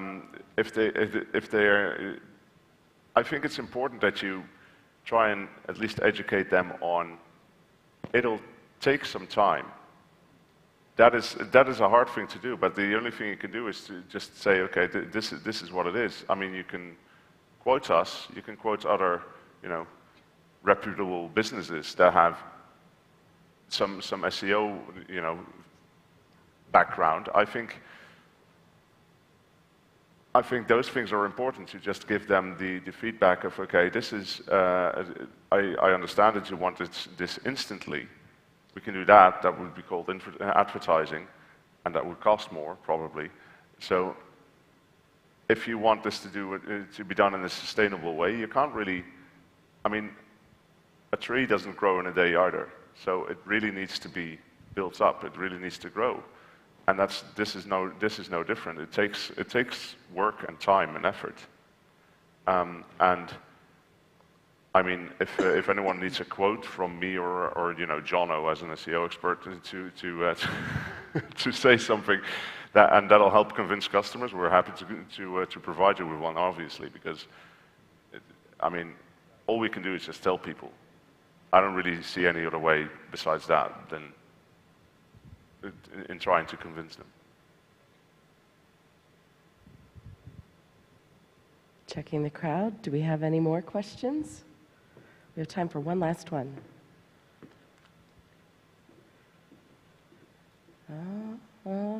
Okay, thank you very much, Thijs. Seeing no questions, let's give a big round of applause for Thijs.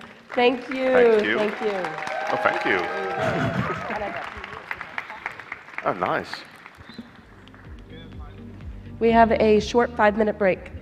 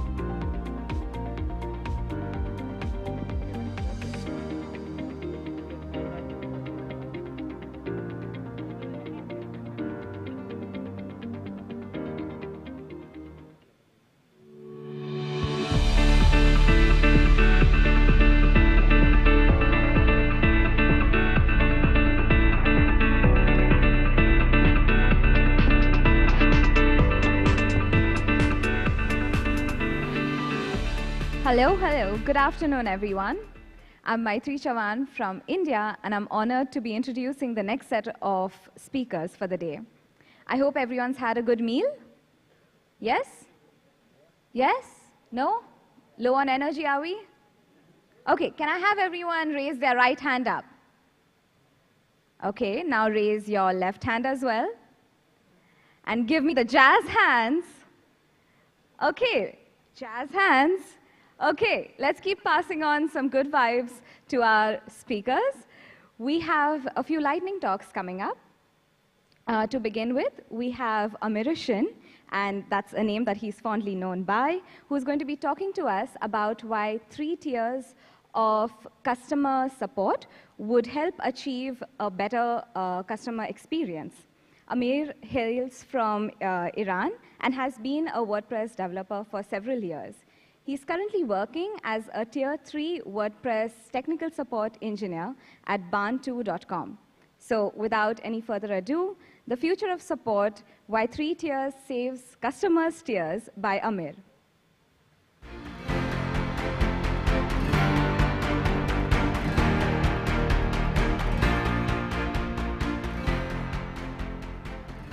Hi, thank you all for being here. My name is Amir. I'm a WordPress enthusiast with development background who is currently working as a technical Tier 3 support engineer at Barn2 Plugins. We create high-quality WordPress and WooCommerce plugins, and we have some well-known products like Document Library Pro and WooCommerce Product Table. So the other day, a customer sent us a ticket saying that after installing one of our plugins, his website has been down. He can access his visual editor, and he can add or edit products on his website. So he has an online e-commerce website, he has our plugin, but it's useless for him, so he can't use it. At a normal situation, we would refer this to the development team and would wait for a response.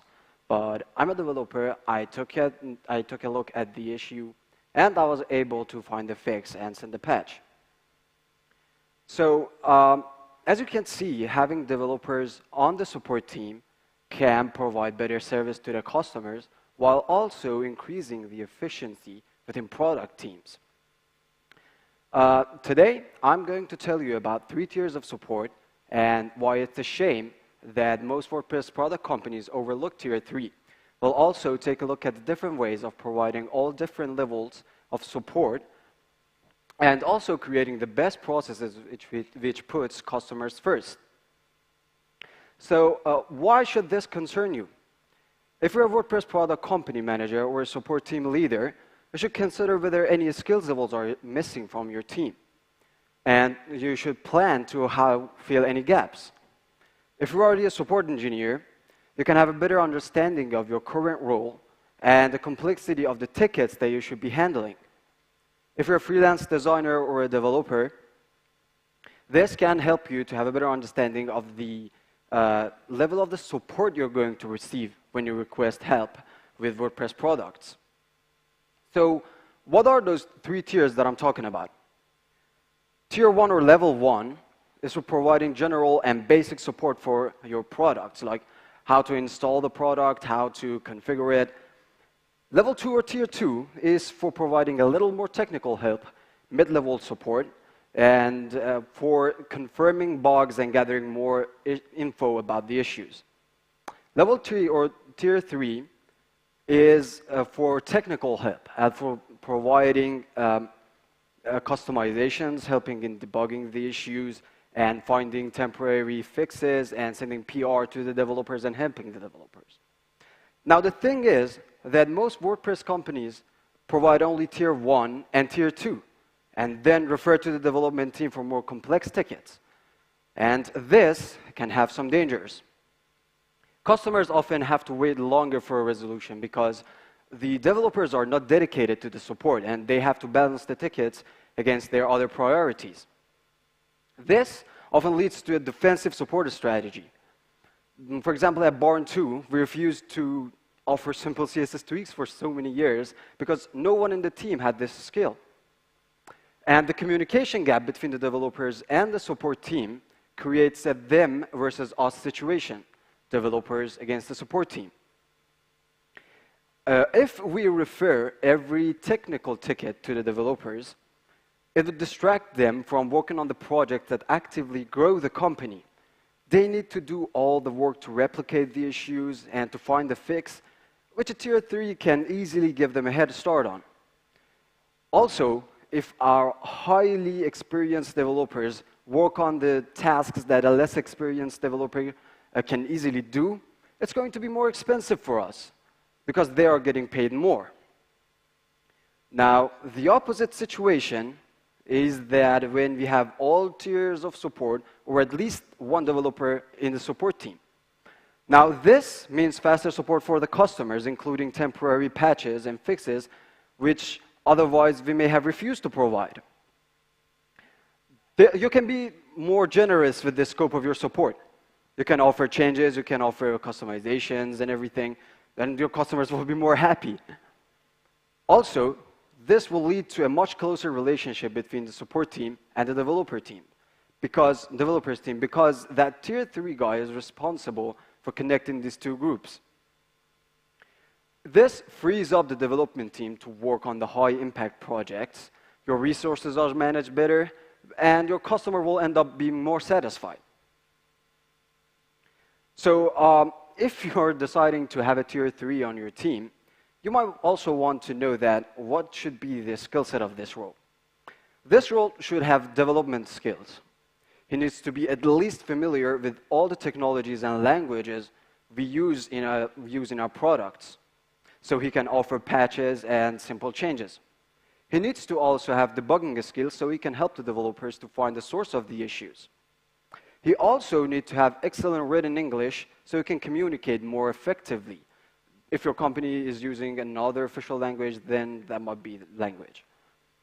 He also needs to have good communication skills so he can manage both the customers and the developers better. Now, if you now decided to have a Tier 3 on your team and you're trying to build a team with all 3 tiers, there are some tips to manage that team better. First of all, you should keep each ticket on the lowest tier possible. When a new ticket arrives, for business reasons, it's more efficient for the least experienced person on the team to handle simpler tickets. For example, if you have a refund request, we can easily assign that to the level 1 because it would be less expensive for us. Also, our team should be flexible. Despite the previous facts, if it's obvious that a ticket is more advanced and more technical, we should straightly assign it to the level 2 or level 3. This would avoid bouncing customers between multiple people.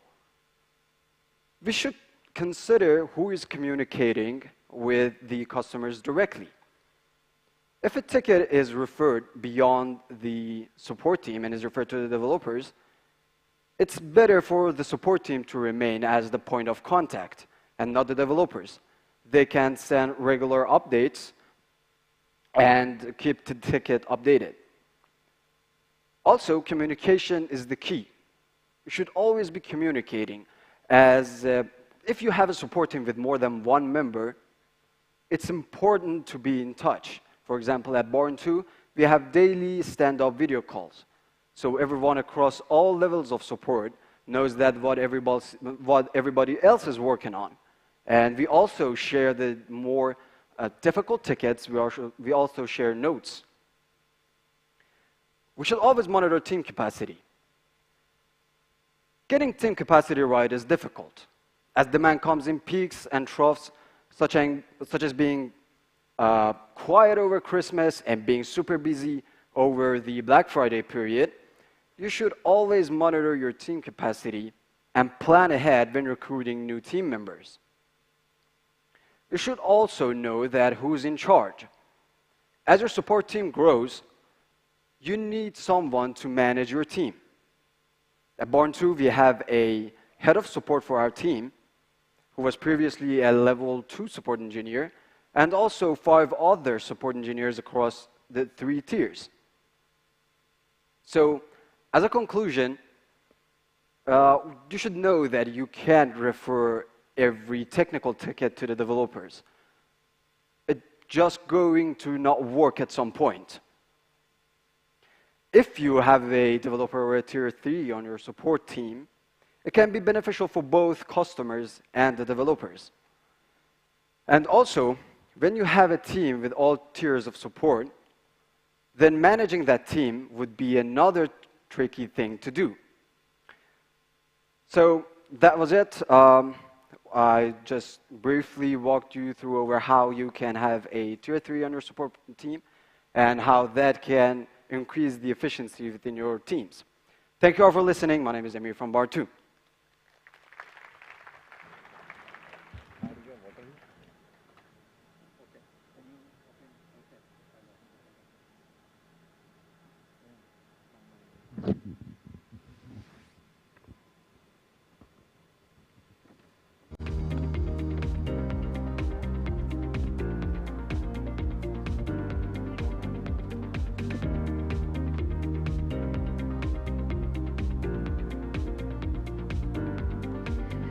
Amirshan, thank you so much for your wonderful talk. Sure. Here's a small token of appreciation. Thank you.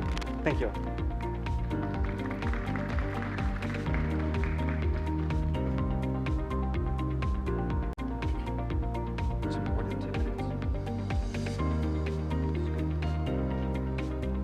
All right. We just give them a minute to set up the laptop for the next talk.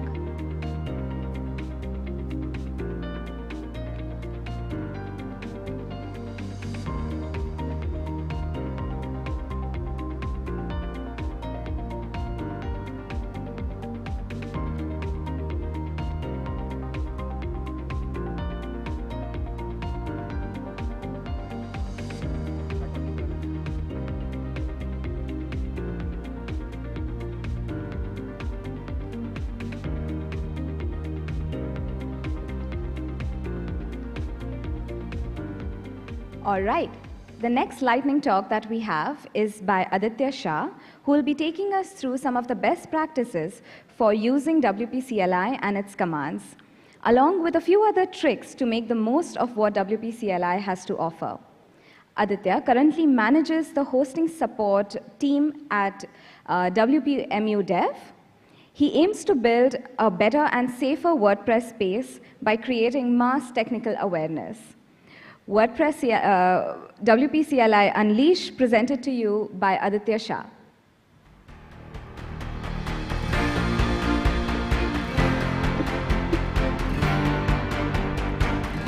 Thanks, Ayuk. Hey, guys. How are you all? Had lunch? That's nice. So,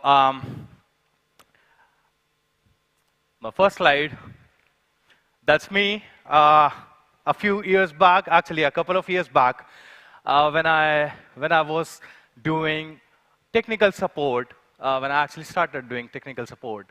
I definitely didn't use WP-CLI at that point. I even didn't know what WP-CLI is.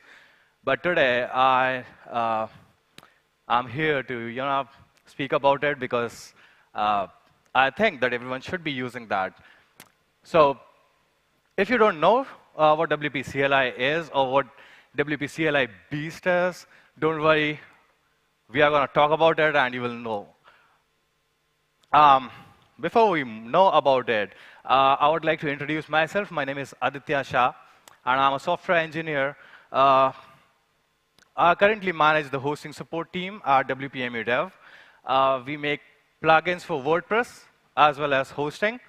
I'm also the founder, or you can say the meetup organizer for WordPress Bhopal community. And I'm working with WordPress for more than 10 years now. That's all about me. So we can just proceed with WP-CLI because we have got a limited time, right? So some questions like what WP-CLI is, why WP-CLI, who this is for, who can use it, and what would you need to use WP-CLI. Let's start then. So what is WP-CLI? It's a command line tool to to use WordPress by utilizing the command line or the terminal that you have in your laptop or your computers, right? For example, like you want to bulk update a lot of posts, so you can just write a simple command, and you can update all of the posts. Or you want to install plugins, you can just write a single command, and the plugin will be installed for you. So we'll see what, how, why, and everything. So why WP CLI? First reason is when you want to migrate a site, you can make good utilization of WP CLI. Like there are a couple of things. For example, like when you want to migrate a site, you want to transfer all of the files, then you want to transfer the database. So WP CLI makes it very easy because like you have got like the SSH access normally, and you can just zip the files and export the database and like transfer it directly, right? So when it comes to transferring files and database, you can like do it without WP CLI as well. But then it's tough because you need to learn a lot of Linux things. For example, MySQL and then different things, right? So when it comes to WP CLI, you can use a simple command like wp-db export, which will export the database for you. And then you can zip the files and just transfer it somewhere like with a wget and like install it with wp-db import. So that's how you can just quickly migrate a site, right? Second reason is performing fewer steps. Like for example, when we were talking about migration, when we used to migrate a site previously, we have to use a file manager or like a SSH for zipping the files. And then we had to go to phpMyAdmin to export the database. And then we had to transfer and import, like going to different steps to open those applications. But when it comes to WP CLI, you can just do like 3 commands and like you are done. So it takes fewer steps. I'll also give some more examples of how it takes fewer steps. Next one is it actually gives better control of what you can do. We can talk about it again later on. Then it comes to background jobs. So for example, you wanna do some sort of activity. For example, you want to compress images on your website. It actually requires you to go to the UI and then turn on the optimizations, and you have to stick to that page or something like that. But when it comes to WP CLI, you can just run a command in screen and then forget about it. And it will just run in the background and that's done, right? So next thing, who this is for? What are you guys? Some might be developers, some might be engineers, some might be support engineers, some might be server administrators, or you might be a site administrator, you just have a single site, right? So when it comes to support engineers, it reduces number of steps. For example, again, like a customer comes to you, ask, like, can you export the database for me? Instead of asking them for access of their hosting site or like then navigating, because like every host is a different host, right? So you have to search for that specific setting where how you can open phpMyAdmin or how you can establish connection to access their database. You can just ask for SSH access, go to their, like log into SSH and run a wp-db export, and that's it. So that's how support engineers do things. Then it comes to server administrators. So it is helpful because you can perform a lot of activities. For example, you have got a website where it is infected with malwares, and you want to do multiple steps, like you want to replace the WordPress core, you want to replace all of the files that are plugins. You want to replace all of the themes. You want to replace, or you want to like delete all of the extra files that might be there. So what you can do is you can make a bash script, and you write all of the commands there in the bash script, and run that bash script. So it will do automatically, or it will automatically do all of the things for you. So that's how things are done by server administrators, because like they know bash. But like server site administrator or like normal people don't know that. So yeah, that's how they can be benefited from it. Next is site administrators. Like I have got single site. What I can do about it? Like how can WP CLI benefit me? So anyone remembers, you might have forgotten your WP admin username and password? Yep. So, or maybe just password or anything. So what you can do is SSH into the server, run a simple command like WP user list. It will list down all of the users. So that way you know who is the administrator, who is the editor. So you remember, like, this is my username.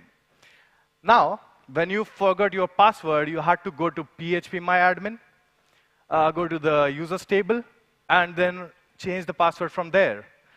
So instead of learning all of these steps, you can run a simple command, WP user update. Then you can give the parameters, like to change the new password, just specify the new password, and that's changed for you. And then you can just log in with that username and that password. So that's how you can be benefit out of this WP CLI. There are plenty of examples, but I don't think that we can really cover all of them here. So that's one. And I think that's that. No. So let's get started. Like when you say like you don't know or you want to start with WP CLI, you just have to install WP CLI on your server or your computer when you want to use it. So what it requires Unix-like environment, or Linux, or Windows, or whatever. And it requires WordPress, it requires PHP. Well, there are basically just single command that you can find on the wpcli.org. Just one single wget command, and as soon as you copy and paste that command in your command line, it will just get installed. That's that. You don't need to do anything else. It's that easy. Now, talking about how to run commands, like I have installed the WP CLI now what? So every WP CLI command starts with WP as the keyword. Then the command comes. For example, I said WP user list. So WP is WP CLI. And then the command user is the command. Then there is subcommand. So I said WP user list. So I want to list all of the users. So command is the user, and list is the subcommand. Now this should be listing all of the users, right? But then I might want to specify some more parameters to it. For example, I want to list down only the administrators. So what I'll do is WP user list -- type equals to administrator. So similarly, like this is how the commands work. Next one. So like I was telling you about parameters, and values. So parameters, when it comes to commands, subcommands, and parameters. So parameters are required. Then I said like -- thing. So when it comes to you want to know only the administrators or the editors, that is optional, like if you want to specify things or not. Then it comes to some parameters might require values. For example, if you want to change the password, then you might need to specify the password that I want this specific password. So that might be with value or without values.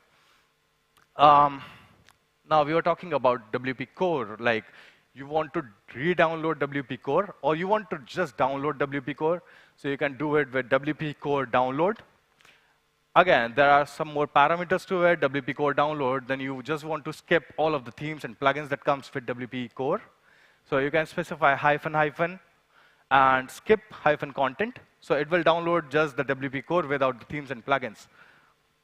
That's how the core commands work. Then it comes to database commands. Those might be WPDB export, like I said, and you can specify the database, like the export file name. Then similarly, we have the import command, WPDB import, and specify which file you have to import. So that's WPDB import and the file name. So it will just import the whole database. And then there's a tool called MySQL, right? So if you want to run any MySQL commands directly into the WP CLI, you can use WPDB CLI. It will open the MySQL console, and you can run the actual MySQL commands over there. Then there's a search and replace thing. Ever encountered thing like you want to change the domain of your site? So like, for example, my site was adityashah.com, and I want to change it to aditya.me. So what I'll do is I'll run a search and replace command. So WP, because WP, search-replace. OK. I'll just do it quickly. Can you give one moment? OK. So search replace is like just specify the original URL and the destination URL, like Aditya Shah and then aditya.me, and it will just do the search and replace for me. I guess we don't have time, so I'll just skip post media and create users for now. But I can talk about this and just quickly. So I was telling you about bash command. So we can write bash scripts to specify what all actions I need. Similarly, we can write these loops in bash. I can specify like how many times I want to iterate a single command, and then it can do things for me. Like for example, if you see this one, it will specify the site list. For example, if you have multi-site, you can specify all of the multi-site like sub-sites. For example, like I don't think that there's an example, but like if you have a multi-site and you have hundreds of sites, you can specify that this for loop, and it will list down all of the sub-site URLs. And the WP post list URL is this. Format count. So for example, I want to count all of the number of sub-sites, so it can just count the number of sub-sites, and it will just give the number. Questions? I don't think we have time, but if you have any questions, I will be outside and we can talk about it. And let's connect. I think, thank you. Aditya? Thank you, Aditya, for the wonderful talk. Here's a small token of appreciation. Thank you.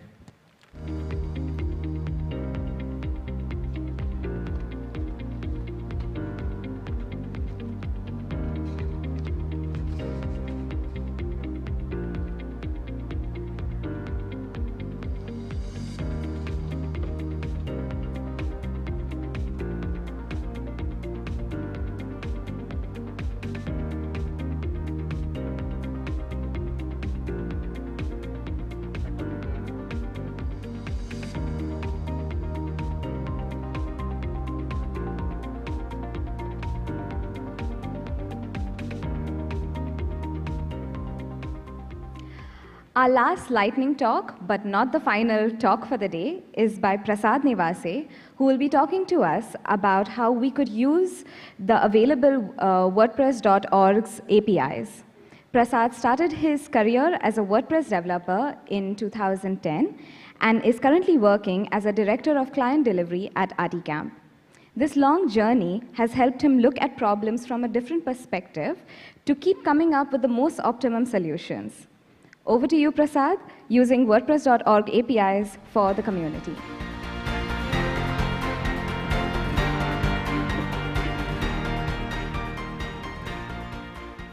Thanks, Maitri. Hello, everyone. My name is Prasad, and the topic of this lightning session is using WordPress.org APIs for community. So how many of you know already about WordPress.org APIs? Okay, these are different from the REST APIs, but yeah, quite few. Good. So this is what I'm going to cover. It is going to be a very quick session. Being a lightning session, it will be an overview of things instead of a deeper technical dive. So we will start with the story. The story is about you, I, and everyone who is using WordPress. Then what is WordPress.org APIs? Then I have a quick demo of a tool we built using WordPress.org APIs, which is a plugin compare tool. And lastly, some reference links, which you can refer to go more into detail about this.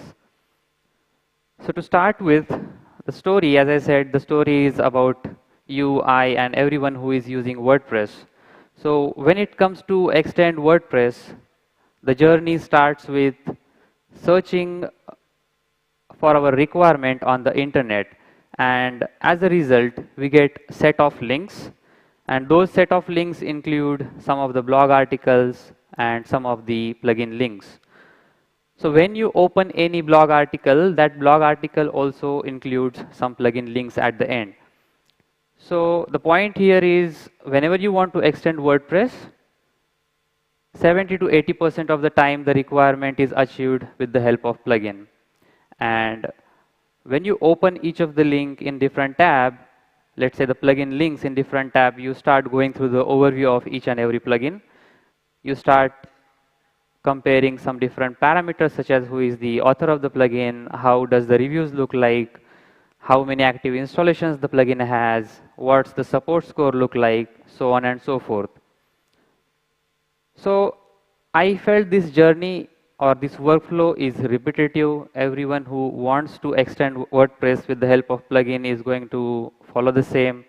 Search on the internet, compare multiple plugins by opening them in different tabs. He needs to switch in between the tabs to check which one is good over the other. And that's where we dived more into WordPress.org APIs. So these APIs are openly available to anyone and everyone. They provide information about WordPress, themes, plugins which are available on WordPress.org repository, translations and stats about WordPress. I have some examples in front of you, starting with the stats API. So as you can see on the screen, so this API provides you the data about the WordPress version and its usage. So this JSON feed may not make much sense, but when it is used to represent in a pie chart, it shows that 56.8% of users are using 6.1. Then there is this another example, which is version stability endpoint. It gives you all the data starting from WordPress version 1.0 to the latest version, and it also mentions which version is insecure, obsolete, or latest. So 1.0 being the oldest version is being listed as insecure, 6.1 will be the latest, which will be listed as latest version. Then this is the translations endpoint. So as the name says, this endpoint provides you the information about the languages in which the plugin, theme, or WordPress is available. You can go even one more level deeper, like you can get the languages supported for a specific version of WordPress or specific version of theme or specific version of the plugin. Then there is plugins endpoint, which gives you the information or the parameters or the data associated about each plugin which is available on the WordPress.org repository. So you get plugin name, title, slug, description, who is the author, what is the support score, and what are the active installations, and many more parameters. So similar to plugins, there is also themes endpoint, which provides the similar data.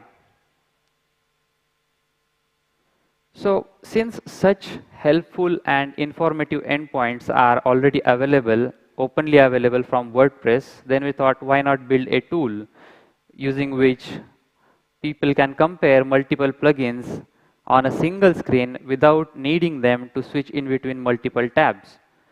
So we built a tool which is kind of a SaaS capability, but you don't need to sign up or sign in on this tool, and this is freely, openly available for anyone to use.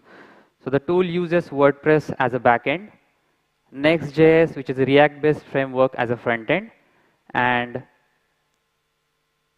Elasticsearch to power the faster search results.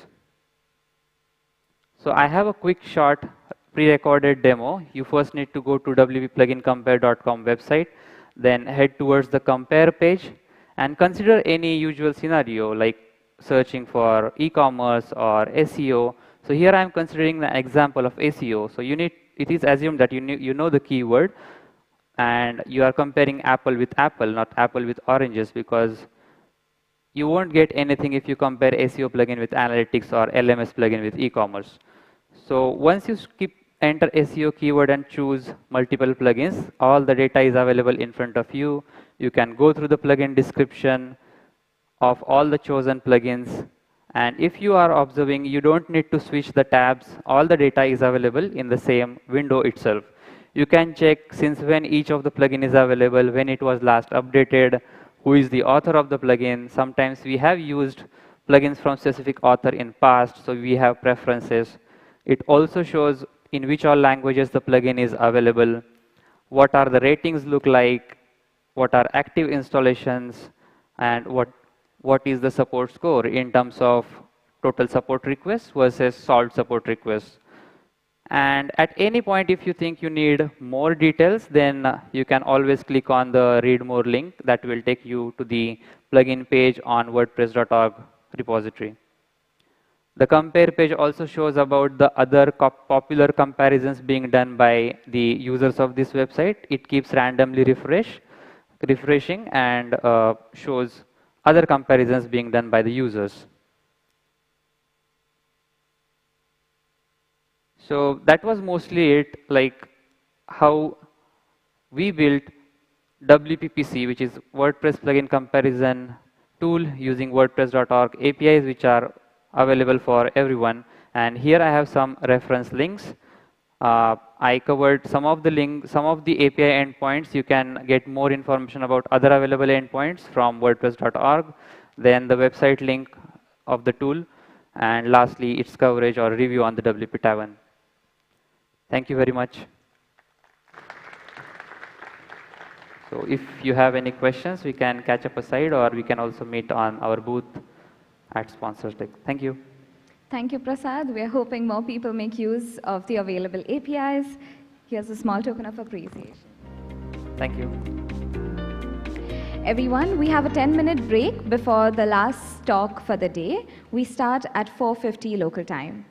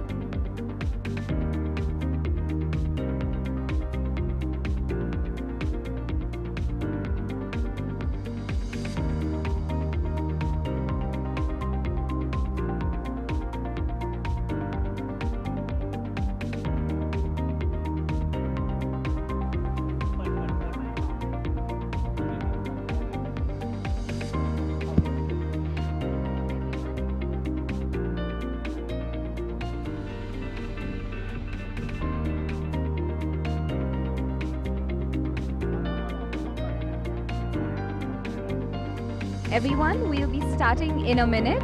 Please do take your seats.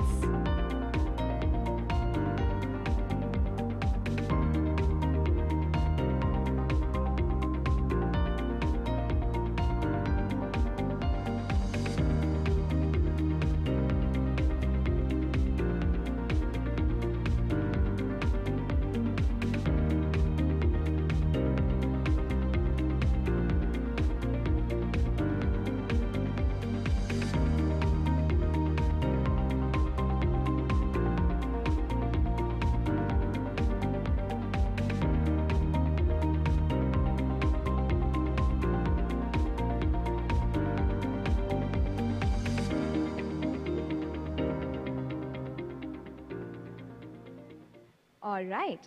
Our last talk for the day will be presented by Alberto Medina.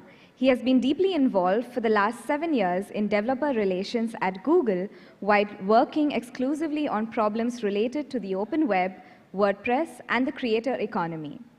Alberto's talk has to do with envisioning the future of the open web and the role we wanted to play in the future of the creator economy. We, as the open web community, have the power to collectively make choices that ensure a continued healthy and vibrant open web for many years to come. Let's find out what more we can do by why WordPress should care about the creator economy by Alberto. The floor is yours. Hello, hello. Hi, everybody. This is the best stage that I have ever spoken with, I think. So the title of this talk had 2 versions. One is the question version, and the other is the answer version. The title that is in the schedule is the question, like why WordPress should care about the creator economy. And the answer is that in the future of the creator economy, the open web is king, and WordPress is a key player in the open web. So that's the question that we're going to be analyzing today. I lead small developer relation teams at Google, and we work on projects that are at the intersection of the web platform and the creator economy. And these are my teammates, Weston Ruther and Pascal Birchler, that I'm sure that many of you know them because they are long-standing members of the WordPress community. In order to talk about anything about the creator economy, we need to understand some things about creators. And one way to go about it is to think about the concept of generations, right? And in an extended version of this talk, I'd like to dig deeper into that area, but because we don't have too much time, let's cut to the chase and say that there is one very important thing that we need to understand about content creators. Now, creator is a unique quality that sets us apart as human beings from other species, right? So we have an intrinsic desire to create, whether it being through music, to writing, to inventions, and so on. And we want to share those creations. We want to connect with other humans through them. So basically what this means is that there are always going to be new generations of content creators and consumers. Therefore, any content platform, including the open web, should evolve with time to meet the needs and desires of these new generations. Now, the open web has been a major driving force in shaping the landscape of the creator economy as we know it today. It has enabled creators to reach audiences, build their brand, monetize, and so on. However, there has been a lot of evolution technologically, and the emergence of these new generations of content creators and consumers have made the open web to face serious challenges that compromise its future and the role that it can play in the creator economy. So what I would like to achieve by the end of this talk, that was the second part, is for us to understand what these challenges are and see if we could align around a vision for the future of the web that would ensure that it plays a relevant role in the future of the creator economy. And we're going to do this by taking a look at 3 periods of innovation and economic growth in the era of the internet, okay, what I like to call it the internet revolution.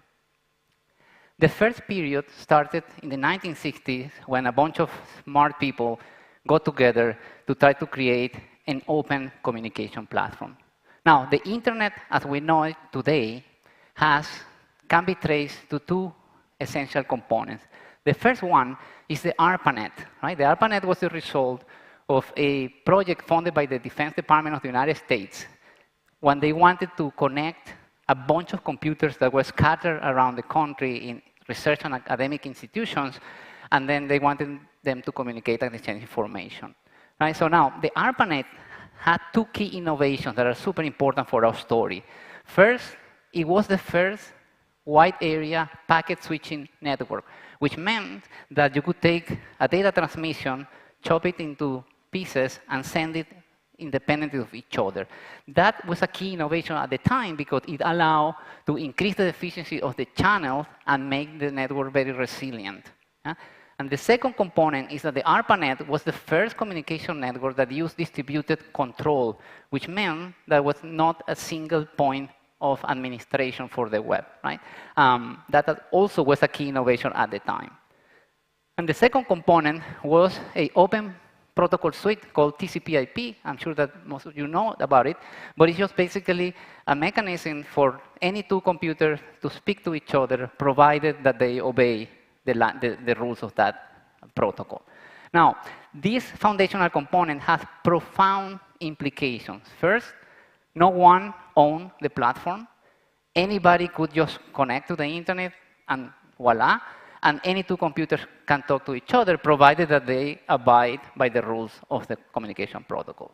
So this was the scenario there. We have an open communication platform, and then the next step was basically try to expand its capabilities and democratize access to it. So then internet service providers came, and they basically exploded the size of the internet by building subnetworks and interconnecting them through the internet backbone, allowing anybody, anywhere to communicate with somebody else, anywhere else.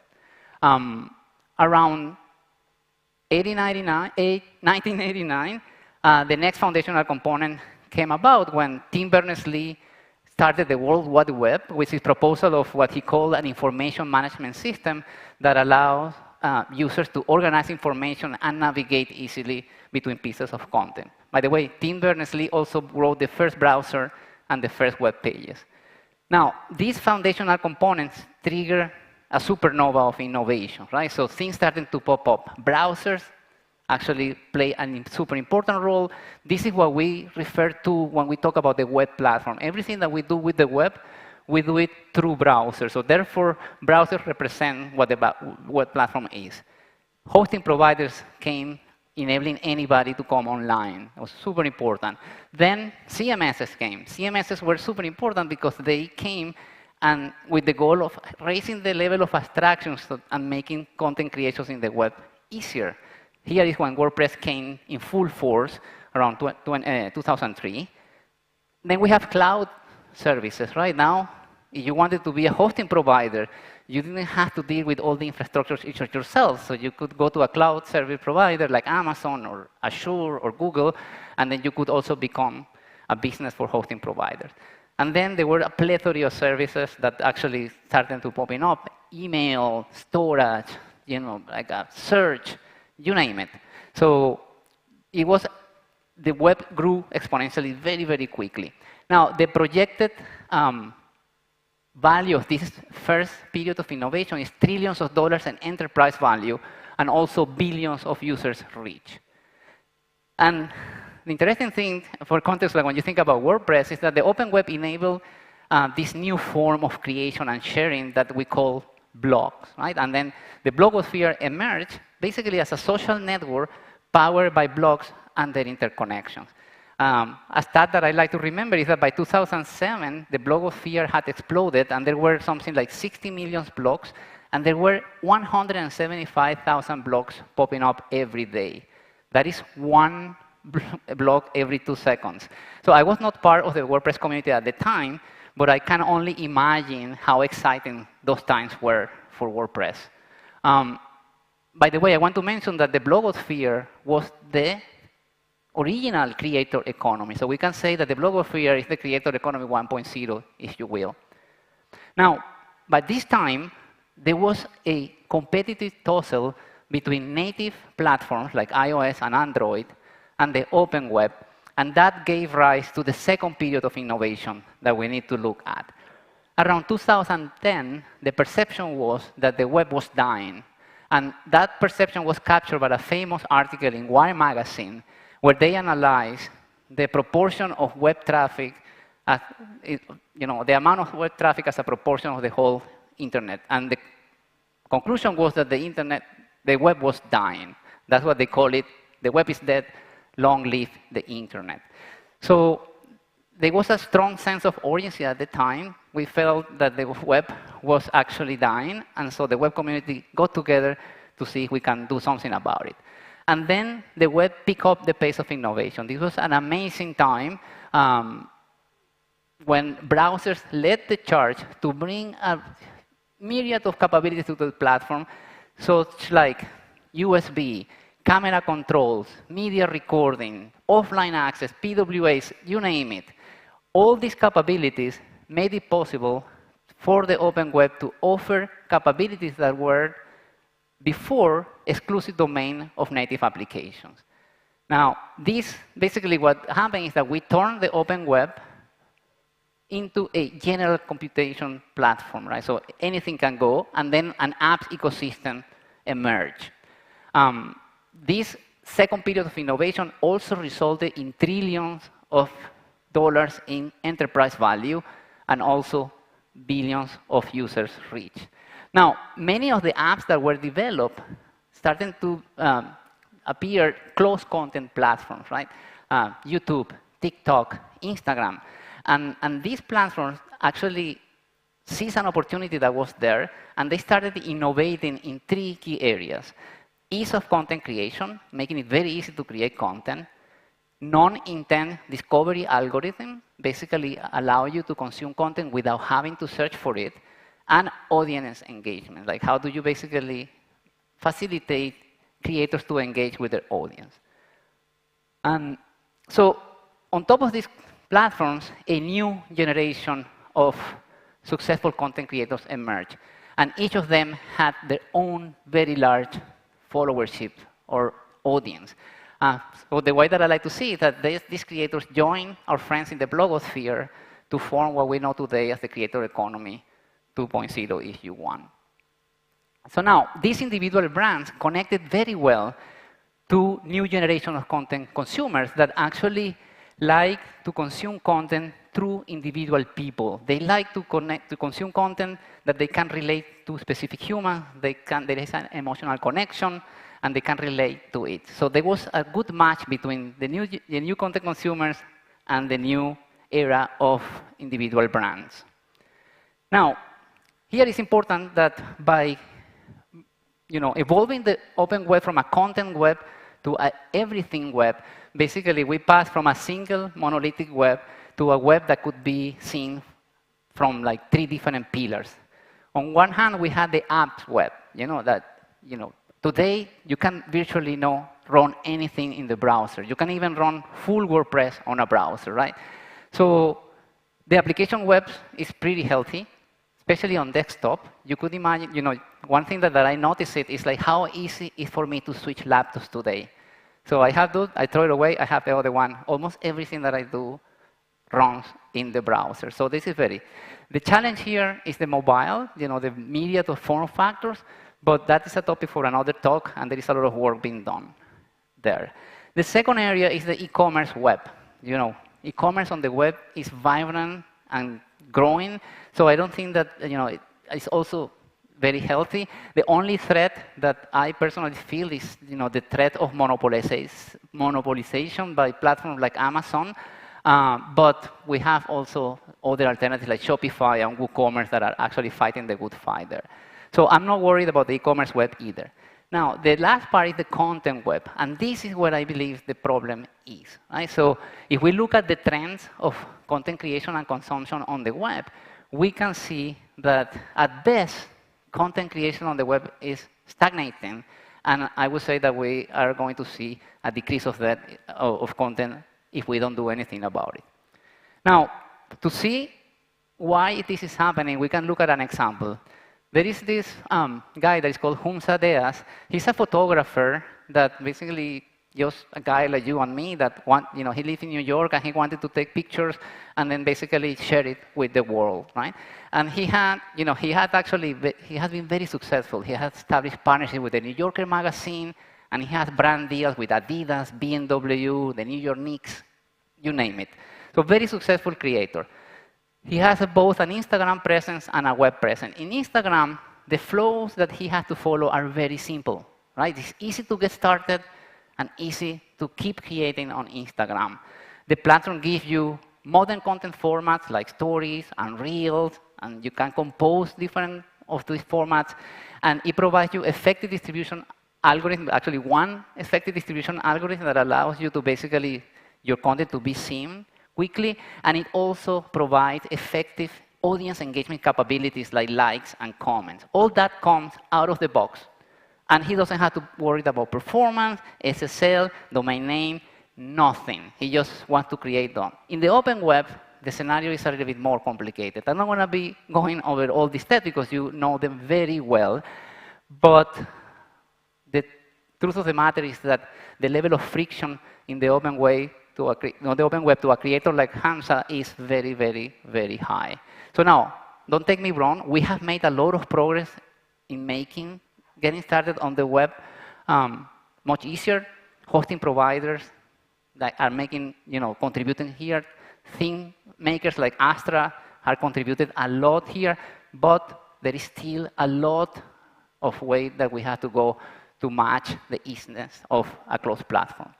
Now, creators like all of us, we are always going to choose the least friction path to anything that we do. And the level of friction on the web is so high that new generation of content creators have been flocking away from the open web. Now, this means that we are at a crossroads, right? So we know that the content web is in danger, and we have the choice of taking action to basically make sure that we address the challenges and move it to the future in the right way. Now, the timing for doing this is excellent because the creator economy is at an inflection point, and we are witnessing the emergence and the development of a third area of innovation in the creator economy. That is the period of creator-centric economic models. And essentially what has happened is two things. There has been a very, very interesting evolution of tracking technologies on the web, which has make it more difficult for brands to actually find audiences. And it's going to get more difficult because we want to protect the privacy of users, then brands are going to be screwed. At the same time, we have the emergence of these individual brands that have actually ownership of the audience. There are people that want to see them.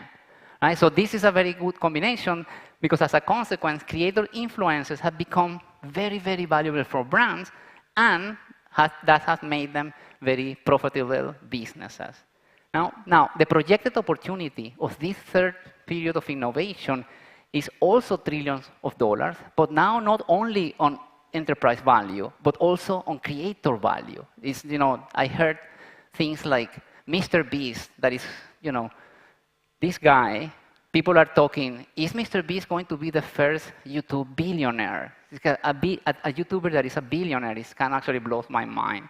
But it kind of tells you what the kind of revolution that we are in now. So basically, this power shift from platforms to creators, what is actually doing is that we want to move from platform-centric economic models to creator-centric economic models. In a platform-centric economic model, the platform owns the audience, the tooling, the distribution, the revenue mechanisms. In a creator-centric economic model, the creator owns the audience and has the ability to diversify the revenue streams, the tooling that they use, the distribution algorithm, and the revenue stream. So there are two very different worlds.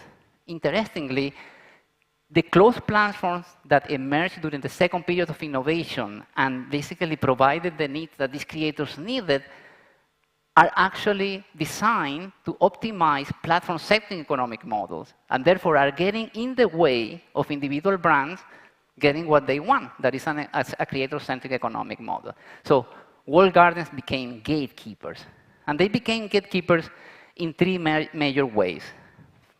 First is lack of ownership and control. So when publishing content on a walled garden platform, creators basically give control and ownership of that content to the platform. And that automatically limits the ability for the creator to reuse the content, to monetize it in different ways that he wants, and also access data about their audience. That is not possible in this closed platform. The second gatekeeping aspect of walled gardens is basically when you rely on a walled garden platform, you become vulnerable to a loss of audience. If the platform shuts down or the terms of services change, that could be very detrimental for you as a creator.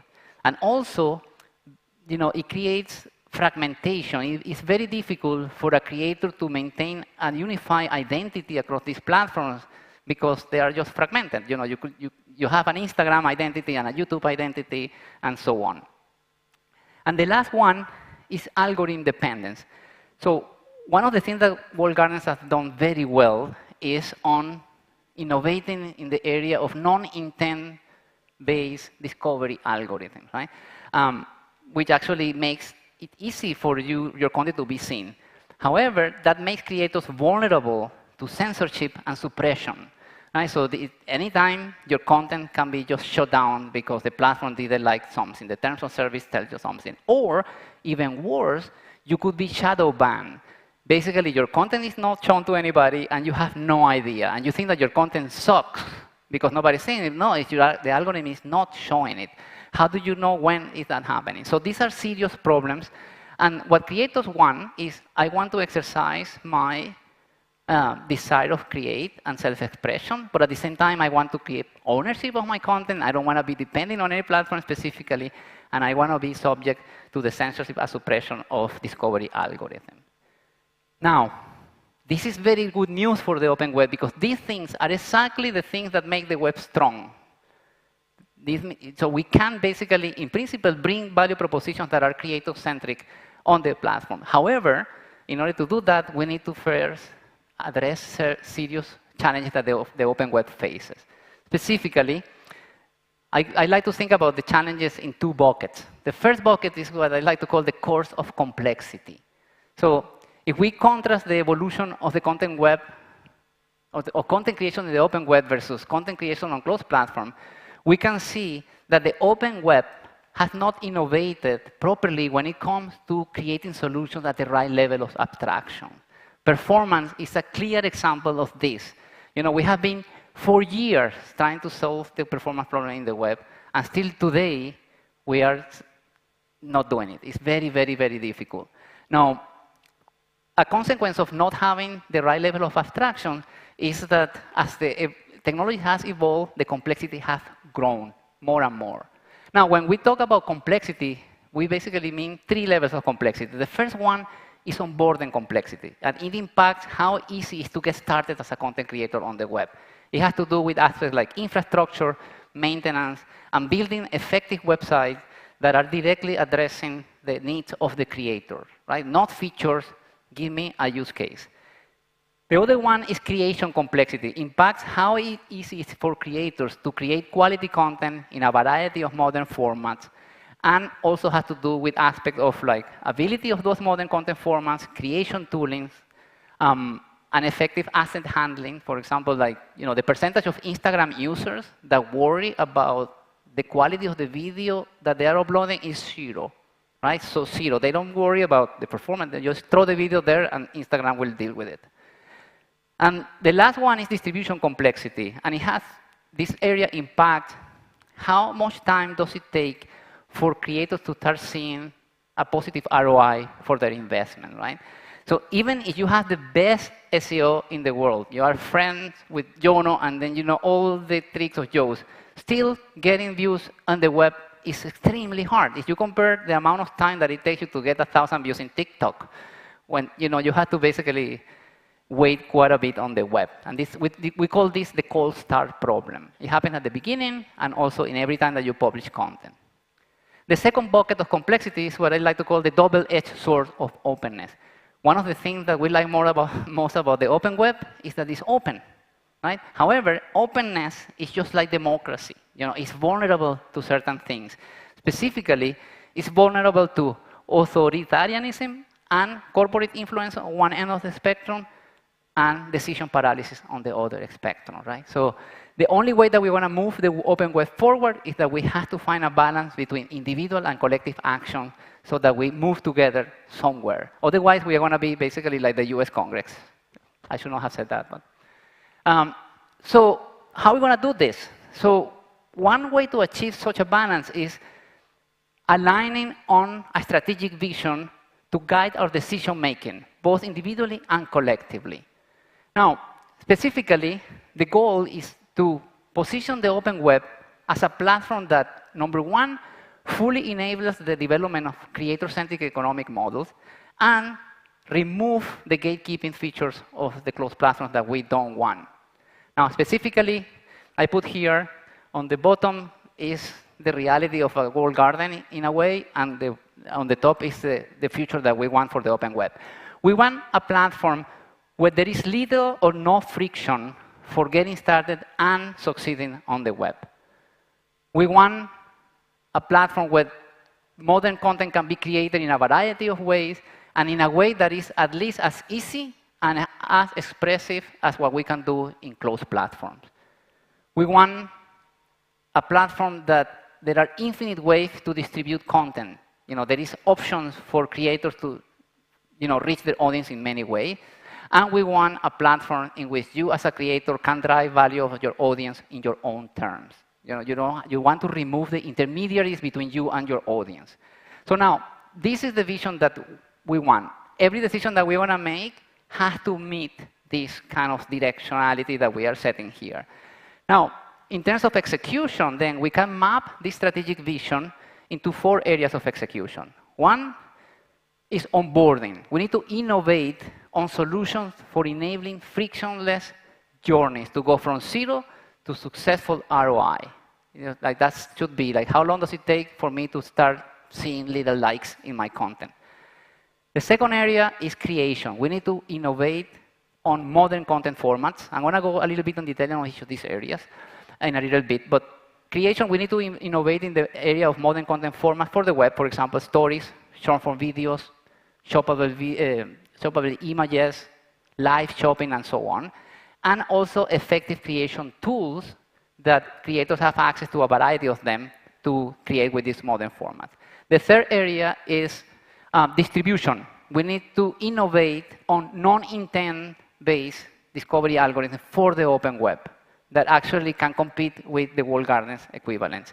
And finally, we need to innovate on mechanisms for enabling creators to directly engage with their audience and removing the boundaries between being a creator and being an online merchant. That actually is something that happens in the closed platform. Now, let's see a little bit some ideas about each of these areas. In the area of onboarding, there are 3 principles that actually we could follow to guide our decisions regarding where to invest. First, don't make creators think. We want to build onboarding solutions that remove all the complexity that creators don't need to know. SSL certificates, no way. Domain name systems, server sizes, QPS, none of that should be even close to a creator's radar. So we have gone, as I said before, a long way in this area, but there's plenty to do here. The second area is don't make creators wait. So we need to reduce the time that it takes for content in the web to be seen, engaged, and actually spread. That is a serious problem. That means that we need to improve search. If anybody from Google here listen to us, basically it takes, search the way that is built.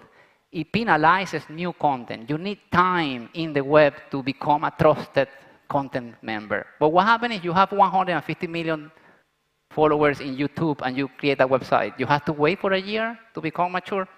That doesn't make sense.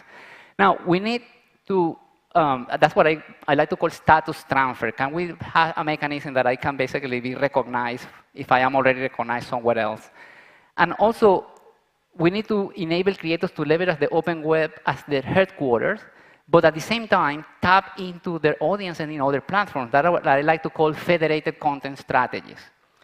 And the last guiding principle is don't ignore my goals.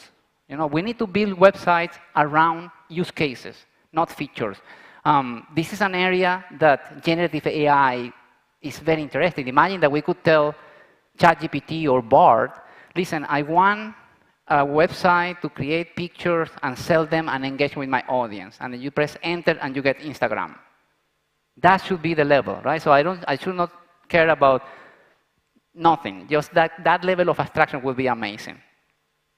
Now, in terms of content creation, there are basically 3 areas as well.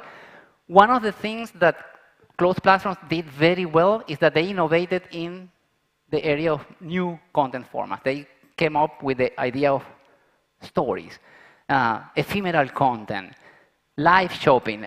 All these formats were innovated in this area. So in a way, the open web was out-innovated in each of these areas. You know, at Google, you know, I don't have too much time to go into this, but my team has been involved in the last 7, 8 years in this particular area. You know, we work on AMP, that is an example of a modern content format that it was very good in certain ways and it failed for other reasons. Web stories is another one.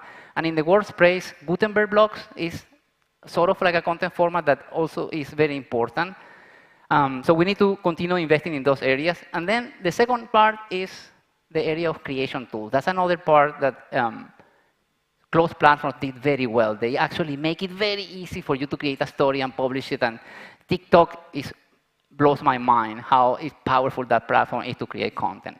Now, so in the open web, we need to double down here. The Gutenberg editor is a great place to actually expand and double down. And also editors like the Google Web Stories editor is another example. And the last thing that I would like to mention is in closed platform, it's very easy to go from being a content consumer to being a content creator. So you have Instagram and you have a little plus sign button there, and you say, oh, I have been consuming content, but I want to put a picture now, and then you press the plus button. Imagine that we had a plus button in the browser. So you are browsing, and then you click that button, and then you can publish something that goes to your website, that goes to Instagram. So that would be an amazing thing to do. So in the area of distribution, basically, the area of distribution has to do with enabling creators to be seen quickly and effectively. And for content consumers also to be able to get content without having to search for it. So that's what I call the difference between search, intent-based content consumption, and discover, non-intent content consumption. Now, although it isn't clear that you can search things on closed platforms, right? You can go to TikTok and search for things. And also there are discovery algorithms in the open web. However, it's fair to say that in terms of non-intent-based discovery, closed platforms are king, and in the area of search, the web is king. Now, if we want to make the web a platform where being seen is very easy, search-based is not enough. So we want basically to bring the open web to the upper right corner of the graph by developing discovery algorithms that actually can fulfill the promise that discovery algorithms in closed platforms bring. Now, in terms of ROI, I'm speeding up a little bit because I think that I'm going to be ejected from the stage. But in the ROI area is one of the strongest areas of the open web. I think that basically because of the success of the e-commerce web. So it's very solid, all the things that have to do with monetization. But there are 3 things that I would like to mention. One, enable diversification, right? So we need to enable creators to diversify their monetization approaches or their revenue streams. Actually, this is one weak point of closed platforms because monetization in closed platforms is not fair at all. But beyond the walls of these platforms, basically, creators have access to a plethora of payment solutions. They can get paid in many, many ways. So this is a very good, strong area for the open web. The second part is don't get in the way between the creator and the audience. In walled gardens, you cannot get data about your audience even if you want, in most of them. Now, but the web provides an open marketplace where we can actually get access to a variety of solutions like newsletters, tips, communities, discussion forums, you name that. All those things can be available for creators to engage with their audience.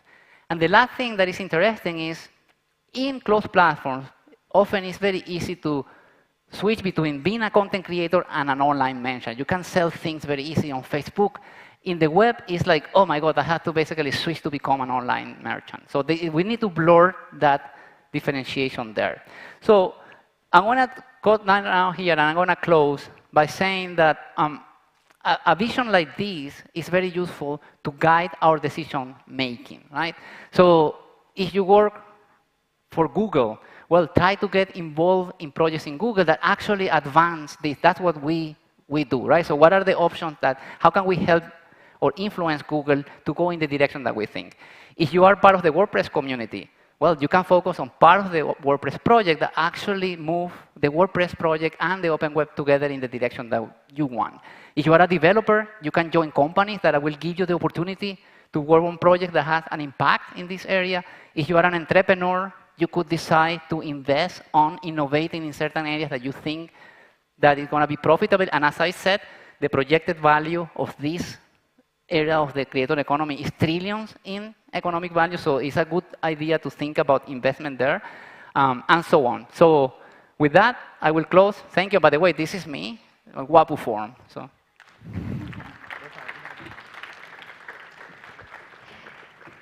Thank you so much, Alberto.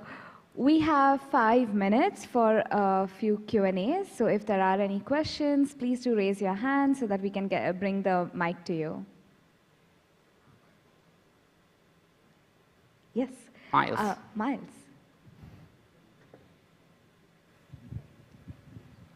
Thank you, Alberto. Once again, very great chat. One of the things that strikes me, like the Mr. Beast example, or anyone starting a YouTube channel, is they don't need to worry about the cost of something.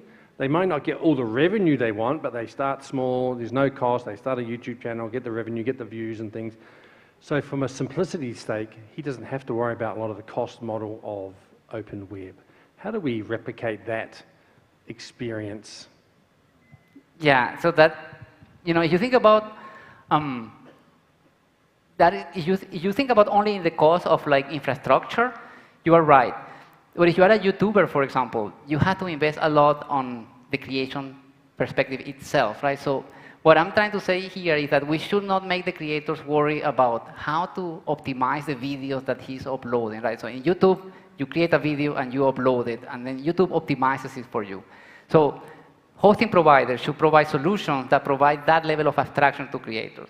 Now, creators want to pay for solutions. I'm not saying that we should give free solutions, right? But if the ROI for them is high, and you're saying, listen, with our platform, you're going to be able to achieve this level of easiness, and you're going to be able to monetize this, they're going to say, well, okay, I have to invest 10% of my revenue to have the platform that serves these purposes, and the platform then will have an incentive to do that. So I guess that the answer to your question, if I understand it correctly, is like, yes, there has to be an investment on the platform that provide those services, and creators will have to pay. But we need to do that while allowing creators to remain in control of their content, being able to access their audience. That's not what the audience is. The platforms do that because they take everything from you as a creator, right? So they own the audience, they aid the revenue, they aid the advertising. They say, sure, we're going to give you free hosting, but I'm going to take all your money. Any other question? Yes.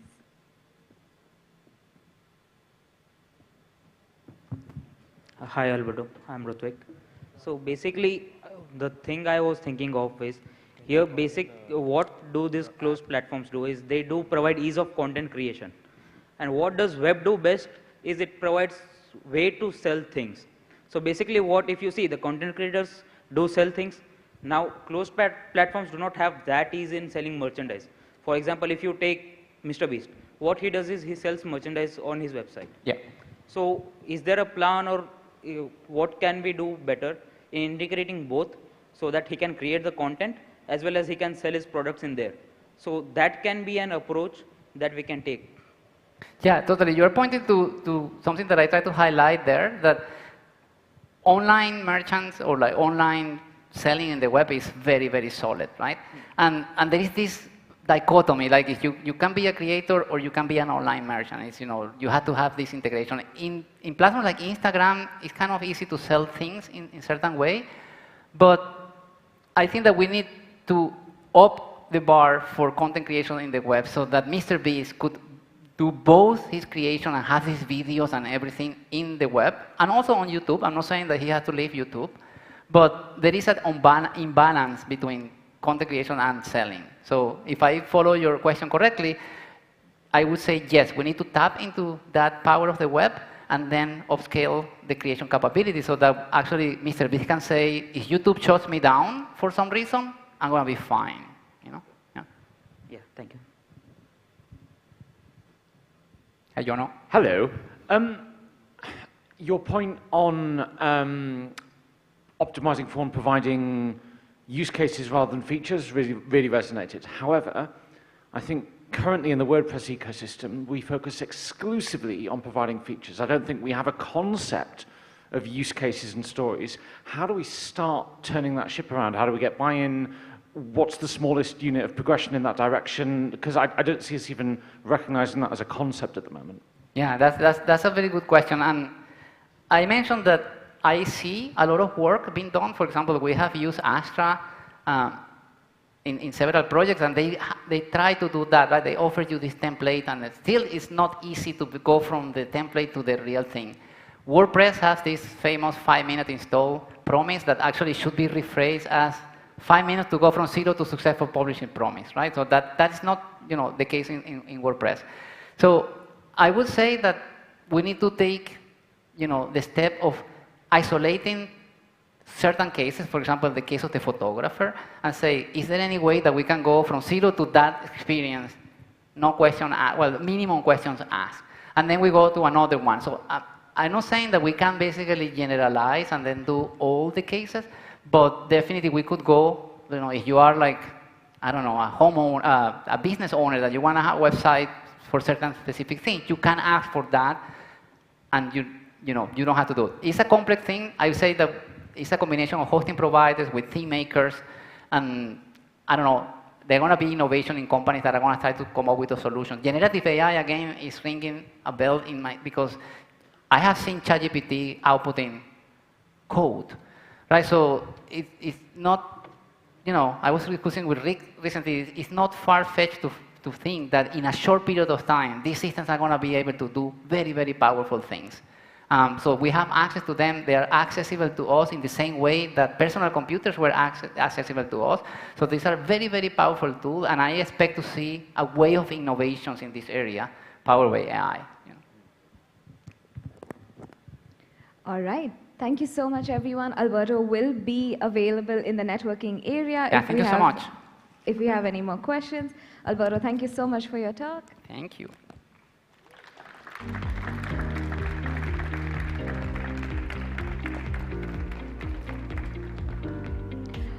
All right, everyone, that brings us to the end of day 2 of WordCamp Asia, and a few important updates that I would like to share with everyone before we disperse. Tomorrow we start at 9 a.m.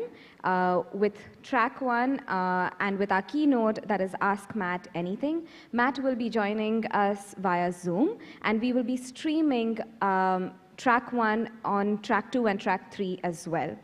Our official after party will be tomorrow night. So today you can explore some close-by areas of Bangkok or attend some of the side events that are happening.